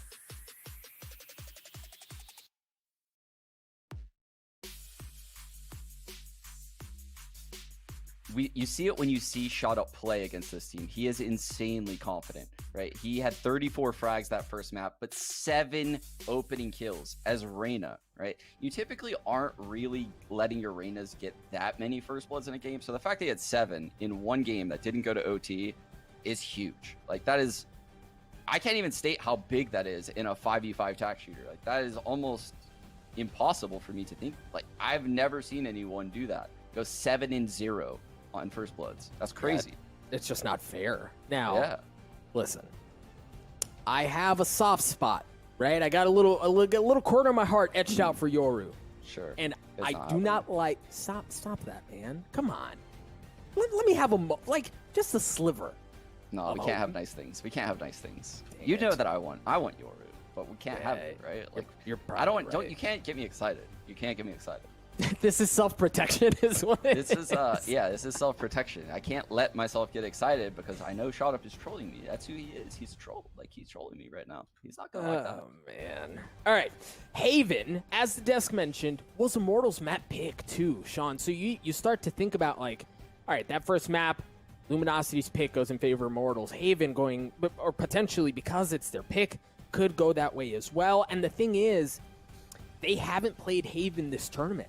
Right, so for Immortals, you qualify early, you go in the lab, the hyperbolic time chamber, right, and you prep and you do all this like stratting and coming up with really dope stuff to show for Masters, and then you get to an elimination match where you haven't played the map yet, right? Like, who knows what we're gonna get out of Immortals? Well, Immortals, they did, I think, play 100 Oh, I'm sorry. Thieves. They played Yes, 100 Thieves, you're right. and they got owned. They got owned. But 100 Thieves did look really, really good in that game. Like, I don't think that was Immortals looking bad. I would be very surprised if LG could do the things that 100 Thieves were able to pull off in that game. I mean, partially because they don't even have the same comp, but that helps. Yeah. That helps. Oh, your boy Dre on the jet, though. I don't know about... I mean, this will be awesome. This will be really cool to see because his aim, when I watch him play Omen, is phenomenal. I think that a role like Jet suits him really well. And I don't know that... Have we ever seen him play Jet? I don't recall seeing it. I mean, I've seen him a lot on, so many other agents, but I don't think I've seen him on Jet. So here's another really interesting thing about Luminosity, and I'm getting it right this time, right? They didn't play Haven at all during VCT. At all. Yeah, 0 matches. They might be cooking up something special here. Immortal's going to start off on the attack. Paranoia comes out. Yeah, and they're going all the way in. They've taken Garage. They've taken C-Long as well. This is going to be a banger of a retake. Jumping out to smoke into a frenzy. It works out. But they get the spike down, and they retreat to their post plants, and they've planned it for long. So in this situation, for Luminosity to take control back, they have a couple of choices, but one of the keys is you've got to somehow either stick the defuse, get it to half, where you're going to have to run at them, right? You can't let them continue to hold up. The diffuser gets killed again, and it's just down to one player. It's just Stellar. We talk about, we were talking about this, Sean, in a position like that. You have two options. You either throw up utility and hope somehow by the skin of your teeth you can take it away when you really, for all intents and purposes, you shouldn't be able to. Or you send right at the defenders who are posted up down C-Long, and it just doesn't work out. I liked LG's approach. They smoked, the spike instead of smoking the corridor of long C. So that way, you force people out in the open where they're just spraying through a smoke and you can easily pick them off if you're defending the guy defusing. But it just didn't work out because the paint shells were so effective coming out of chemicals. I love doing the full maniac breach. Yeah, man. I love seeing the resurgence of Breach. I think This can be so much fun. And, you know, you mentioned 100 Thieves earlier. You see Nitro on the breach and just how devastating he can be, how he controls really an entire half of the map on the defensive side by himself. Shada has taken a good bit of control himself here, hanging out in the smoke with the Bucky. Again, they've taken Garage, and they get the kill onto Dre. It's just not fair. Oh, man, the Bucky right click. So good. Photo might be in a good spot, but his aim just doesn't click there. JC Stanley getting the best of him. The thing for Immortals here is they have control of C again, Sean. Man, every player on LG thought that they were about to win a duel. They all got baited, every single one of them. Yeah, man, and at this point, because of the space that Immortals have taken, they can just continue to push Luminosity back, right? You see them completely shoving them back in. A flawless round, a 3K for Chemicals, and a beautiful one at that. Immortals, I think it was Vans on the desk who said the momentum that they're just going to be able to like pick up from what they left off on Split, it looks like it's going to be able to carry right into Haven. Yeah, I don't recall seeing a Breach ever take Garage and go inside of a dark cover in the window all by himself and like aggressively lurk in the Breach role. Yeah. So the fact that, you know, Shot Up is doing that means they're playing with an incredible level of confidence right now. They are very confident that they're going to win their aim duels. And Shot Up still on that Bucky, right? And the fun thing about Breach, in my opinion, which is I'm a strong advocate for all of you who are hanging out at home, who are watching or maybe watching the VOD later, just play more Breach, man. Just play more Breach. You've got a guy like Shot Up who just put up an MVP performance on the last map, and you put him on a Breach and you think, well, Doug, that's kind of weird, right? Like, it's more supportive. Why would they put him in something like that? I really do think Breach, if in the right hands and played in the right way, can play like a duelist. Doug, look at this. So I'm recognizing what Immortals is doing exactly what, like a similar style, what 100 Thieves did to them when we watched 100 Thieves take them out. They clear out C long, then they go back to A, they drone through, make sure no one's pushed A, force the second guy to rotate A. Now they're going all the way back to C. So they pulled the third player off of C, and now they go C. Spike down. But, oh my goodness, that was something. Yeah, that was filthy. Dre, absolutely raw aim. Good for one. Oh boy, here we go. There's a showstopper out of Chemicals. Nope, not even gonna get a chance. Thief on the flank. Thief looking for another, but Gangsta Spectre actually wins that duel. A 1v3 for Gangsta. He's got a shot dart, but what he doesn't have, Sean, is he doesn't have a spike. He doesn't have any friends. He doesn't have a ton of space to work with. Yeah, you basically said he had like a stick in a gunfight. He has a shot. Like, he's not doing anything with that one, Doug. He's done. He's done. 2-1. Luminosity gets the first gun round. And that's big, because they lost that bonus round before, right? I mean, things got really weird. So, stabilizing early is super important in these games. Winning the rounds you should, like that one, help you stabilize your economy. But it's not enough usually to just win one on defense. Usually you have to string them together. You have to string together rounds because it's so difficult. I like some of this fight for A lobby control that we've seen is kind of a trend really throughout this tournament. They'll dart, they'll peek, see if anyone's pushing up. And this time they don't take it fully, but they at least cleared it out long enough to know that no one's there. You also heard Dre use the Blade Storm, so he's got that online. Oh my god. Those doors. How did they not just fall off? So many bullets. So Boombot clears out Garage, and then they put an alarm bot in there. So they're basically saying, you're not going to retake Garage without us knowing. They have an alarm bot in there holding, but there's actually a cam from the Cypher. So the Cypher has full vision, and they're stacking A with that information. So that's the dangers of not actually clearing something and just putting an alarm bot in there. And the cool thing, too, is not just the cam, but there's a tripwire, like, stacked on top of the alarm bot. Yeah, they have no idea about that setup in Garage. And look, they're running into a stack because of it. Paranoia across, counter paranoia done as well. Moose good for one. Dre with the blades. You talked about how this lends itself to his playstyle, Sean, and it's not him at all, but it doesn't matter, right? Thief and Stella rip them to shreds by himself. Immortals look like Swiss cheese there. Yeah, I mean, in ranked, that's a sick play, right?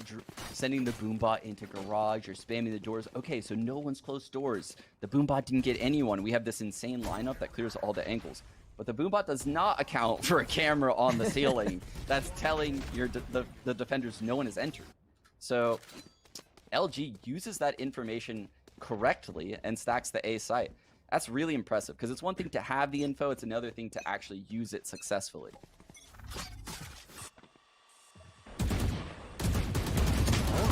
Info. Oh my goodness. My goodness. Those boys, Luminosity, man, when they're feeling themselves, they can shoot. Yeah, that's why this match is so interesting because it's just so confidence-based. Oh my god! It's just unbelievable. All right, what can they do? Loose with oh boy. Okay. That's a very aggressive drone. Yeah. Oh my god, he spit it from A lobby. Yeah. Epic. He took all of that away. He gets the drone, gets the info, and then goes in and gets the kill as well. That's absolutely huge for Luminosity. And now take a look at what Immortals have left to work with. Yeah, they've got Nature. He's got a Sheriff, and you know, we've seen how good they can be. Shot Up is basically dead. Yeah, I mean, this round went from winnable to they took out the key player left on Immortals. I mean, the smokes, I don't know how, you know, they get in the site and plant the spike right now with this kind of HP on Shot Up. Yeah, I don't know if even in yikes. You know, in a situation like that, if you can somehow trade out the super weak player, it gives you a chance, right, to fight back and make something happen. But Shot Up is actually the one who goes in last, right? And at that point, you look at him funny and he dies.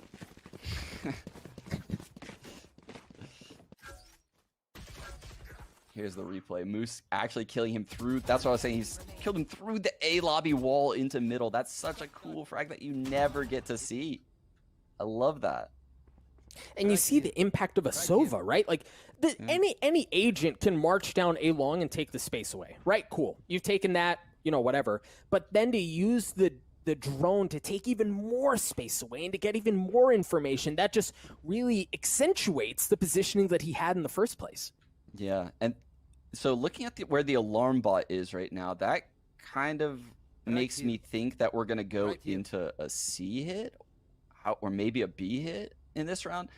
If you're going A, that's a very quirky alarm bot too. So lets the defenders get a lot of ground. So I would imagine this is going to be gravitating towards the C site this round.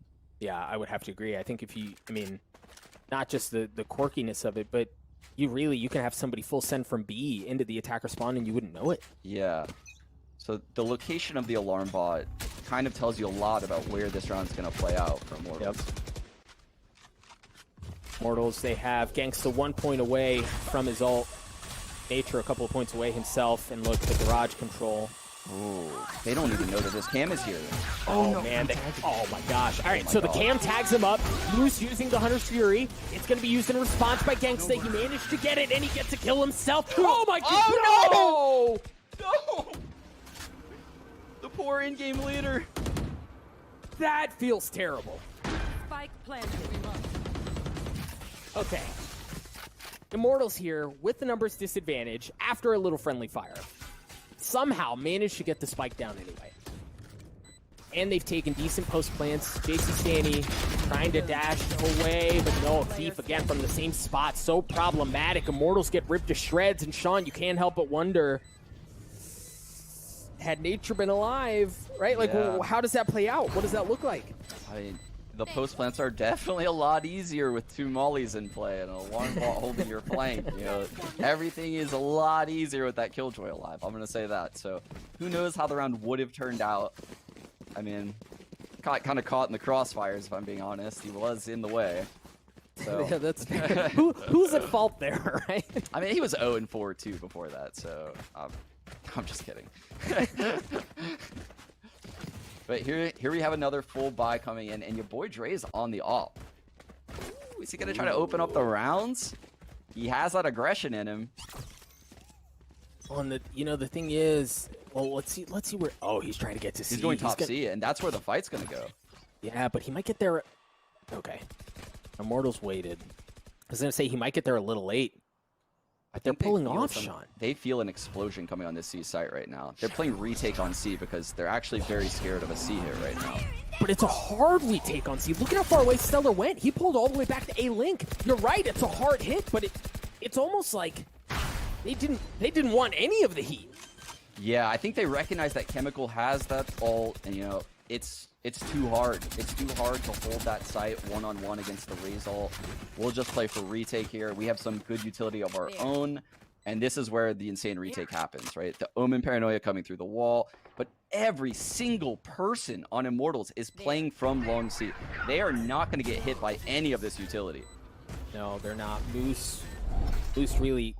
So here's the interesting thing, too, is if Moose draws attention... All right, the alarm bot, he's been given away. They know where he is. But that's at the exact moment that you see the other members of Luminosity get onto the site.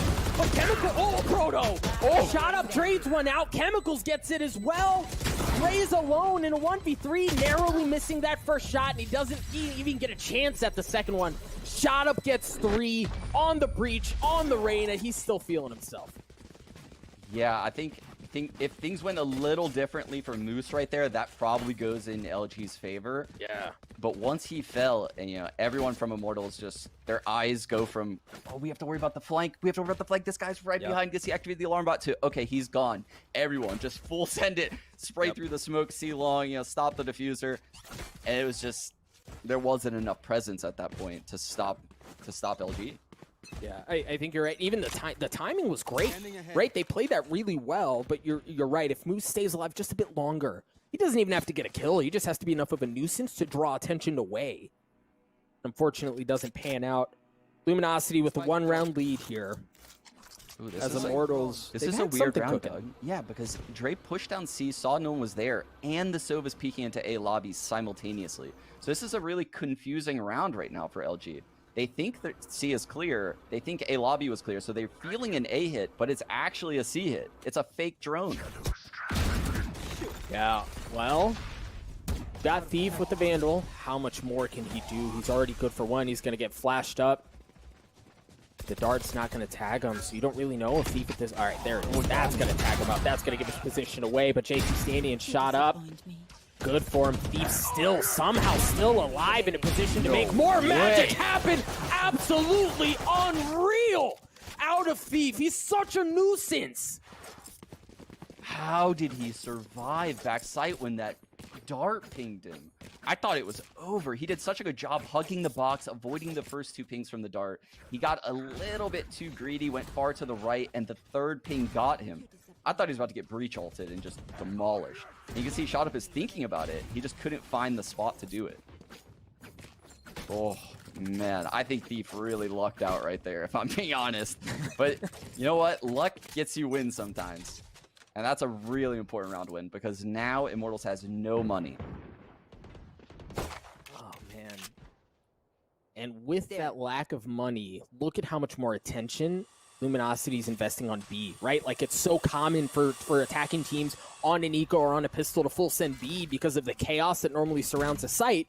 But Luminosity are wise to it. They've got Cypher there. They have tripwires on both sides. The cameras there as well. They know everything, Sean.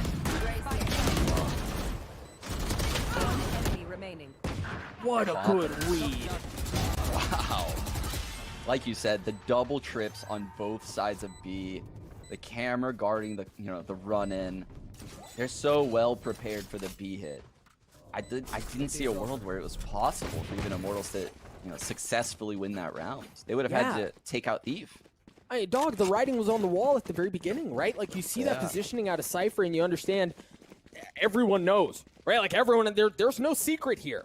They know exactly where they're going, and they handle it beautifully. Yeah, and the trips let them know exactly where to place their crosshairs when they come through the A link, the C link, and no one's in the back of the site, guys. You do not have to worry about that. I have trips defending that. So when you come through, just kill the guys in the front of the site, easy retake. All those fights are defender-sided. Super clean round from LG. I have this take flight. Early A hit, and they're going into the 3-person stack. A bait setup on short A with the Omen and Jet. Omen will be first contact top box. Are they going to expect a Jet down low? I think Moose may have gotten some info too. Oh, and he's going to get more, Sean. He's going to get more. The drone was there, but they're fully committed. There's that high-low that you talked about. Dre, good for it. But he's going to get tagged up. Here comes the lockdown. The Hunter Series going to be used. Looking for it. Trying to get rid of it. No, but he gets onto Stellar. What a shot.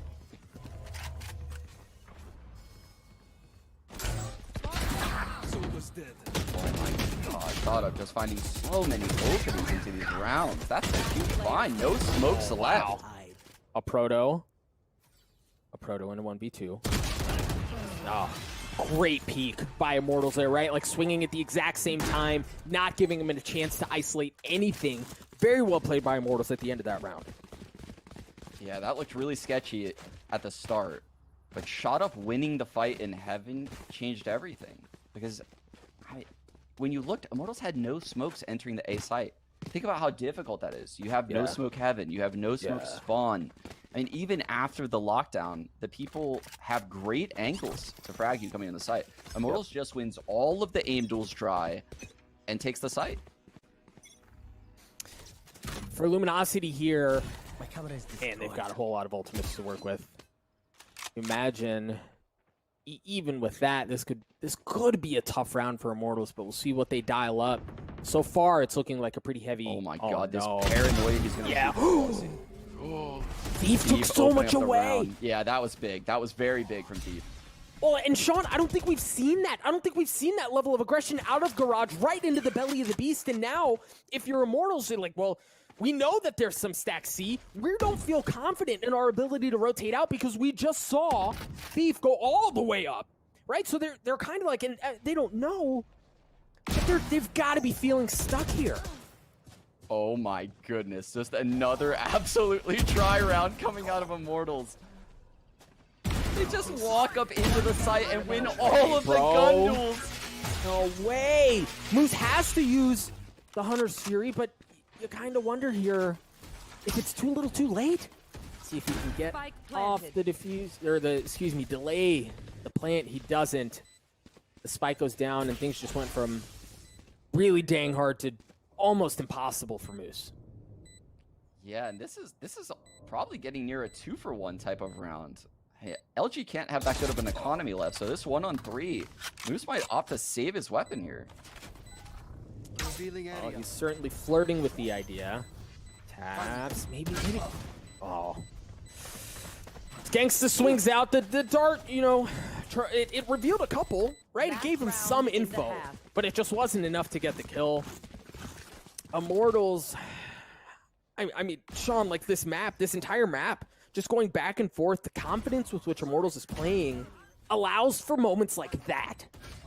Yeah, and this is something that I've noticed rise a lot in the NA scene. Games don't look like this in the other scenes right now, and NA are taking a lot of risks and a lot of fights, and it's working out well. They're catching these teams in utility setups all the time.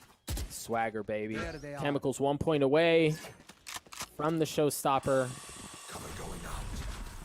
Keep that in mind. It looks like it's going to be a hard hit towards A. He's going to ult hell. That's a hell ult, and he's going to get that. Yep. Yes, he is. The Rolling Thunder is going to be used to clear out the site. Not really going to connect onto anyone. Chemicals on the site.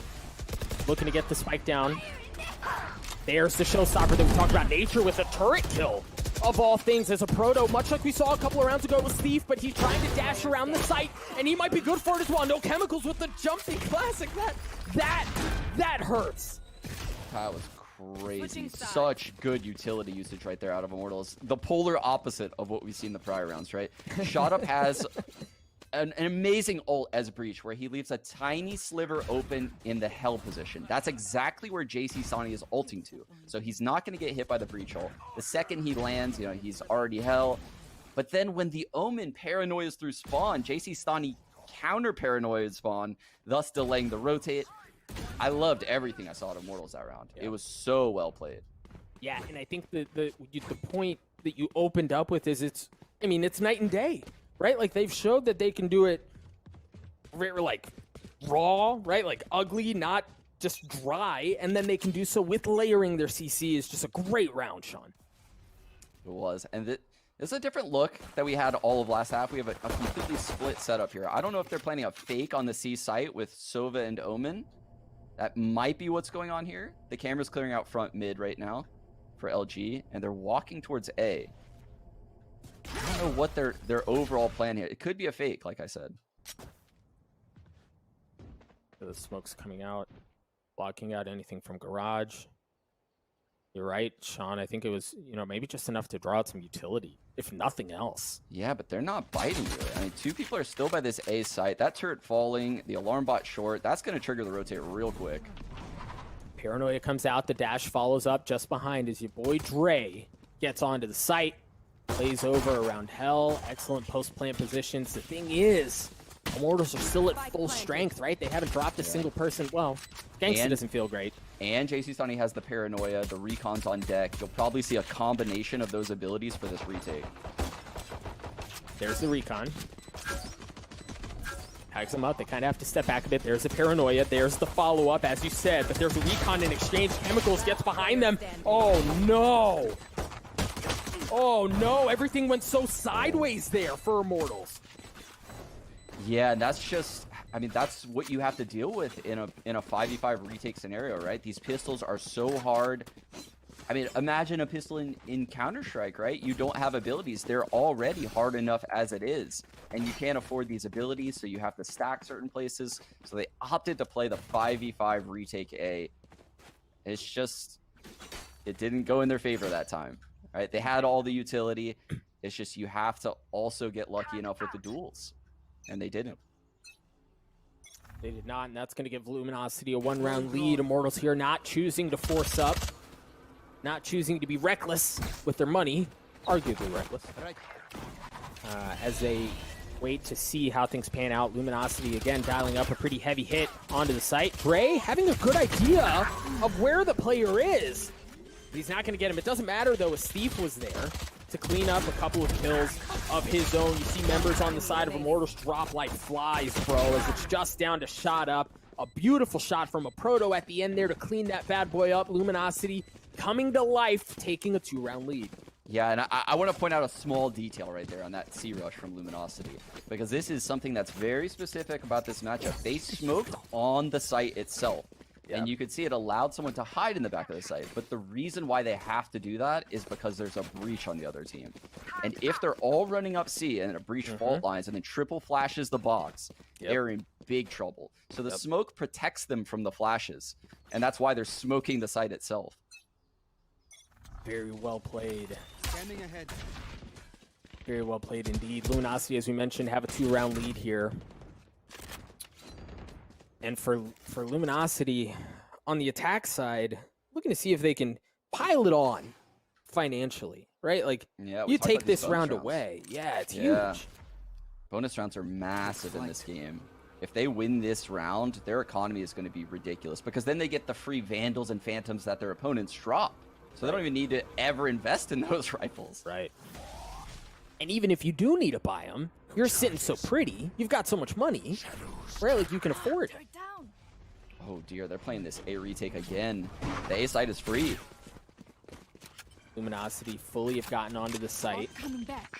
No Oh, ultimates for Immortals. They do have... I mean, they don't have a ton, but they do have some utility for the retake. They cannot play like the pistol round. With these weapons, they cannot play. They have to fight.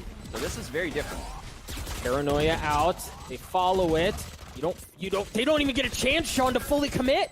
Right? You barely get past the cut before you get picked apart. A 3-2 in favor of Luminosity, and that goes sideways very quickly. Yeah. I mean, it's one thing. So I did say it's okay to play the retake setup on A for pistol, but on the 3rd round like this, where you have a massive gun advantage, we talked about it, right? We talked about the Vandals and Phantoms versus the Spectres, the pistols, everything that LG had that round. You want to take the long range duels. You want to spot down the long A corridor. You want to spot down the C corridor. You want to spot from like top B site into mid. Those fights are all very favorable for you at that specific round. Right. And they just didn't take any of those fights. And that, my dear friends, puts Luminosity with money to blow. JC Staney. Omen standoff. So common right now in pro play. The C-long Omen standoff. The problem is it's not just the Omen on the other side. JC Staney gets a kill, and then he's got to hightail it out of there, understanding that really everyone and their mom is on the other side of what just happened. He got out, and he has the paranoia. They have to respect that. They can't just commit up this tiny corridor with a paranoia. So they back off, and that death, oh, that's gonna sting. That's their smokes. That's their smokes, Doug. I don't know which site they want to go to now, but there's no good options. Oh, and I think... Blocking sight. Well, I mean... Dre's opening up some options. Yeah, you can see they're just trying to feel it out right now, wait for a push, try to let Immortals make the mistake that wins them the round, as opposed to them making it an incredible decision to win the round. 30 seconds left. Ooh, C's totally open. I mean, you've got Chemicals at Garage, but yeah, an excellent read. Standing ahead. Yep, they're going to get on there, realize, hey guys, no one's home, we're good. Going to get on there. Great nade, though. Right, to delay things for just a bit, and that's going to buy time for them to get even closer. Proto's still going to be able to get the spike down. But now it's interesting, Sean, you don't see them take long post-plant positions. They're going to fight on the site. They're not going to be willing to give up an inch. And, well, when you've got guys like Dre and you've got guys like Thief, why? Holy, was that clean. Commits out into the aftershock. Does not care, Doug. Does not care. Aim so true. Boy, Dre on a duelist, man. This is how he should be. He is so skilled. And again, guys, Luminosity hasn't played Haven the entire VCT stage, right? Didn't play at any of the Challengers tournaments, open, or like the closed ones anyway. We haven't seen this out of Luminosity at all, and you can tell Immortals are kind of like, well, crap. Oh, look at the switch up. Look at the switch up from Immortals. Now Killjoy's on C. They're doing a triple A setup. They cannot play this retake A setup any longer. No. They refuse it. And you can see they sense it. LG sense it. Look how quick they move to Garage. They're reacting to what they've seen at A, and they're taking C very quickly this round. Oh, and I don't know that JC Staney realizes just how far up they've gotten. The paranoia comes out. Dre with the dash. Now they know. Now you see members of Immortals start to rotate over. Great paranoia. The Empress comes online. Dre looking for it, but JC Staney, just such a problematic anchor from that corner. Gangsta gets it as well. One enemy remaining. Shot up. Spike down, C. Oh, Moose. Oof. Alarm bot coming back right when he gets there. Unlucky. The lurk stops there and shot up his holding Garage. Not many openings here for Moose. No, not at all. And that was a desperately needed round by Immortal, Sean. Yeah, I have to give credit to Shot Up for flashing the plat like that. His plat player, Nature, looked very stuck, right? Dre was doing a good job not overextending. It was that flash on the plat corner that caught Dre. Allowed Nature to swing out, get a free kill. I mean, he had more impact later on in the round, so yeah, I think Shot Up did a fantastic job supporting there. He did, and now he has that Rolling Thunder online to boot with Chemicals Showstopper. JC Staney's going to have his ult as well. Immortals finally getting something going again after a pretty, I mean, really non-existent second half out of them. Luminosity still with the 3-round lead. The ult going into the hands of Moose. That's going to bring the Hunter's Fury into the fold, and there it is. Tags one, looking for the Hunter's Fury to land the kill, and he does just that. JC Staney off the board for the rest of the round. Man, the Hunter's Furies are just, they're operating at 100% right now. I feel like they're always netting kills in this series. Yep. Oh, Sean. It's free again. It's free Absolutely. again, Doug. They've done it again to them. And this is not a we're going to play off on purpose and like, we'll fight for the retake. They thought the hit was C. Yeah, but the Rolling Thunder and Chemicals ult, I don't know where you hide if you're in the site. They have to play full retake. This is going to be wild. That's the thing, Sean, is look at how far off they're playing. They feel so confident in that, understanding the Showstopper and the Rolling Thunder were there. They can play off of it, and now they're going to go back in. A Proto's going to use the Neural Theft. He drops as Gangsta gets one. Dre, he's got that blade in his pocket. He's looking for another one. He gets it. Stellar does as well. Chemicals alone. Chemicals drops. So well played by Luminosity. Great lurk again by Dre. You can see he wanted every cell in Dre's body, wanted to keep running on that flank. But when the Cypher ult comes in, he stops. He analyzes the situation. You know, where are these 3 players? Where is their exact spots? How can I play this optimally? So he waits for the Cypher ult to come in, gets an insane off angle by that box, and it just closes out the round with ease. And again, I want to draw attention to where their post plants were. Right, because again, understanding the showstopper, understanding the Rolling Thunder were there, they played so far off site, you would think they had a Hunter's Fury. That was going to be the difference maker. What an opener by Chemicals. Yeah, where do you go? You can't go in the back because of the paint shells. You can't go in the front because the recon's going to get you.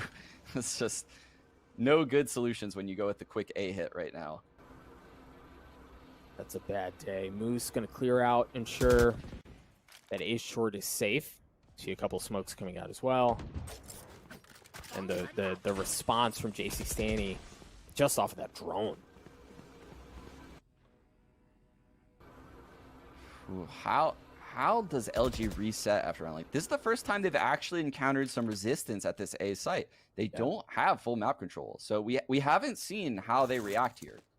Right? When they're down a man, A has clearly been shown to be defended, so they can't go there.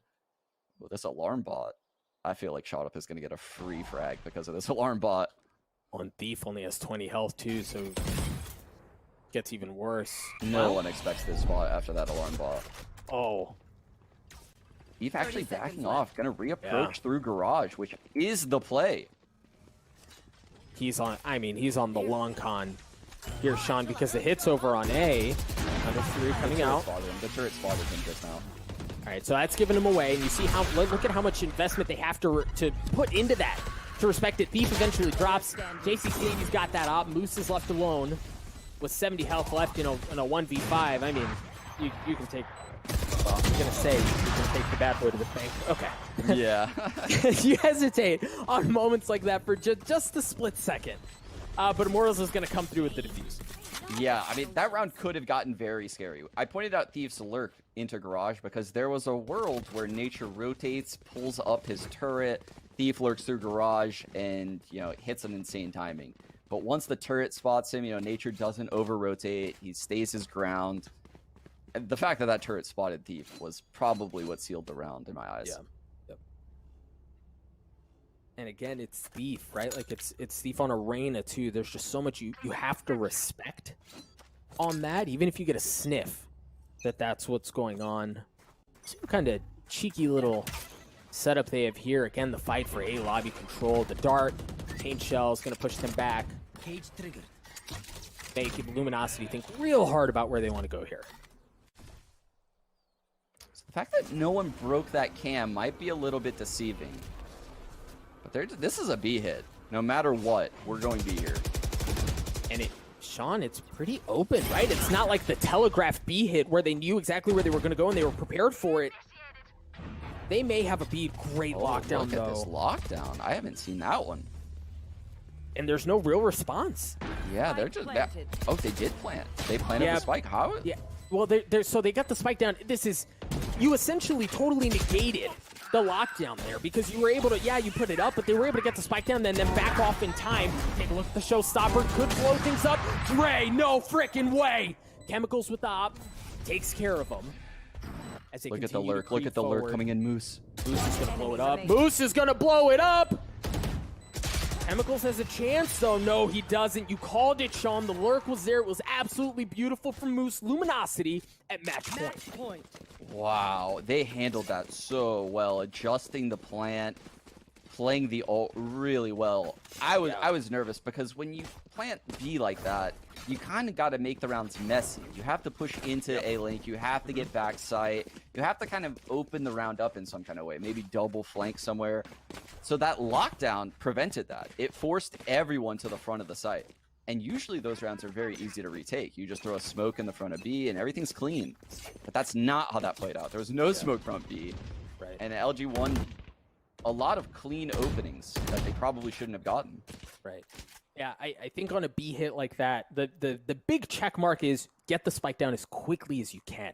Right? Oftentimes you'll see him in an Omen smoke, jump in, plan, and then jump out. so that they can assume post plans from there. But with them working as quickly as they did, it really kind of nullified the lockdown. We're going to get one of these late A hits. I don't know if they're going to expect this bait setup. Gangsta's alone. No, he has a... They're doing a bait setup. The Raze is in the corner. Oh. He's... Yup. Chemicals.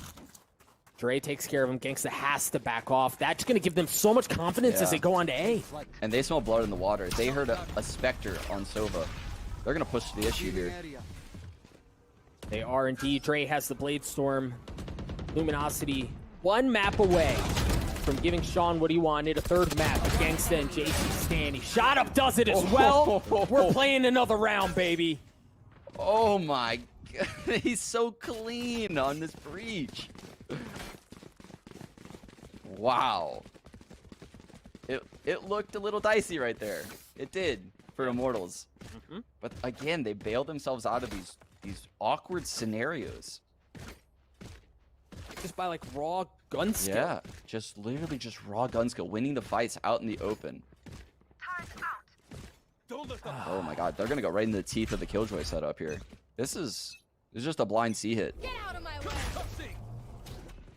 Trey with the Breach. daggers. Well, so like, okay. They understand there's no A lobby presence. You see them already start to pull off on the site. Right, they're going to hit on to C, the run it back, or excuse me, the from the shadows, but he's got the spike. Stellar sticks it too. Oh. The ball's on this guy to use the paranoia as well. Fully commit to it. They still don't have the spike down, however. Now it's going to go down. JC Stanley playing in his smoke as Stellar gets it down. If left unchecked, that oh my gosh, Nature. Stellar looking to do it as well. Anything you can do, I can do better. A 4K. Are you kidding me? Nature's left alone. In a 1v2, Moose is so weak, Sean, but he's so far off the site. It's an ace for Stellar to put the map away. We're going to map 3. A true broman. Oh my God, I love it. I love it. To stick that ult, you called it. The cojones on this man. To stick that ult and then throw the paranoia through, saving Dre's life because those guys are definitely coming through the smoke to kill him. Oh, yeah. I mean, everything Stellar did that round was perfect. I can't get over it. It was so good. To close out the map, steal Haven. We have a 3-map series. I'm so happy. All right, while we have a moment, right? What was different, right? Like if you could point to one thing that was different from Split onto this map, what was it? It seems like in Split, Immortals was a lot more grouped, right? There was a lot more trading potential. And honestly, Shadov just won a lot of duels. He was playing Reyna and getting opening duels. On Breach, he wasn't getting those opening duels. So when you don't have someone just winning every opening duel, literally 7-0, the rounds will look a little bit harder. But I mean, they that's their style though. They play that. They live by the fight, they die by the fight, right? They live by these 1v1s, and they'll lose some games like this to the 1v1s too. So I can't criticize them too much because that's just the style that they approach the game with. But in this game, it looked like they struggled a lot from getting picked off and giving up the A site. Right, and then dog, honestly, when you've got Stellar doing stuff like what he did in that last round there, it's just so difficult to account for. Folks, good news. We're going to map 3. We're going to cut to a break. When we return, the desk will take care of things, get us back into this map as soon as possible. Don't go anywhere. We'll be right back. Funk in the club with a kitty crunk with a couple hundred thugs. Funk in the club, funk in the club with a funk in the club, funk in the club, funk in the club, funk in the club with a kitty crunk with a couple hundred thugs. Everybody round, everybody round, everybody round, everybody round here. Everybody round, everybody round here. Know we getting hype. Everybody round, everybody round, everybody round, everybody round, everybody round here. Know we getting hype.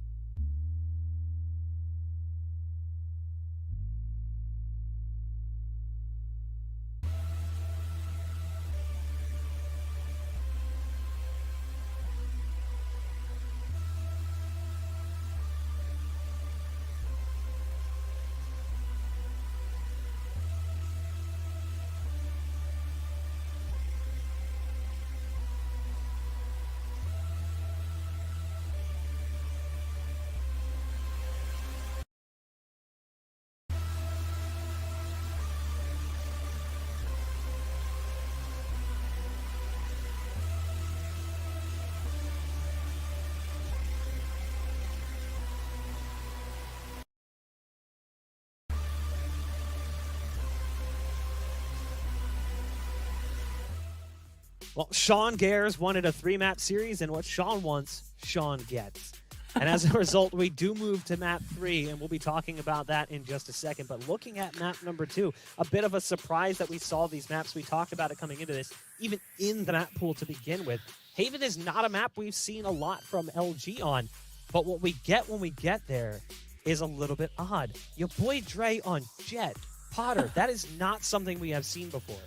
Yeah, definitely not something. And the fact that he had the cojones to debut the Jet after he got bullied around by the Reyna, which we have to remember, just yesterday, LG got bullied around on Tenz's Reyna as well. So the bounce back, the confidence, I'm loving it. The playmaking ability that your boy Dre had on the kit for Jet, he absolutely capitalized on that. The round at B, when the Raze ult was coming through, he dashes straight into the B bomb site, all of a sudden bamboozling all of the retake and gets a 2-piece for it. So definitely the fact that he's able to step up in that tense moment paid off hugely for this squad. You know, a point to be made. Rivington actually dropped this in Discord. That is the first time he has ever played Jet in an event. What? We have never seen him play Jet at all. Regardless of the team he's been on, it has not happened. So that is actually pretty crazy that at a moment like this, you decide to pop it out. Now, looking at that round right here, the last round, Stellar picks up a massive ace, Vansily, to close things out. That is the way you end a game with an exclamation point. When you have Dre that's popping off, when you have Thief that's popping off, and then they're not, you have other players like Stellar that's able to get an ace and also clutch the victory right now for Luminosity, right? It looked like it was Immortals' map to start with, to begin with, because they were off-timing Luminosity so many times on their attacker side. But once Luminosity took the attack, they took control of that side, they took the reins, and they held control and the pacing of that whole map. I loved how Luminosity played that attacker side. Veli, looking at our boy What's Thief up, here as man? well. I mean, Thief was popping off at points, bested in the end by your boy Dre, Yes. but still an incredible game for Thief. Yeah, look at Thief, man. 1.5 KDA. The man knows what he's doing, and I called it out earlier. I said, watch out for Thief when it comes to mid. I believe I said when he pushes down B, but we all remember when Thief pushed out of Garage so aggressively all the way on the attacker side, got a kill, got a bunch of information, and the man is smart. He backed up. He didn't want to lose his life. That's the gameplay we needed. But on the flip side, though, Bach, we're hyping up LG a lot. But on that play I just spoke about, Immortals won it. They were able to go to C, and even though LG knew what they were doing, their gunplay is still as hot as ever. So the fact that players such as a Proto, Thief, and even Dre has standout performances, and their stat lines are beautiful, this was still a really close game. Now, we weren't sure what to expect from either of these teams looking at the first two maps. Split and Haven, not necessarily familiar territory for us with these teams, as they typically put those on the permaban list, which is what made it so odd that we got there and why we saw your boy Dre play Jet. Clearly, LG has been working on something they might call their ace in the hole. Now we move to Bind. Bind is a map we've seen these two teams play, and it has not worked out well What happened, historically.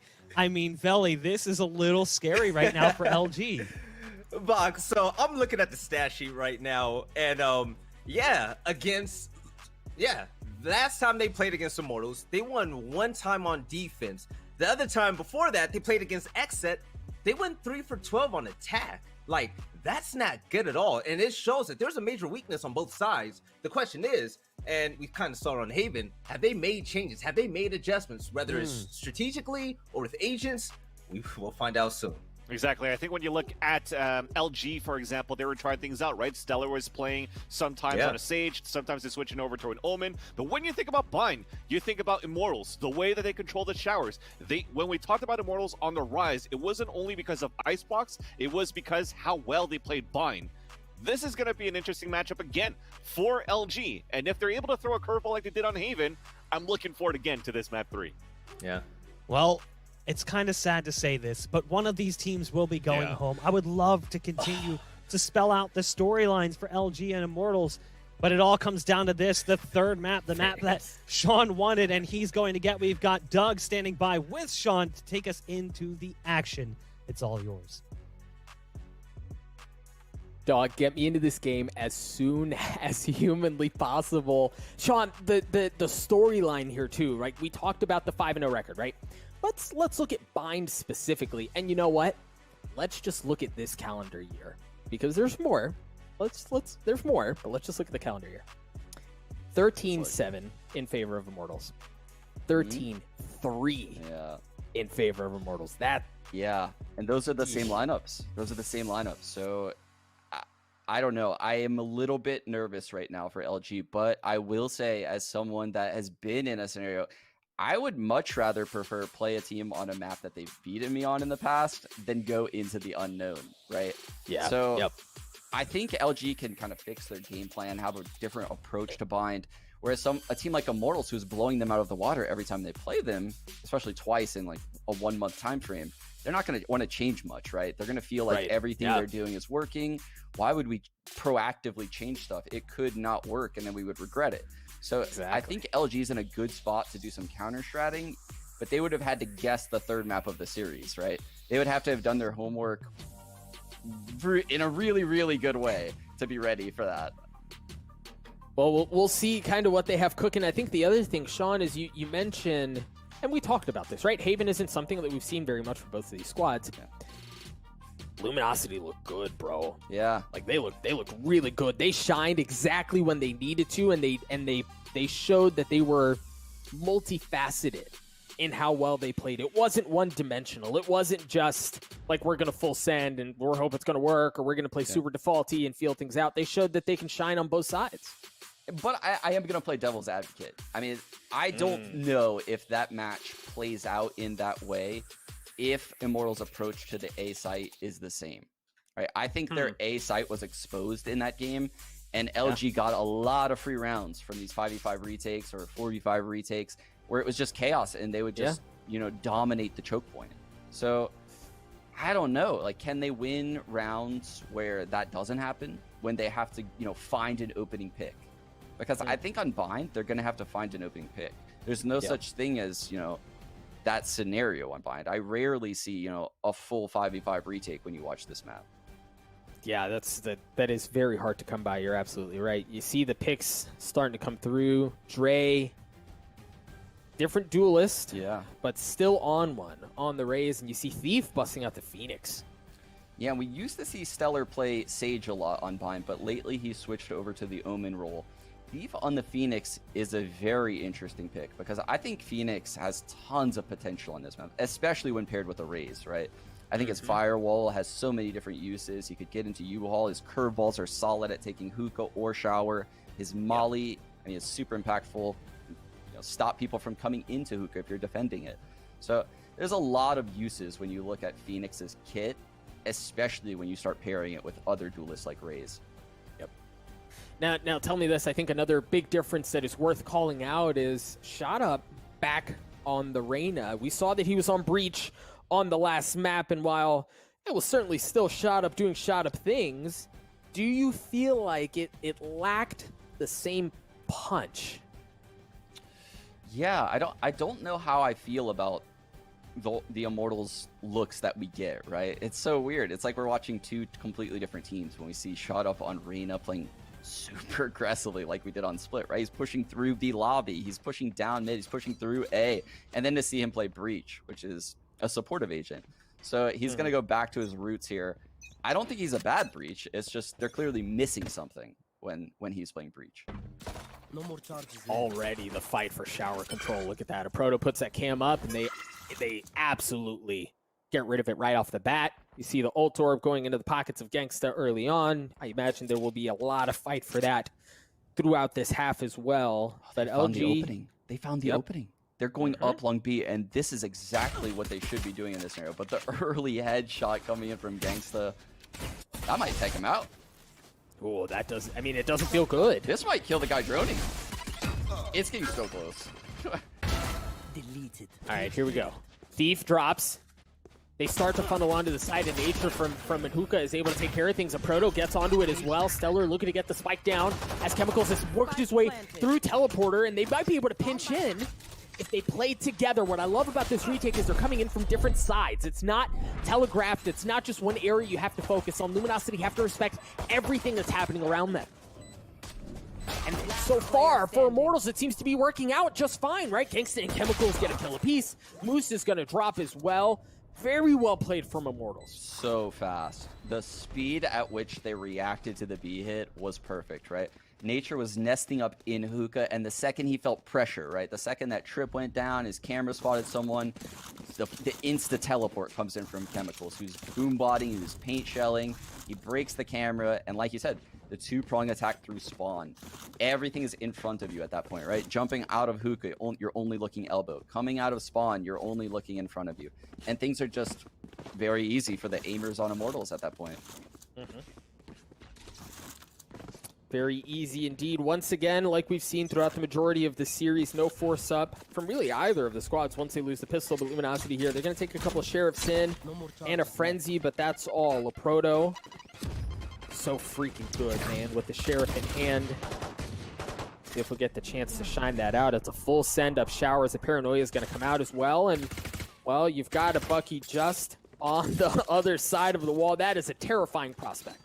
It is, and it looked like their goal here was to get that shower orb. They wanted it so bad they were willing to use that Paranoia, which is 400 credits after the last patch. So you can see LG is really putting an emphasis on getting the orbs right now. Loose has taken up a good bit of space, but so Gangsta only saw that. Right? They still don't fully know where the hit's coming from. Furthermore, Luminosity have Hookah control here, so they should be able to get to a pretty decent spot. I may have spoken too soon. Yeah. Oh. A Proto having Hookah control kind of puts some pressure here on these B players. But it was a flip, Sean. Yeah, but now they don't want to rotate. Now I mean, yeah, exactly. Oh, no way. JC's thought. Just puts an end to everything. He's aware that there could be someone in U-Haul, but honestly, Proto might be able to catch him off. Yeah, but I mean, in a 1v5. 10 seconds left. All right. Calm down, man. Okay. So here's the thing about a bind, and I personally love bind because you see team split maps like that a lot. The problem is, you can flip the map all you want, but if you got someone out of sight who's just going to click your head, regardless of what the play is, like JC Stanny just did, I mean, how do you prepare for that? Like, how do you plan against that? Yeah, I mean, they did everything right. I mean, Proto had a great lurk in Hookah, and you never want to rotate out of B when there's someone in Hookah. I mean, he could just kill you with your back turned. I mean, it's not a good fight for you to take running out the B site. So he stops the rotate, and it's all on JC Stanny. He came up so big. Is Shot Up gonna push through this? Yeah, he is. Of course he is, right? He's got a Bucky. Yeah, he's got a Bucky. It's Bucky time, baby. Just on the other side of the smoke, Thief. Thief might get through. Sean Thief might get through, but Shot Up's the one who goes aggressive, but he doesn't understand there's somebody right behind him. Thief understanding where that play is. So well played. Shot Up trying to bunny hop his way to safety. Not gonna get the chance. Yeah, Thief blocked that door like a bouncer. He's just, no, you are not allowed back in showers. You will dismiss outside of showers and go down. Going now. JC Stanny here. Gotta go big again. Almost fully answers the call, but it's still enough to take out a Proto and buy some time. And again, the rotate is going to be way too slow. They're going to get this spike down. It's just a matter of, can they get the good positions in the post plant? Oh, man. Interesting that they choose to invest the run it back here, and even more interesting that they don't choose to fully establish pipes control. It gives them a lot of info. They know Phoenix ulted from showers. They know Omen's in sight. They can account for 2 of the 3.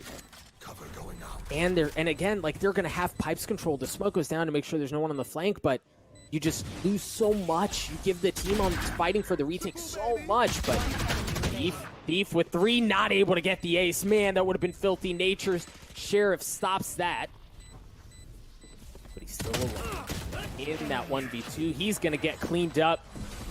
It position-wise, I mean, Luminosity, while they didn't take some of the space that I think we expected them to, they still handle it just fine. Yeah, and I mean, we saw Thieves run it back, get no juice, right? Nothing really coming out of it. He's already at 3 out of 6 ult orbs. He's probably gonna have his run it back, if not this round, the round following. I mean, that's Dude, he incredible. almost did that too. He'll have his ult probably 4 times his half. Yeah. That's epic.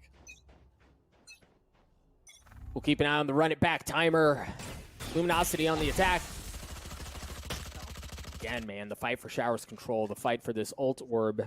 You mentioned a couple of rounds ago, Sean, the priority that they're willing to put on it, the utility that they're willing to invest to fight for it. Immortal's getting wise to it. Shut up, spams the drone through the dark cover. They needed that to get this shower control. They want to get Thief this ult orb. They really want Thief to get this ult orb right now.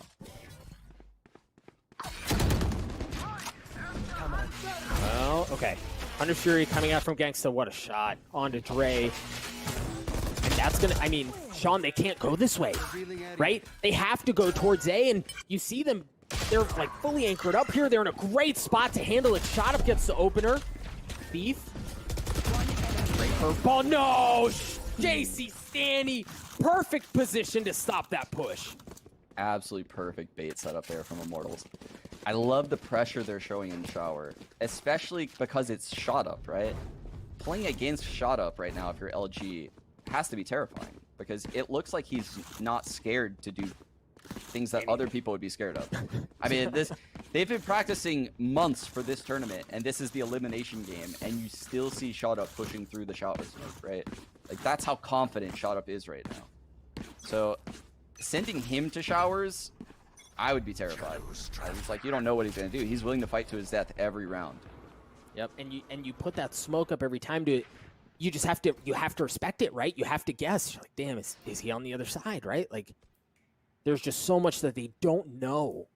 So you've got the veil, like the denial of information from the smoke, and then the fear of shot up on the other side. That's just so difficult to deal with. Ooh, Thief has lurked in Showers, but he's gonna get caught. Chemicals spotting him coming out Showers. Oh man, you could see they were already starting to come back A, and now they're like, oh, well, now what do we do? The answer is probably not much until the next round, Doug. I know. Yeah, I mean, but again, it's a proto, man, a proto with that sheriff. I take Stellar it all with the back, classic. though. All right, they're not out of the woodworks yet. They're certainly closer, but this is far from over. Great positioning from JC Stanny as he's going to take Hookah control, and yeah, you can have it back. You take back what you took back. Yeah, I'll take it back again, but I will say they got the ult out of JC Stanny. That's big. Omen ult's not too important, but it prevents that quick rotate on an actually important round, right? Yeah. And also taking 2 guns out of the equation, doing damage to armor on the other guy. That's a lot of reinvestment that's coming into the defense. So good economic damage there from honestly an unwinnable scenario. Right. Well, and at this point, right, like this is where you want to pile it on. Thief 1 point away from the run it back. You know you've got rifles this round. You know that you dealt some damage to their bankroll. This is where if you're Luminosity, you got to dial up something here. You got to dial up something different, something special that's going to work. Yeah, they're terrified of going into Showers. Look at them. But this Omen is going to throw a Paranoia through with the Recon. It's a really good combination. But they're going to fight back. They're going to get the fight brought to them right now. The fight's coming to them. I'm surprised we don't see the run it back almost instantly there. Doesn't look like they're at a great position with a short. Oh, yeah. Man. Just like that, it's gone. Sean, I think they didn't have a short. They weren't positioned well to really go. Now they're going to go. The drone is going to be the tip of the spear. Thief is going to follow just on the other side. And all of that work for naught. Oh my god, they're so focused on Shower. The short A hit. It's huge for LG, winning all 3 entries. 5 on 2. Immortals locked out of the site. Did they save here? And you wanted, like, I think they're at a spot where they could, it might be okay financially. It's going to be really close for them to be able to full buy in the next round. Gangsta drops, Nature. All right, he's going to save. At this point, there's no value in it. So Luminosity, we talked about how they needed to dial up something pretty here, something spicy, right? And they do it. And Sean, you're absolutely right. The fight for the orb to get the run it back and the delay and where they posted up at short at the right time, no. But once they send with that and the drone, like you said, so much attention gets drawn there. And then Sean, that opens up the site. Yeah, I mean, you got to think if two people are just constantly seesawing, like in and out of showers, you can only expect there to be one other person on A. Two people almost have to be holding B. So A was definitely weak right there from the short perspective.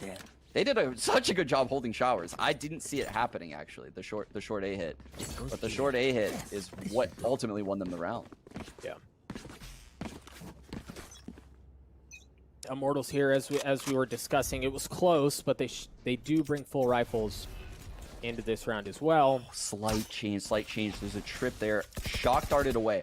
I think we're going to see the same paranoia combo coming into shower. He tripped it again. So another A short hit potentially. Yeah, first the shock dart, then oh my god, this might double them. This might double them. The Hunter's Fury.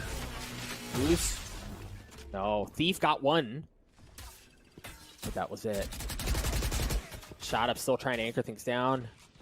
And this time, look at how wise they are to the short hit. They don't want they're not going to have that pulled over them twice. JC standing in a great spot. Stellar trades it out. Gangsta gets one.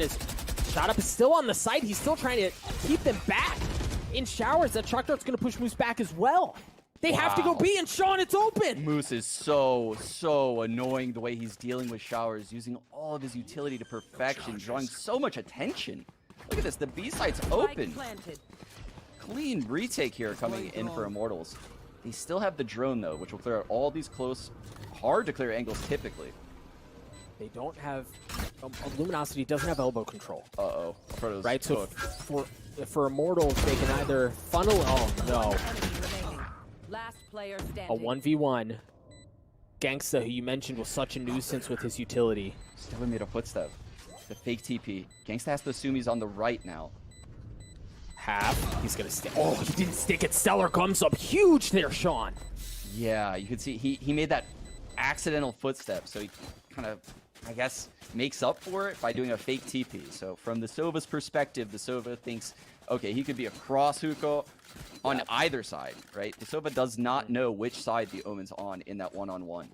So he places his crosshair in the middle and just tries to get half, and Stellar plays it so well at that point. Peeks right during that half moment, wins the one-on-one, and that's a much-needed round for LG. It was, and now they have Dre with the showstopper as well, so you imagine they might drop something a little hot. Look at the pings on the mini-map already. Sean, the dart's going to be there, posted up for that paranoia. Oh, but I love this response. I love this response from Chemicals. Dre's going to go in with that showstopper. They don't have showers control. He knows their shower because no one fought him going up short A. So they know this is a shower setup. They feel a heavy shower presence. I think they're going to go back and get shower control right now. Oh, boy. Look at how they're pushing in. LG has to hold it back, and they stand strong. As Immortals drops 3, JC Stanley finally works his way through showers, but he's going to drop. As Gangsta's left alone in a 1v4, Luminosity, Sean, that was pretty. That was gorgeous. Great job adapting to the game. This whole time they recognize Immortals is going to fight every round for shower, right? So what can we do? We take some shower presence, run up short A. It's a nice little find from Gangsta. He's probably going to try to die to the spike here so he gets money going into the next round. If he can find a Phantom or Vandal, he'll save it. Well... Oh, no! Revealing area. Oof, but yeah, that is a great adaptation because you could see when the showstopper comes up short, your boy Dre, he realizes, okay, no one's challenging me. What does that mean? What does that mean that no one's challenging me? Well, that means this is a heavy shower setup. I just saw Recon go over the wall by the teleporter. This is definitely some kind of crazy shower play. So he just sits there and posts on it. And then just the presence of mind to reposition for the flank. That round was very well played by LG. It was, and you saw early on too, with that showstopper, when that came out, Chemicals took the telly, right? So just doubling down on the understanding that Shower's presence, that was not theirs, right? And once they get onto the site, they have to know that the only way for them to get... Chemicals going to do the insta-ult, Doug. I don't mean to interrupt you, but we have a long break right now. He has his ult. He's on top of that short box, which means he's already used the satchel. He's already invested into this play. I feel like he's going to do the insta-ult pushing short A. With a Leer and potentially a Paranoia? Maybe the Paranoia getting the stairs where Phoenix is standing, so that way he can go into where the Cypher trip is. I would imagine he's going to hook a right. Shot Up looks like he's holding his left. So yeah, that would insinuate that Chemicals is going to go right. This is going to get wild. But he's not going to run into anyone. So it's important to see how LG reacts here. Called it. He Nobody's went left. home. Oh, no. And they, These well, guys the thing showers. is, they don't invest the paranoia, but that's off the board. Stellar's in a great spot, man. The response to that is beautiful. And now JC Staney pushing in towards showers. Drone's coming out. Oh, it got him. Unreal. Run it back, coming online. Instantly drops. JC Staney bursting through the smoke. No information gained from the run it back either. That's so problematic. Gangster's going to use the Hunter's Fury. Push them back. The spike has to reset. Oh, they feel so much pressure over here at the A site. But look, they're already rolling back to B. Is Immortals going to be able to get a second player over here? Because, I mean, it's clear Thief is going to keep them here. He's going to keep making presence. Well, he's got to do right. Like, he can't just sit there quietly unless he's playing for the lurk. You've got to make some noise, and that's the thing. I don't know that he made enough noise in time. He's going to be over there, and yeah, that one dude, they're coming back. No, they're coming back, and Thief dies. He doesn't have site presence anymore. I know exactly. Yeah, this got really hard. But the neural theft coming in gives them all the info. That'll make things a bit easier. Neutralized. My goodness, Gangsta with the shock dart kill. Stellar slowly creeping forward, and for good reason. Gangsta's still there. A proto left in 1v2. Gangsta with 3. Man, these Sean, these rounds, knife's edge, bro. Knife's edge. They're so close. They really are. Thief, I can respect his decision right there. I mean, he's playing the A lurk in a, I think it was a 4-on-4 at the time, so he knows at least one is B. Potentially 3A after all that presence. He's waiting for the rotate back. He hears the TP. And the TP from Shot Up is what caused him to go out of the showers. Yeah. And that was just, he got baited really hard into the one-on-one with JC Staney.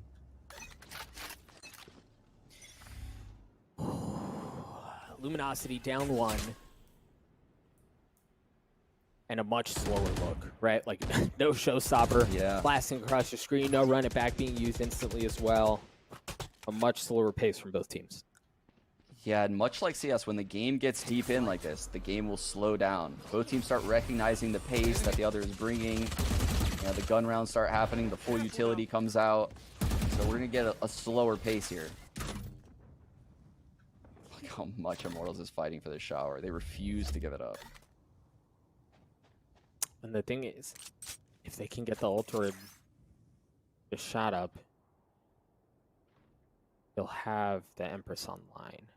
Meanwhile, Luminosity, after all of the riffraff and the ruckus that was caused at A, they pull off and they want to go B. The paranoia is out. They're having some really committed Sean, but what they do have is they have some presence in hookah. So you imagine they want to double down on this. The From the Shadows has been used. Gangsta's still on the site as JC Staney tries to anchor down elbow as well.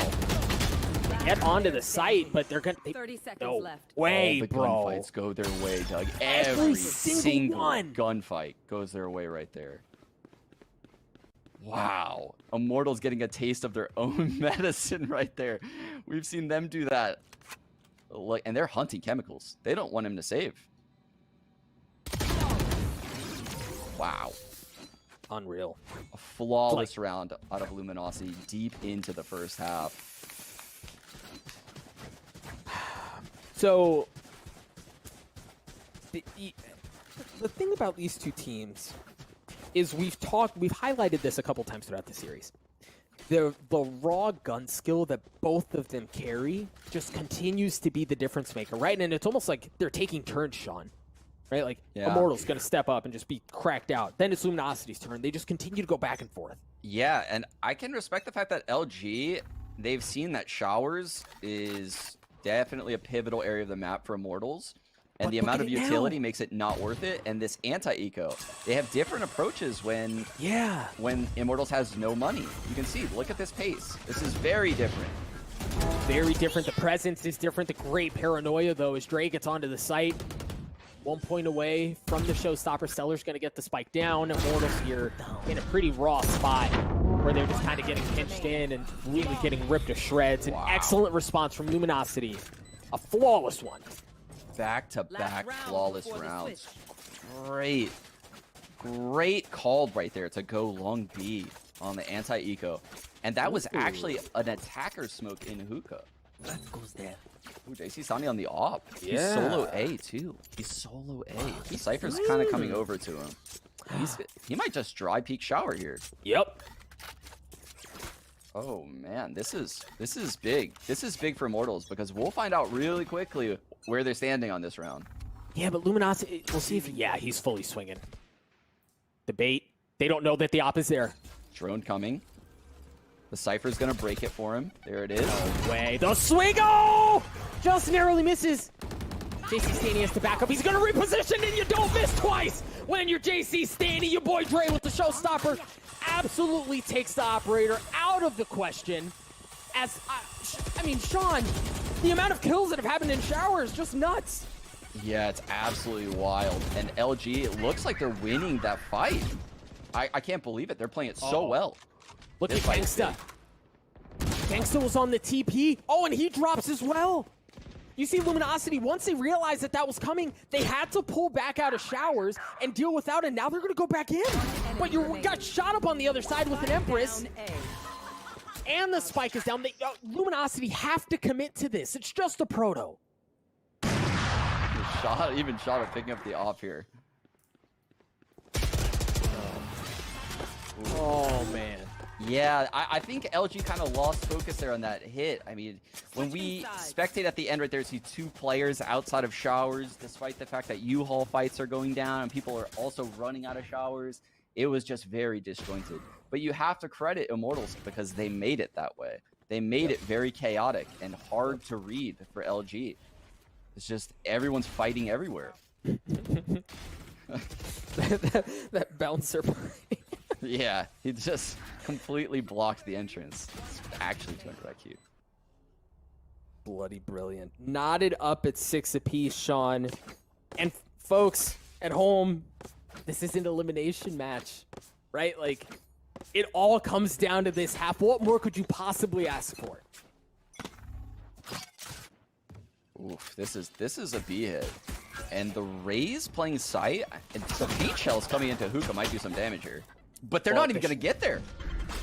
The telly, though, the telly, yeah, that's big. The paranoia is going to come out. They have to pull back, and they have to respect that Stellar's there. Oh, that's big. Yep. That's really big. No 150 for shot up. We're now in a 3-on-4. LG has huge positional advantage here. Stellar's impact kills there, I mean, very well could win Luminosity this round. And look, you see how Immortals, they're trying to fight, they're trying to get Pipes control so that they can feel more comfortable about funneling on to B, but Luminosity are wise to it. They're going to fight for it themselves. Oh, Thief gets a couple. JC Stanny, nah, forget it. Threat extinguished. Stellar with 3. I mentioned the impact that he had on that round. For him to be the last one to get that kill is just, I mean, that's poetry, baby. Wow, Thief actually gets both of the players' elbow while there's a player under him that he's completely unaware of. That's insane. That is insane. I liked Immortals' approach in the 4-3 to slow it down, push elbow looking for a kill while JC Sani holds spawn. It didn't look like they were going to fall like that in that particular, time frame, but the perfect counter comes out of Thief. Unreal. Perfect counter in that case was a ghost, and that was all they needed. We'll see here Luminosity with 1-round lead, turning their attention to A. They're going to use the drone as the entry, and well, that is not going well for the Immortals. That kind of changes things a bit. One enemy remaining. All right, now the spike this down, though. Yeah, it is, and like, well, break that down for me, Sean. For someone who may have not watched a lot of VALORANT, talk to me about the financial impact that something like that has. Yeah, you lose the round, but what's gained? Well, on this particular round, the second round, everyone on LG is going to keep what they have going into the next round, right? They're going to try to make it as economically cheap as possible because on the other side of the coin, Immortals is going to have an all-rifle buy next round. They're going to have Phantoms, Vandals, potentially an Operator in play. So, like, LG will use that third round as a throwaway round where they're not investing too much. So that way, it's a light buy. They're trying to damage the economy of Immortals, do something risky maybe, you know, over-rotate a little bit harder than they would. But now with 2 people out of the equation, I mean, look, your boy Dre, instead of having a Spectre now, he's going to invest into a Sheriff. He does have more money to invest more, but he's making an economic decision to have enough money for next round, and they're going to use this round as kind of a throwaway. But they would be way better off if he didn't die that prior round. Right.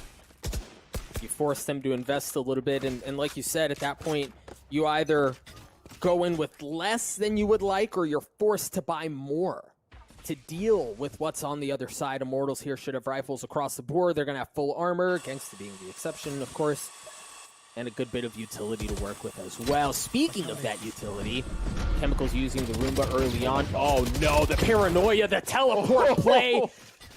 There's the Sheriff we were talking about, and he satchels out, he gets out. The clean 5-on-3 off the camera info. That's the kind of stuff I'm talking about in this 3rd round. The crazy double teleport Omen blind stuff. These 3rd rounds are so dodgy if you watch the pro games. And like this is buying, right? Yeah. It's like stuff like that. That's why I love this map so dang much. Gray's already got 3, and he's interestingly using to choose the showstopper there. Doesn't connect onto anything.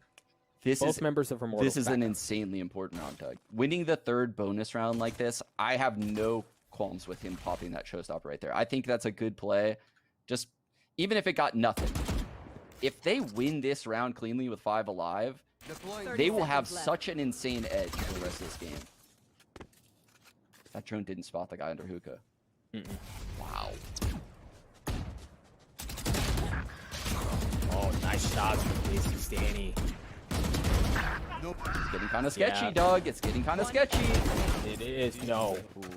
All right. So you mentioned, Sean. You know, I want to continue this conversation around the economy because you mentioned a moment ago that it's worth it there for them to invest that. Talk to me about why. Explain why.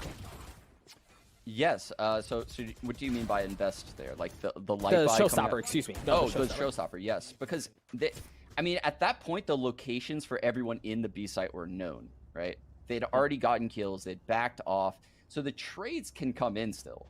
I mean, abilities in Valorant can feel overwhelming if the enemy knows where you are. The showstopper slows everything down, allows the round to reset, and then it's like you spawn into a 5-on-3 after that showstopper. Worked out, it didn't connect, but the round still went in their favor, and they're sitting pretty financially here. Oh, he'll get sent back. Okay, I was like, is he gonna do it again?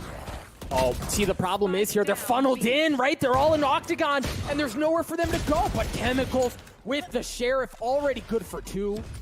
Atris got one himself. They are certainly not out of the woodworks here if you're Luminosity. No, this is kind of scary. Last player standing.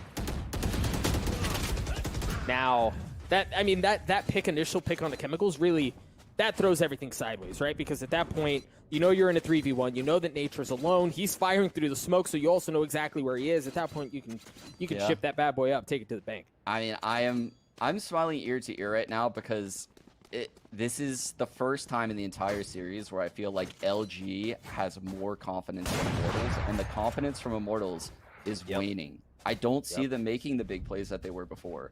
I see them grouping up more. They're not taking the individual duels. They don't have the confidence to make those plays this deep into the game of an elimination game. I mean, is that going to change? I don't know, but that's how they got here. Yep. So keep an eye. Thief has the run it back here. I wonder. Okay. Smokes are going to come out from Stellar towards Hookah. They have no info of what's happening over at Sand. So they pull over to A. Yeah, and Sova droning down long B. Moose cleared everything out down here. They're feeling so comfy at the B site for the next minimum, 20 seconds. These A guys are on high alert that the hit could be coming in. Yeah, and keep an eye on a Paranoia with a run it back. Right, like they're stacked up for it. Stellar's in a great position to go ahead and hit all of A short. The Paranoia is going to come out. Hunter's Fury.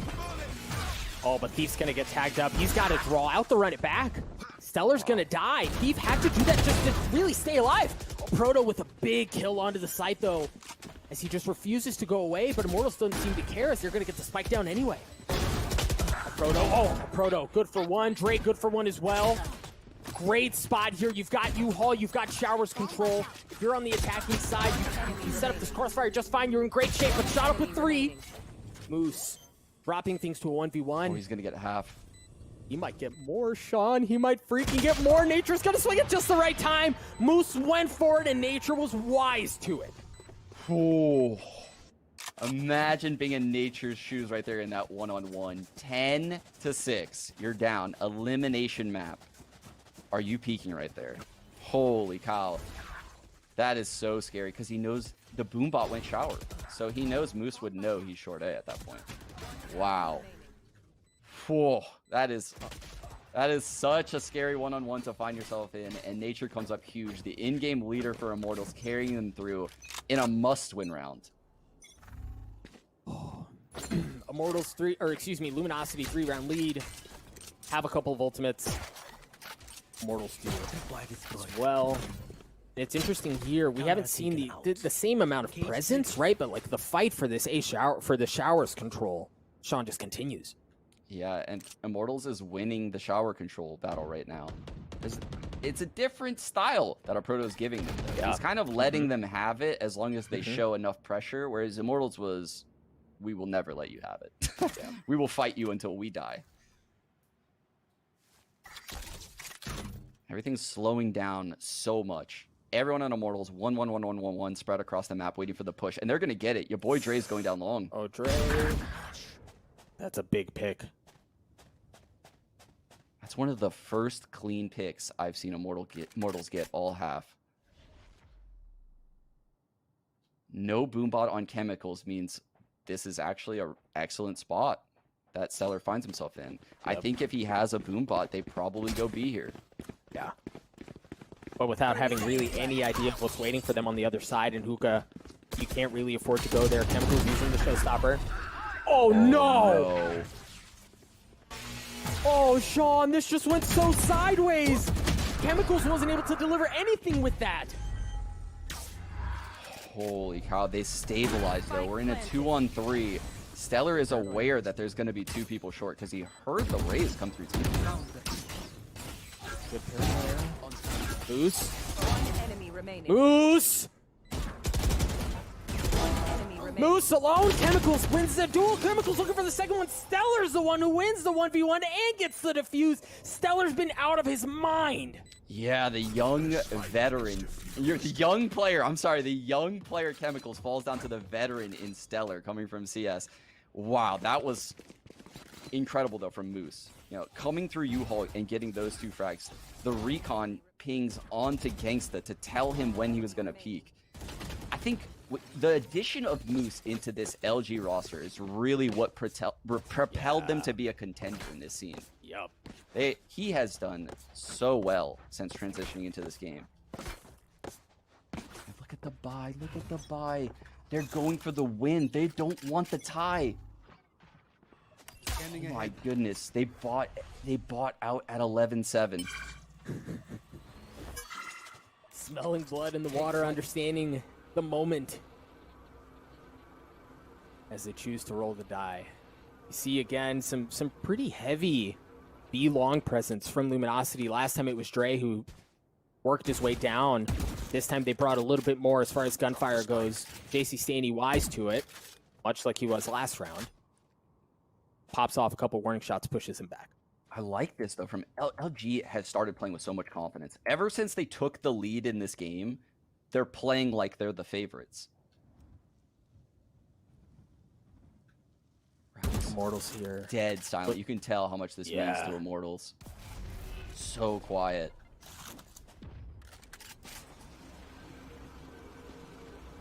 Ladies and gents, you imagine in a moment like this in an arena, you could hear a pin drop. The tension is palpable. The paranoia comes out as players start to work forward. The Empress has been used. JC Staney getting a big pick early on, but shot up the lighter buy from Immortals so far. Working out just fine. They're going to flip the map, Sean. They're going to flip the map. Look at the lurk. But the cam and the trips make things really weird. They make things really weird. Oh, wow. JC Staney could have had heaven control, but he's going to get shot out at Dre. They don't have time to flip it. They've got to commit here, Sean. They've got to go here. Dre's going to drop. Immortal's still sitting pretty here. JC Staney with 3. I can't believe it. I cannot believe it. I thought that, you know, with the heaven control, they would be able to come back into that round. JC Staney with such huge impact. We're now with Stellar in a 1-on-3. I don't know if he even can pull this off. He would have to stick it in the smoke. He doesn't do this, right? Truly. Okay, yeah, he's in a... Stellar. See, I love this because they have to respect it, right? They're likely going to die to the explosion. Well, one gets away. All right, they're both going to get away. Ooh. I like what he was trying to do there, and again, that goes back to economy, right? Like, hurt him as much as you can. But now the shoe is on the other foot. It's LG who has no money. So you see the value of winning a round like that. All of a sudden, you know, LG is on this awful buy. They have a Bucky, a bunch of pistols. We could be looking at an 11-9 following this round. And the ults will probably be pretty even at that point. If this is anyone's game, this is exactly what you want in a third map. I can't stop grinning. I Yeah, can't stop I'm grinning. smiling as I said it. Immortals have taken full B-long control, and they're not being timid about it at all. They have made their presence known, their intentions certainly very much available for the world to see. Moose up close and personal, trying to grab their lunch before they do, but it's not going to matter. The guns from Immortals just proved to be too much, at least up until this point. Luminosity left with 2. The Bucky, well, just the Bucky at this point. Stellar once again in a pretty brutal 1vx. Gets 1, but that's all he's going to get. There was part of me that just wanted the world to burn Doug and have him like right-click everyone from across the map just so that way we got a Bucky nerf. Is that wrong? It's like the Elmo Part of meme me with wants the to say fire. no. Yeah. There's a little evil side of me wanted him to win that. I don't know. You heard it, folks. Chaotic evil out of Sean here, as the chaos really is dripping on this map as well. It's not just Sean. Moose 1 point away from having 5 ultimates for Luminosity. Sean, you know, we think about finances, and yeah, that's big, but you wonder, now Moose has his online. They're at full strength. Yeah, this is a little bit sketch though. They lost hookah control very quickly, and the drone's coming up long. The B hit super telegraphed, but like you said, Moose's ult coming from U-Haul can destroy hookah right now. Oh, and if not that, Dre can take the telly and blast through with the showstopper as well. Yeah. I wish we could have gotten more info there out of that drone. This setup is actually sick coming out of LG. Yep.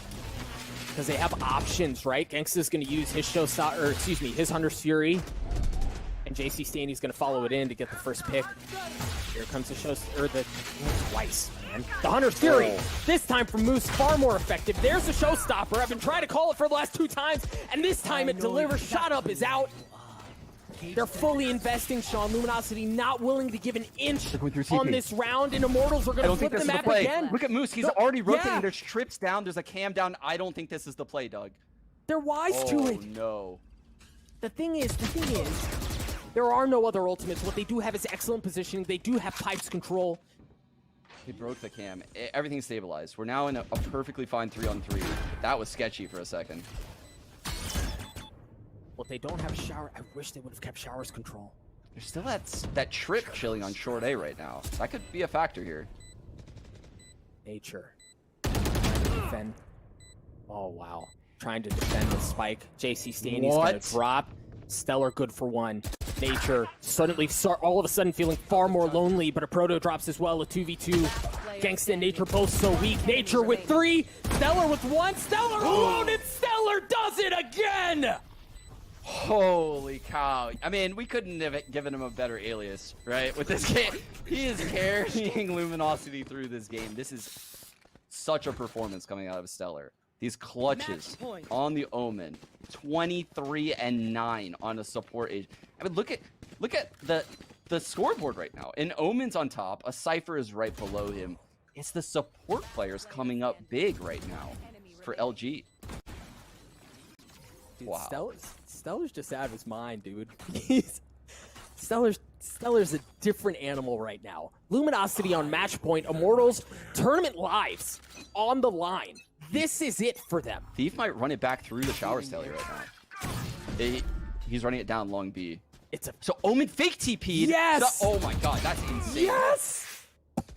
Omen fake TPs, so that way they think the Phoenix is coming, and then he just runs down long B. That's 200 IQ. That's actually crazy. Wow, that was such a cool little trick. And Sean, right? Like, confidence. You have to have confidence to do something like that, and that's what you've mentioned so many times throughout this half, is the confidence that they're playing with, and look at the confidence again! Thief getting on a JC Staney. Chemical's gonna trade it out. Dude's got a Spectre. He's gonna upgrade. Slightly better position here for Immortals as they fight to stay alive. Again, you can sense it. No one on Immortals wants to make the mistake. No one wants to go first and go all by themselves and dying. But this isn't what got them here. So will they be able to, do this team hit right now on this A site and win the trade battle? Sean, it's got to be shot up. It's got to be shot up. Chemicals, though. Under Drea, Proto backs up. Showstopper from Chemicals. Gonna connect on another one. 3 on the round. Immortals down to 2. Luminosity down to 2, excuse me. Luminosity forced to save here. Moose doesn't even have... He actually only has a Spectre. I mean, that gives you some insight onto what Luminosity's economy was probably like for a round like this. He's probably going to try to go find a rifle over here at Hookah and save it. But wow, we're going down to the wire, because I think after this round, Luminosity will have no money. Based on the fact that Moose has a Spectre right now, they shouldn't have any money. And I don't know that there's a rifle. Oh, maybe the one over by Fountains. Okay. Because we saw Chemicals at the beginning of the round take the one that dropped in sand. So he's going to upgrade. He should be okay. I mean, nice This is going to edge. get wild. This is going to get wild.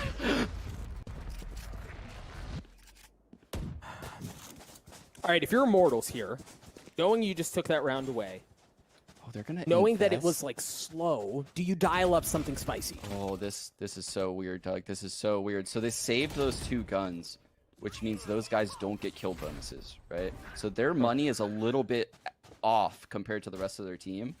So their team has the decision to either buy with a bad buy, or they save. But then if they save, the next round, the 2 guys that saved won't have enough money.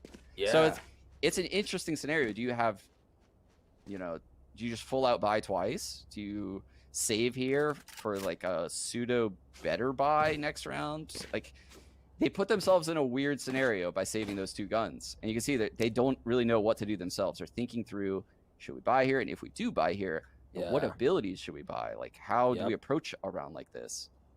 It's very rare that you run into a round like this. All right. Deliberation is ended. The clock continues to tick away as we get closer and closer to the end of this, classic of a match. Goose going to be bringing the Spectre in, a Proto with the Sheriff. Yeah. And Sean, the scary thing is a Proto's due for one here. He kind of is, I'm not going to lie. Omen is lining up this smoke to help out B-site. And I think a big part of this round is going to be Thief defending Hookah from Chemicals right now. Just showing presence. I think he's breaking the boombot right now. He did just break the boombot. So Chemicals got nothing out of that boombot. Look at how far back Luminosity's playing. Sean, they're respecting so much of A. No early shenanigans down B long. Far more cautious. Ooh, I believe that drone did see. It did. It saw him, so JC Stani might get shock darted a little bit here. That's going to tickle. Again, without that boombot on Chemicals, what's their play? They also don't have the drone on Sova, so how do they get Hookah control from Thief right here? I would imagine a flash comes out of shot up, maybe paint shells. But is Thief just going to give it to them? He's gonna take a try. Is he gonna take a try?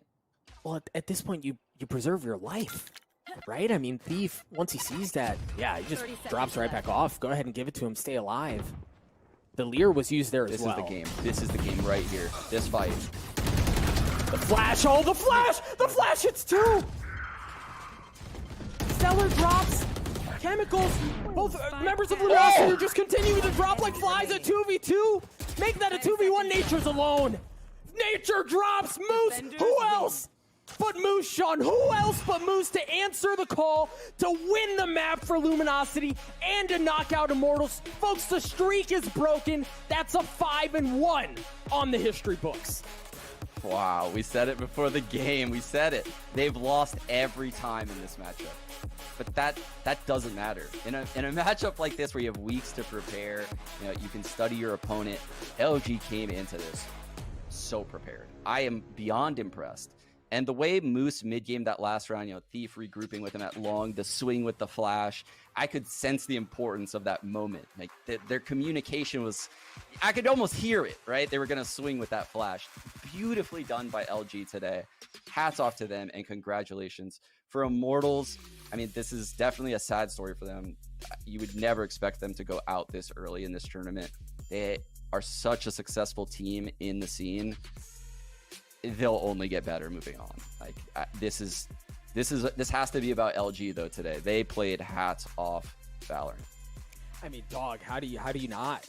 Right? Like the storylines were built up against them. The 0-5 record against Immortals over the dating all the way back to July of last year. This is not like a recency thing. They've had their number 5 times. And for Luminosity at this moment, on the biggest stage North American VALORANT has had to date, for them to answer the call there, for them to shift the tides, to break the streak, Luminosity just looked so good. And dog, stellar.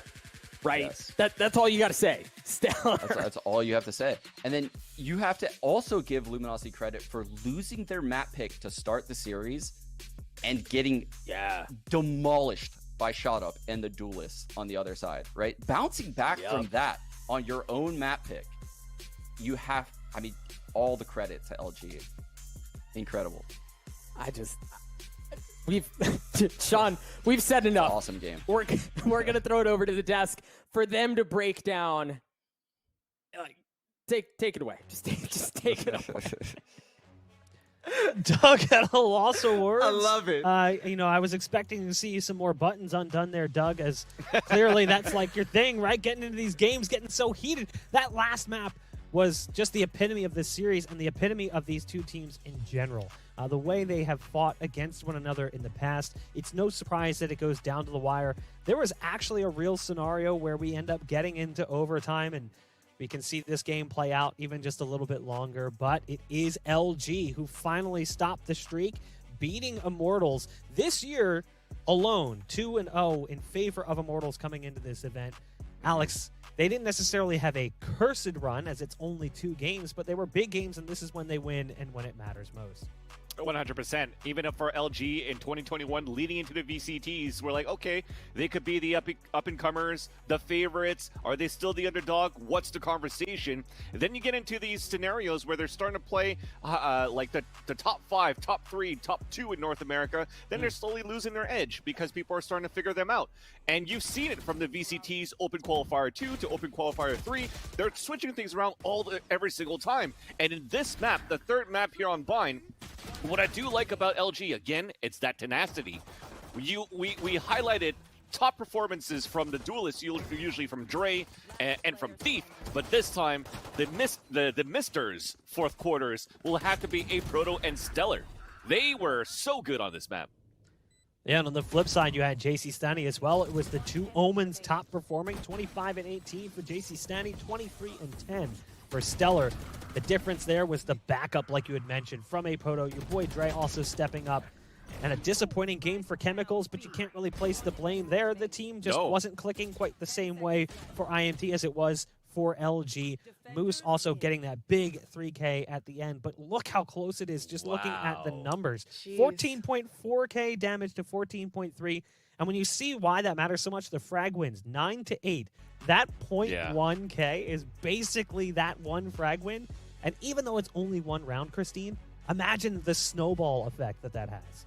Yeah, exactly. You're exactly right. And you know, I'm glad that Sean also pointed out the fact that you saw things slowing down immensely, especially for the Immortals side of things. They started turtling up, things started mattering a lot more, and the pressure started getting to them. I am glad though to see, I have in my notes here, round 22 Chemicals. He had a huge round, a huge showstopper round, and I thought that was exactly the turning point that Immortals needed. But man, LG, they just had an answer, and it was the clutch master himself, Stellar. Veli, looking specifically at the way that LG read IMT, one thing we've seen from Immortals in the past is their really aggressive showers control on the defense, but LG seemed to have that one read, Veli. Bach, I'm gonna tell you this. Immortals did something in showers that most ghosts don't do. They spend a lot of time in there, right? So the thing was, LG, they read that. We knew that Immortals was gonna send a minimum of 2 people to showers every single time. It just happened. The moment Dre got the showstopper with Raze, they said, you know what? We have an execute. They went up A short. He wasn't shot by anybody. They knew that everyone was in shower. So LG created a pinch. Immortals, they didn't want to face the showstopper, so they went out towards the attacker spawn side, where they just got dominated. Stellar cleaned them up, man. But this is where it gets even better. The next round, Chemicals tried to counter him with his own showstopper, and nobody was there. They picked him off. LG got in their heads. And if you think I'm lying, take a look at rounds 10 through 16. LG won every round except one. That set the tone and the momentum for them to win that map. 100% a game of chess for that showers control. Yes. Because not only is it, are they going to actually hit it or not for LG, is when they do and they're getting backed off, they reset and they can go back. But while that is happening, you have 3 other chess pieces that are moving from short to pinch into the site, as Veli mentioned. But then another time it's going to be, okay, we're not going to take any control of showers at all. 4 players of Immortals played in there, and they all went towards short and still won. So when we looked about the battles for showers, it was as aggressive as it was passive, which was great display from LG on that attacker side. Well, we do have Sue standing by for the post-game interview presented by Verizon, and it's with no one other than the king of Bind himself, Stellar, who helped carry LG to that victory. Let's hear what he has to say. Thank you very much, Bach. Stellar, wow, congratulations. Everything was on the line for you and your boys, and you're facing Immortals, a team that you played multiple times during Challengers 1 and 2, losing both times. How much more satisfying is it to not just stay alive and stay in this tournament, but do so taking revenge on that team that had repeatedly taken you down? All I gotta say is nobody beats us 3 times in a row, so it definitely feels good beating Immortals. We've had really close games with them, and then obviously staying in the tournament, that's it's just obviously what we would want. Yeah, I noticed Haven and Split. It was a sort of a different map pool this time around. In previous times, it was always a combination of Ascent, Icebox, and what was the last one? Ascent, Icebox, and Bind? Yes, exactly. So I'm curious, is this the map veto that you expected to pan out the way it did, or did it catch you off guard? I mean, obviously we would know what we're gonna ban, but I think Immortals banning Icebox was definitely a pretty big surprise. We've had really close maps or Icebox games with them in the past. They won 1 Icebox, we won 1 Icebox. So them kind of banning that was kind of surprising. And then obviously us banning Ascent, I think, kind of threw them off guard because, I mean, we haven't played Haven in like 2 months. But it was definitely funny playing both of like our perma bans, and then obviously we traded maps in that way. But yeah, it was pretty surprising. Coming off of the loss on Split, which despite it being your map pick, we saw Shot Up just completely dominate with so many opening duels. What was the mindset like headed into Haven? And I'm also curious about the pick when we saw Dre picking Jett for the first time, and what was the reasoning there? I mean, it kind of went along with the fact that we haven't really played Haven. We scrimmed it like a few times in the last like 2 weeks, and Dre was pretty vocal about wanting to play Jet recently. And obviously, we focus on people wanting to be as comfortable as humanly possible when they play. That's when they play their best, and it just worked out. It was just good. And of course, Bach introduced you as the king of binds. I have to bring up that final map because it was amazing to see you on the top of the scoreboard, along with the Omen on the other side, JC Stani as well, which you don't see every day. What was it like going through your head as the IGL, and what was your game plan to ensure you closed that one out? On our attacking side, we knew that they were going to be fighting bathroom a lot, and we just wanted to make sure that we were contesting as much as we could. And I think that really switched up how they started to play the map. I know after the tack pause, they definitely took note of how we were playing, so we just started playing a little bit more back. We didn't really rush into it, and they tried like a Raze ult up short with a flash, and we just got a kill off of that. So I think just kind of switch up the pace and just play in their heads is pretty much how we approach that. And then defense, we pretty much just try to stack up our ults and just secure as many rounds as we could towards the end. Well, it was very, very exciting to watch from the viewers' perspective, and really enjoyed it. Certainly a deserved win from LG, and moving forward, it's only going to get more difficult as you're going to be playing either FaZe or Envy, both very difficult opponents in different ways. FaZe, as we've all seen from Baby Bay's mouth himself, they have a new sophisticated schmeek, and then on the flip side, Envy, I mean, it goes without being said, #1 seed and all. So curious to hear your thoughts on how those two stack up, and if you have a preference as well. I think I would rather play FaZe right now, mainly because last time they beat us, the first time we beat them, we just got to settle the score at that point. If it turns out that we have to play Envy, then so be it. Last time we 2-0'd them. We'll just look at how they play, and we'll just play how we want to play and see what happens. Awesome. Well, thank you very much for sharing your thoughts, and congrats again on a stellar performance today. Back to the desk with Bach. Thanks. Thank you so much, Stellar. Did you hear No pun that? intended. Stellar performance. Yeah, I love the confidence from Stellar there towards the end, saying, I want to play FaZe because, you know, last time the way that things went down, we want revenge, whatever. But he's like, but if it's Envy, so be it. We 2-0'd him last time. I'm not afraid. That's like FaZe levels of swagger and confidence coming out from Stellar. It's not exactly what we expect to hear. So passive aggressive. But yeah, right? Like, it was not like he came in and was like, yeah, we're going to beat everybody. I'm not afraid. He kind of just said it like, yeah, you know, I'm not really worried.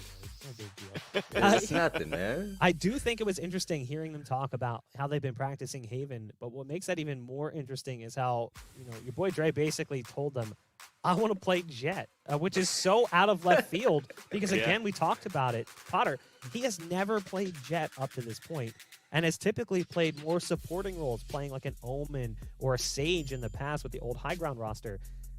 You know, that seems kind of odd to all of a sudden just be like, nah, I want to be the lead duelist for the team.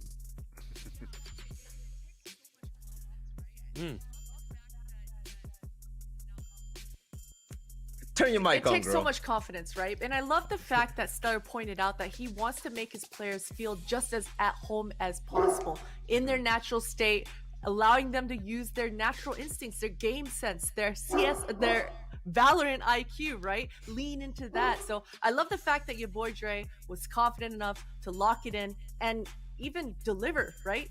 Put your money where your mouth is. Exactly. I even hear a dog rooting for them right now. How He's- well it's doing. my dog, Timo, is right on board with them. Your boy Dre. Woo. So like at the same time though, I have to think about it. It's like if your boy Dre was like, I really want to play Jet this time. Why do you want to play Jet? Does that change the strategy a lot for LG? Possibly not, because if you look at the other maps that LG plays, there's maps where you have your boy Dre playing as Raze, and then you have Stellar playing as a Smoker. So in that case, you have Stellar still playing as Omen, where instead of having a Raze satchel charge into the site, you might want to get more from a Jet dash, which maybe doesn't change too much the strategy, but more comfort for the player and more chemistry as what we saw with Thief on the attacker side of Haven. Well, it does mean that, unfortunately, Immortals is getting sent home as LG picks up the win. When you look at the bracket, it kind of feels like the seeding had it out for both of these teams. When you look at those early round matches, you're like, man, you guys really drew the short straws in the bracket play, as they had to face off against some of the best to ever do it in North America, regardless of the esports scene you're talking about. Luminosity played Sentinels first. They go down 2-1. Tens drops hammers on them all day long. And then you have the second game, Immortals versus 100 Thieves. 100 Thieves looked really good with the 2-0 win. Immortals kept it close in both of their losses. That's what almost makes it even more heartbreaking for them, Veli, because that first series, there was a reality where they could win that, and then here, same thing again. That's rough. Well, you know what? They have to have short-term memory in occasions like this. I mean, Immortals, they know they're not a bad team. Actually, I'm going to say it outright. Immortals was my favorite team, and they looked like the best during the VCT, right? They were dominant. They were having a lot of good games. This team is headed in the right direction. They have a really good core of young talent, and I see them going far. I hope there's no team changes. I hope there's no drastic changes, and I think they're going to be all right for the next Masters. Well, that does wrap things up for us today. We've got 2 games tomorrow before we take a bit of a break and jump into the action again next week. And we'll take a look at what games we're going to be seeing. It's going to be the uppers from the matches that we saw play out in day one. Boy. And we are starting off with a juicy one in Envy versus FaZe, but I think a lot of people are looking forward to sinking their teeth into that second series. It's Sentinels versus 100 Thieves. That one is going to be juicy, Potter.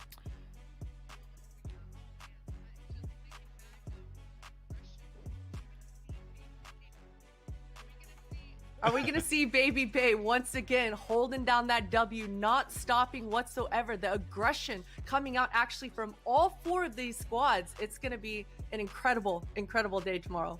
Yeah, I think overall it's 4 different types of playstyles, right, in North America that we could see. From NV, like a constructed type of playstyle with 2 great fraggers in Food and Crashies, the over-aggression of FaZe. Then you have Sentinels that just got a huge upgrade with 10s, that they have the aggression from 10s, but like still a great set pieces being played by the rest of the team. And then you have whatever 100 Thieves are doing right now, which or the 100 Thieves are doing right now, and it works perfectly with Nitro playing as that Sage. I'm looking forward to every single one of these matches where all of these styles will clash. Potter, Vans, Bach, let's be completely honest right now. The game that everybody is ready for is a new look Sentinel, Tens and Sins, and their aggressive playstyle against a team that literally created a playstyle to counter that. It's going to be, what is that, when a movable object meets an unstoppable whatever? That's going to be the game we're all going to be excited to watch tomorrow. I'm ready to go to sleep. I want tomorrow to be here right now, man. Well, hopefully you guys will be joining us and are as excited as we are about tomorrow. We'll be live, same place, same time as we always have been, 12 noon Pacific or 3 p.m. Eastern Standard Time for all you guys on the East Coast like me. Thank you guys for watching. You better join us tomorrow.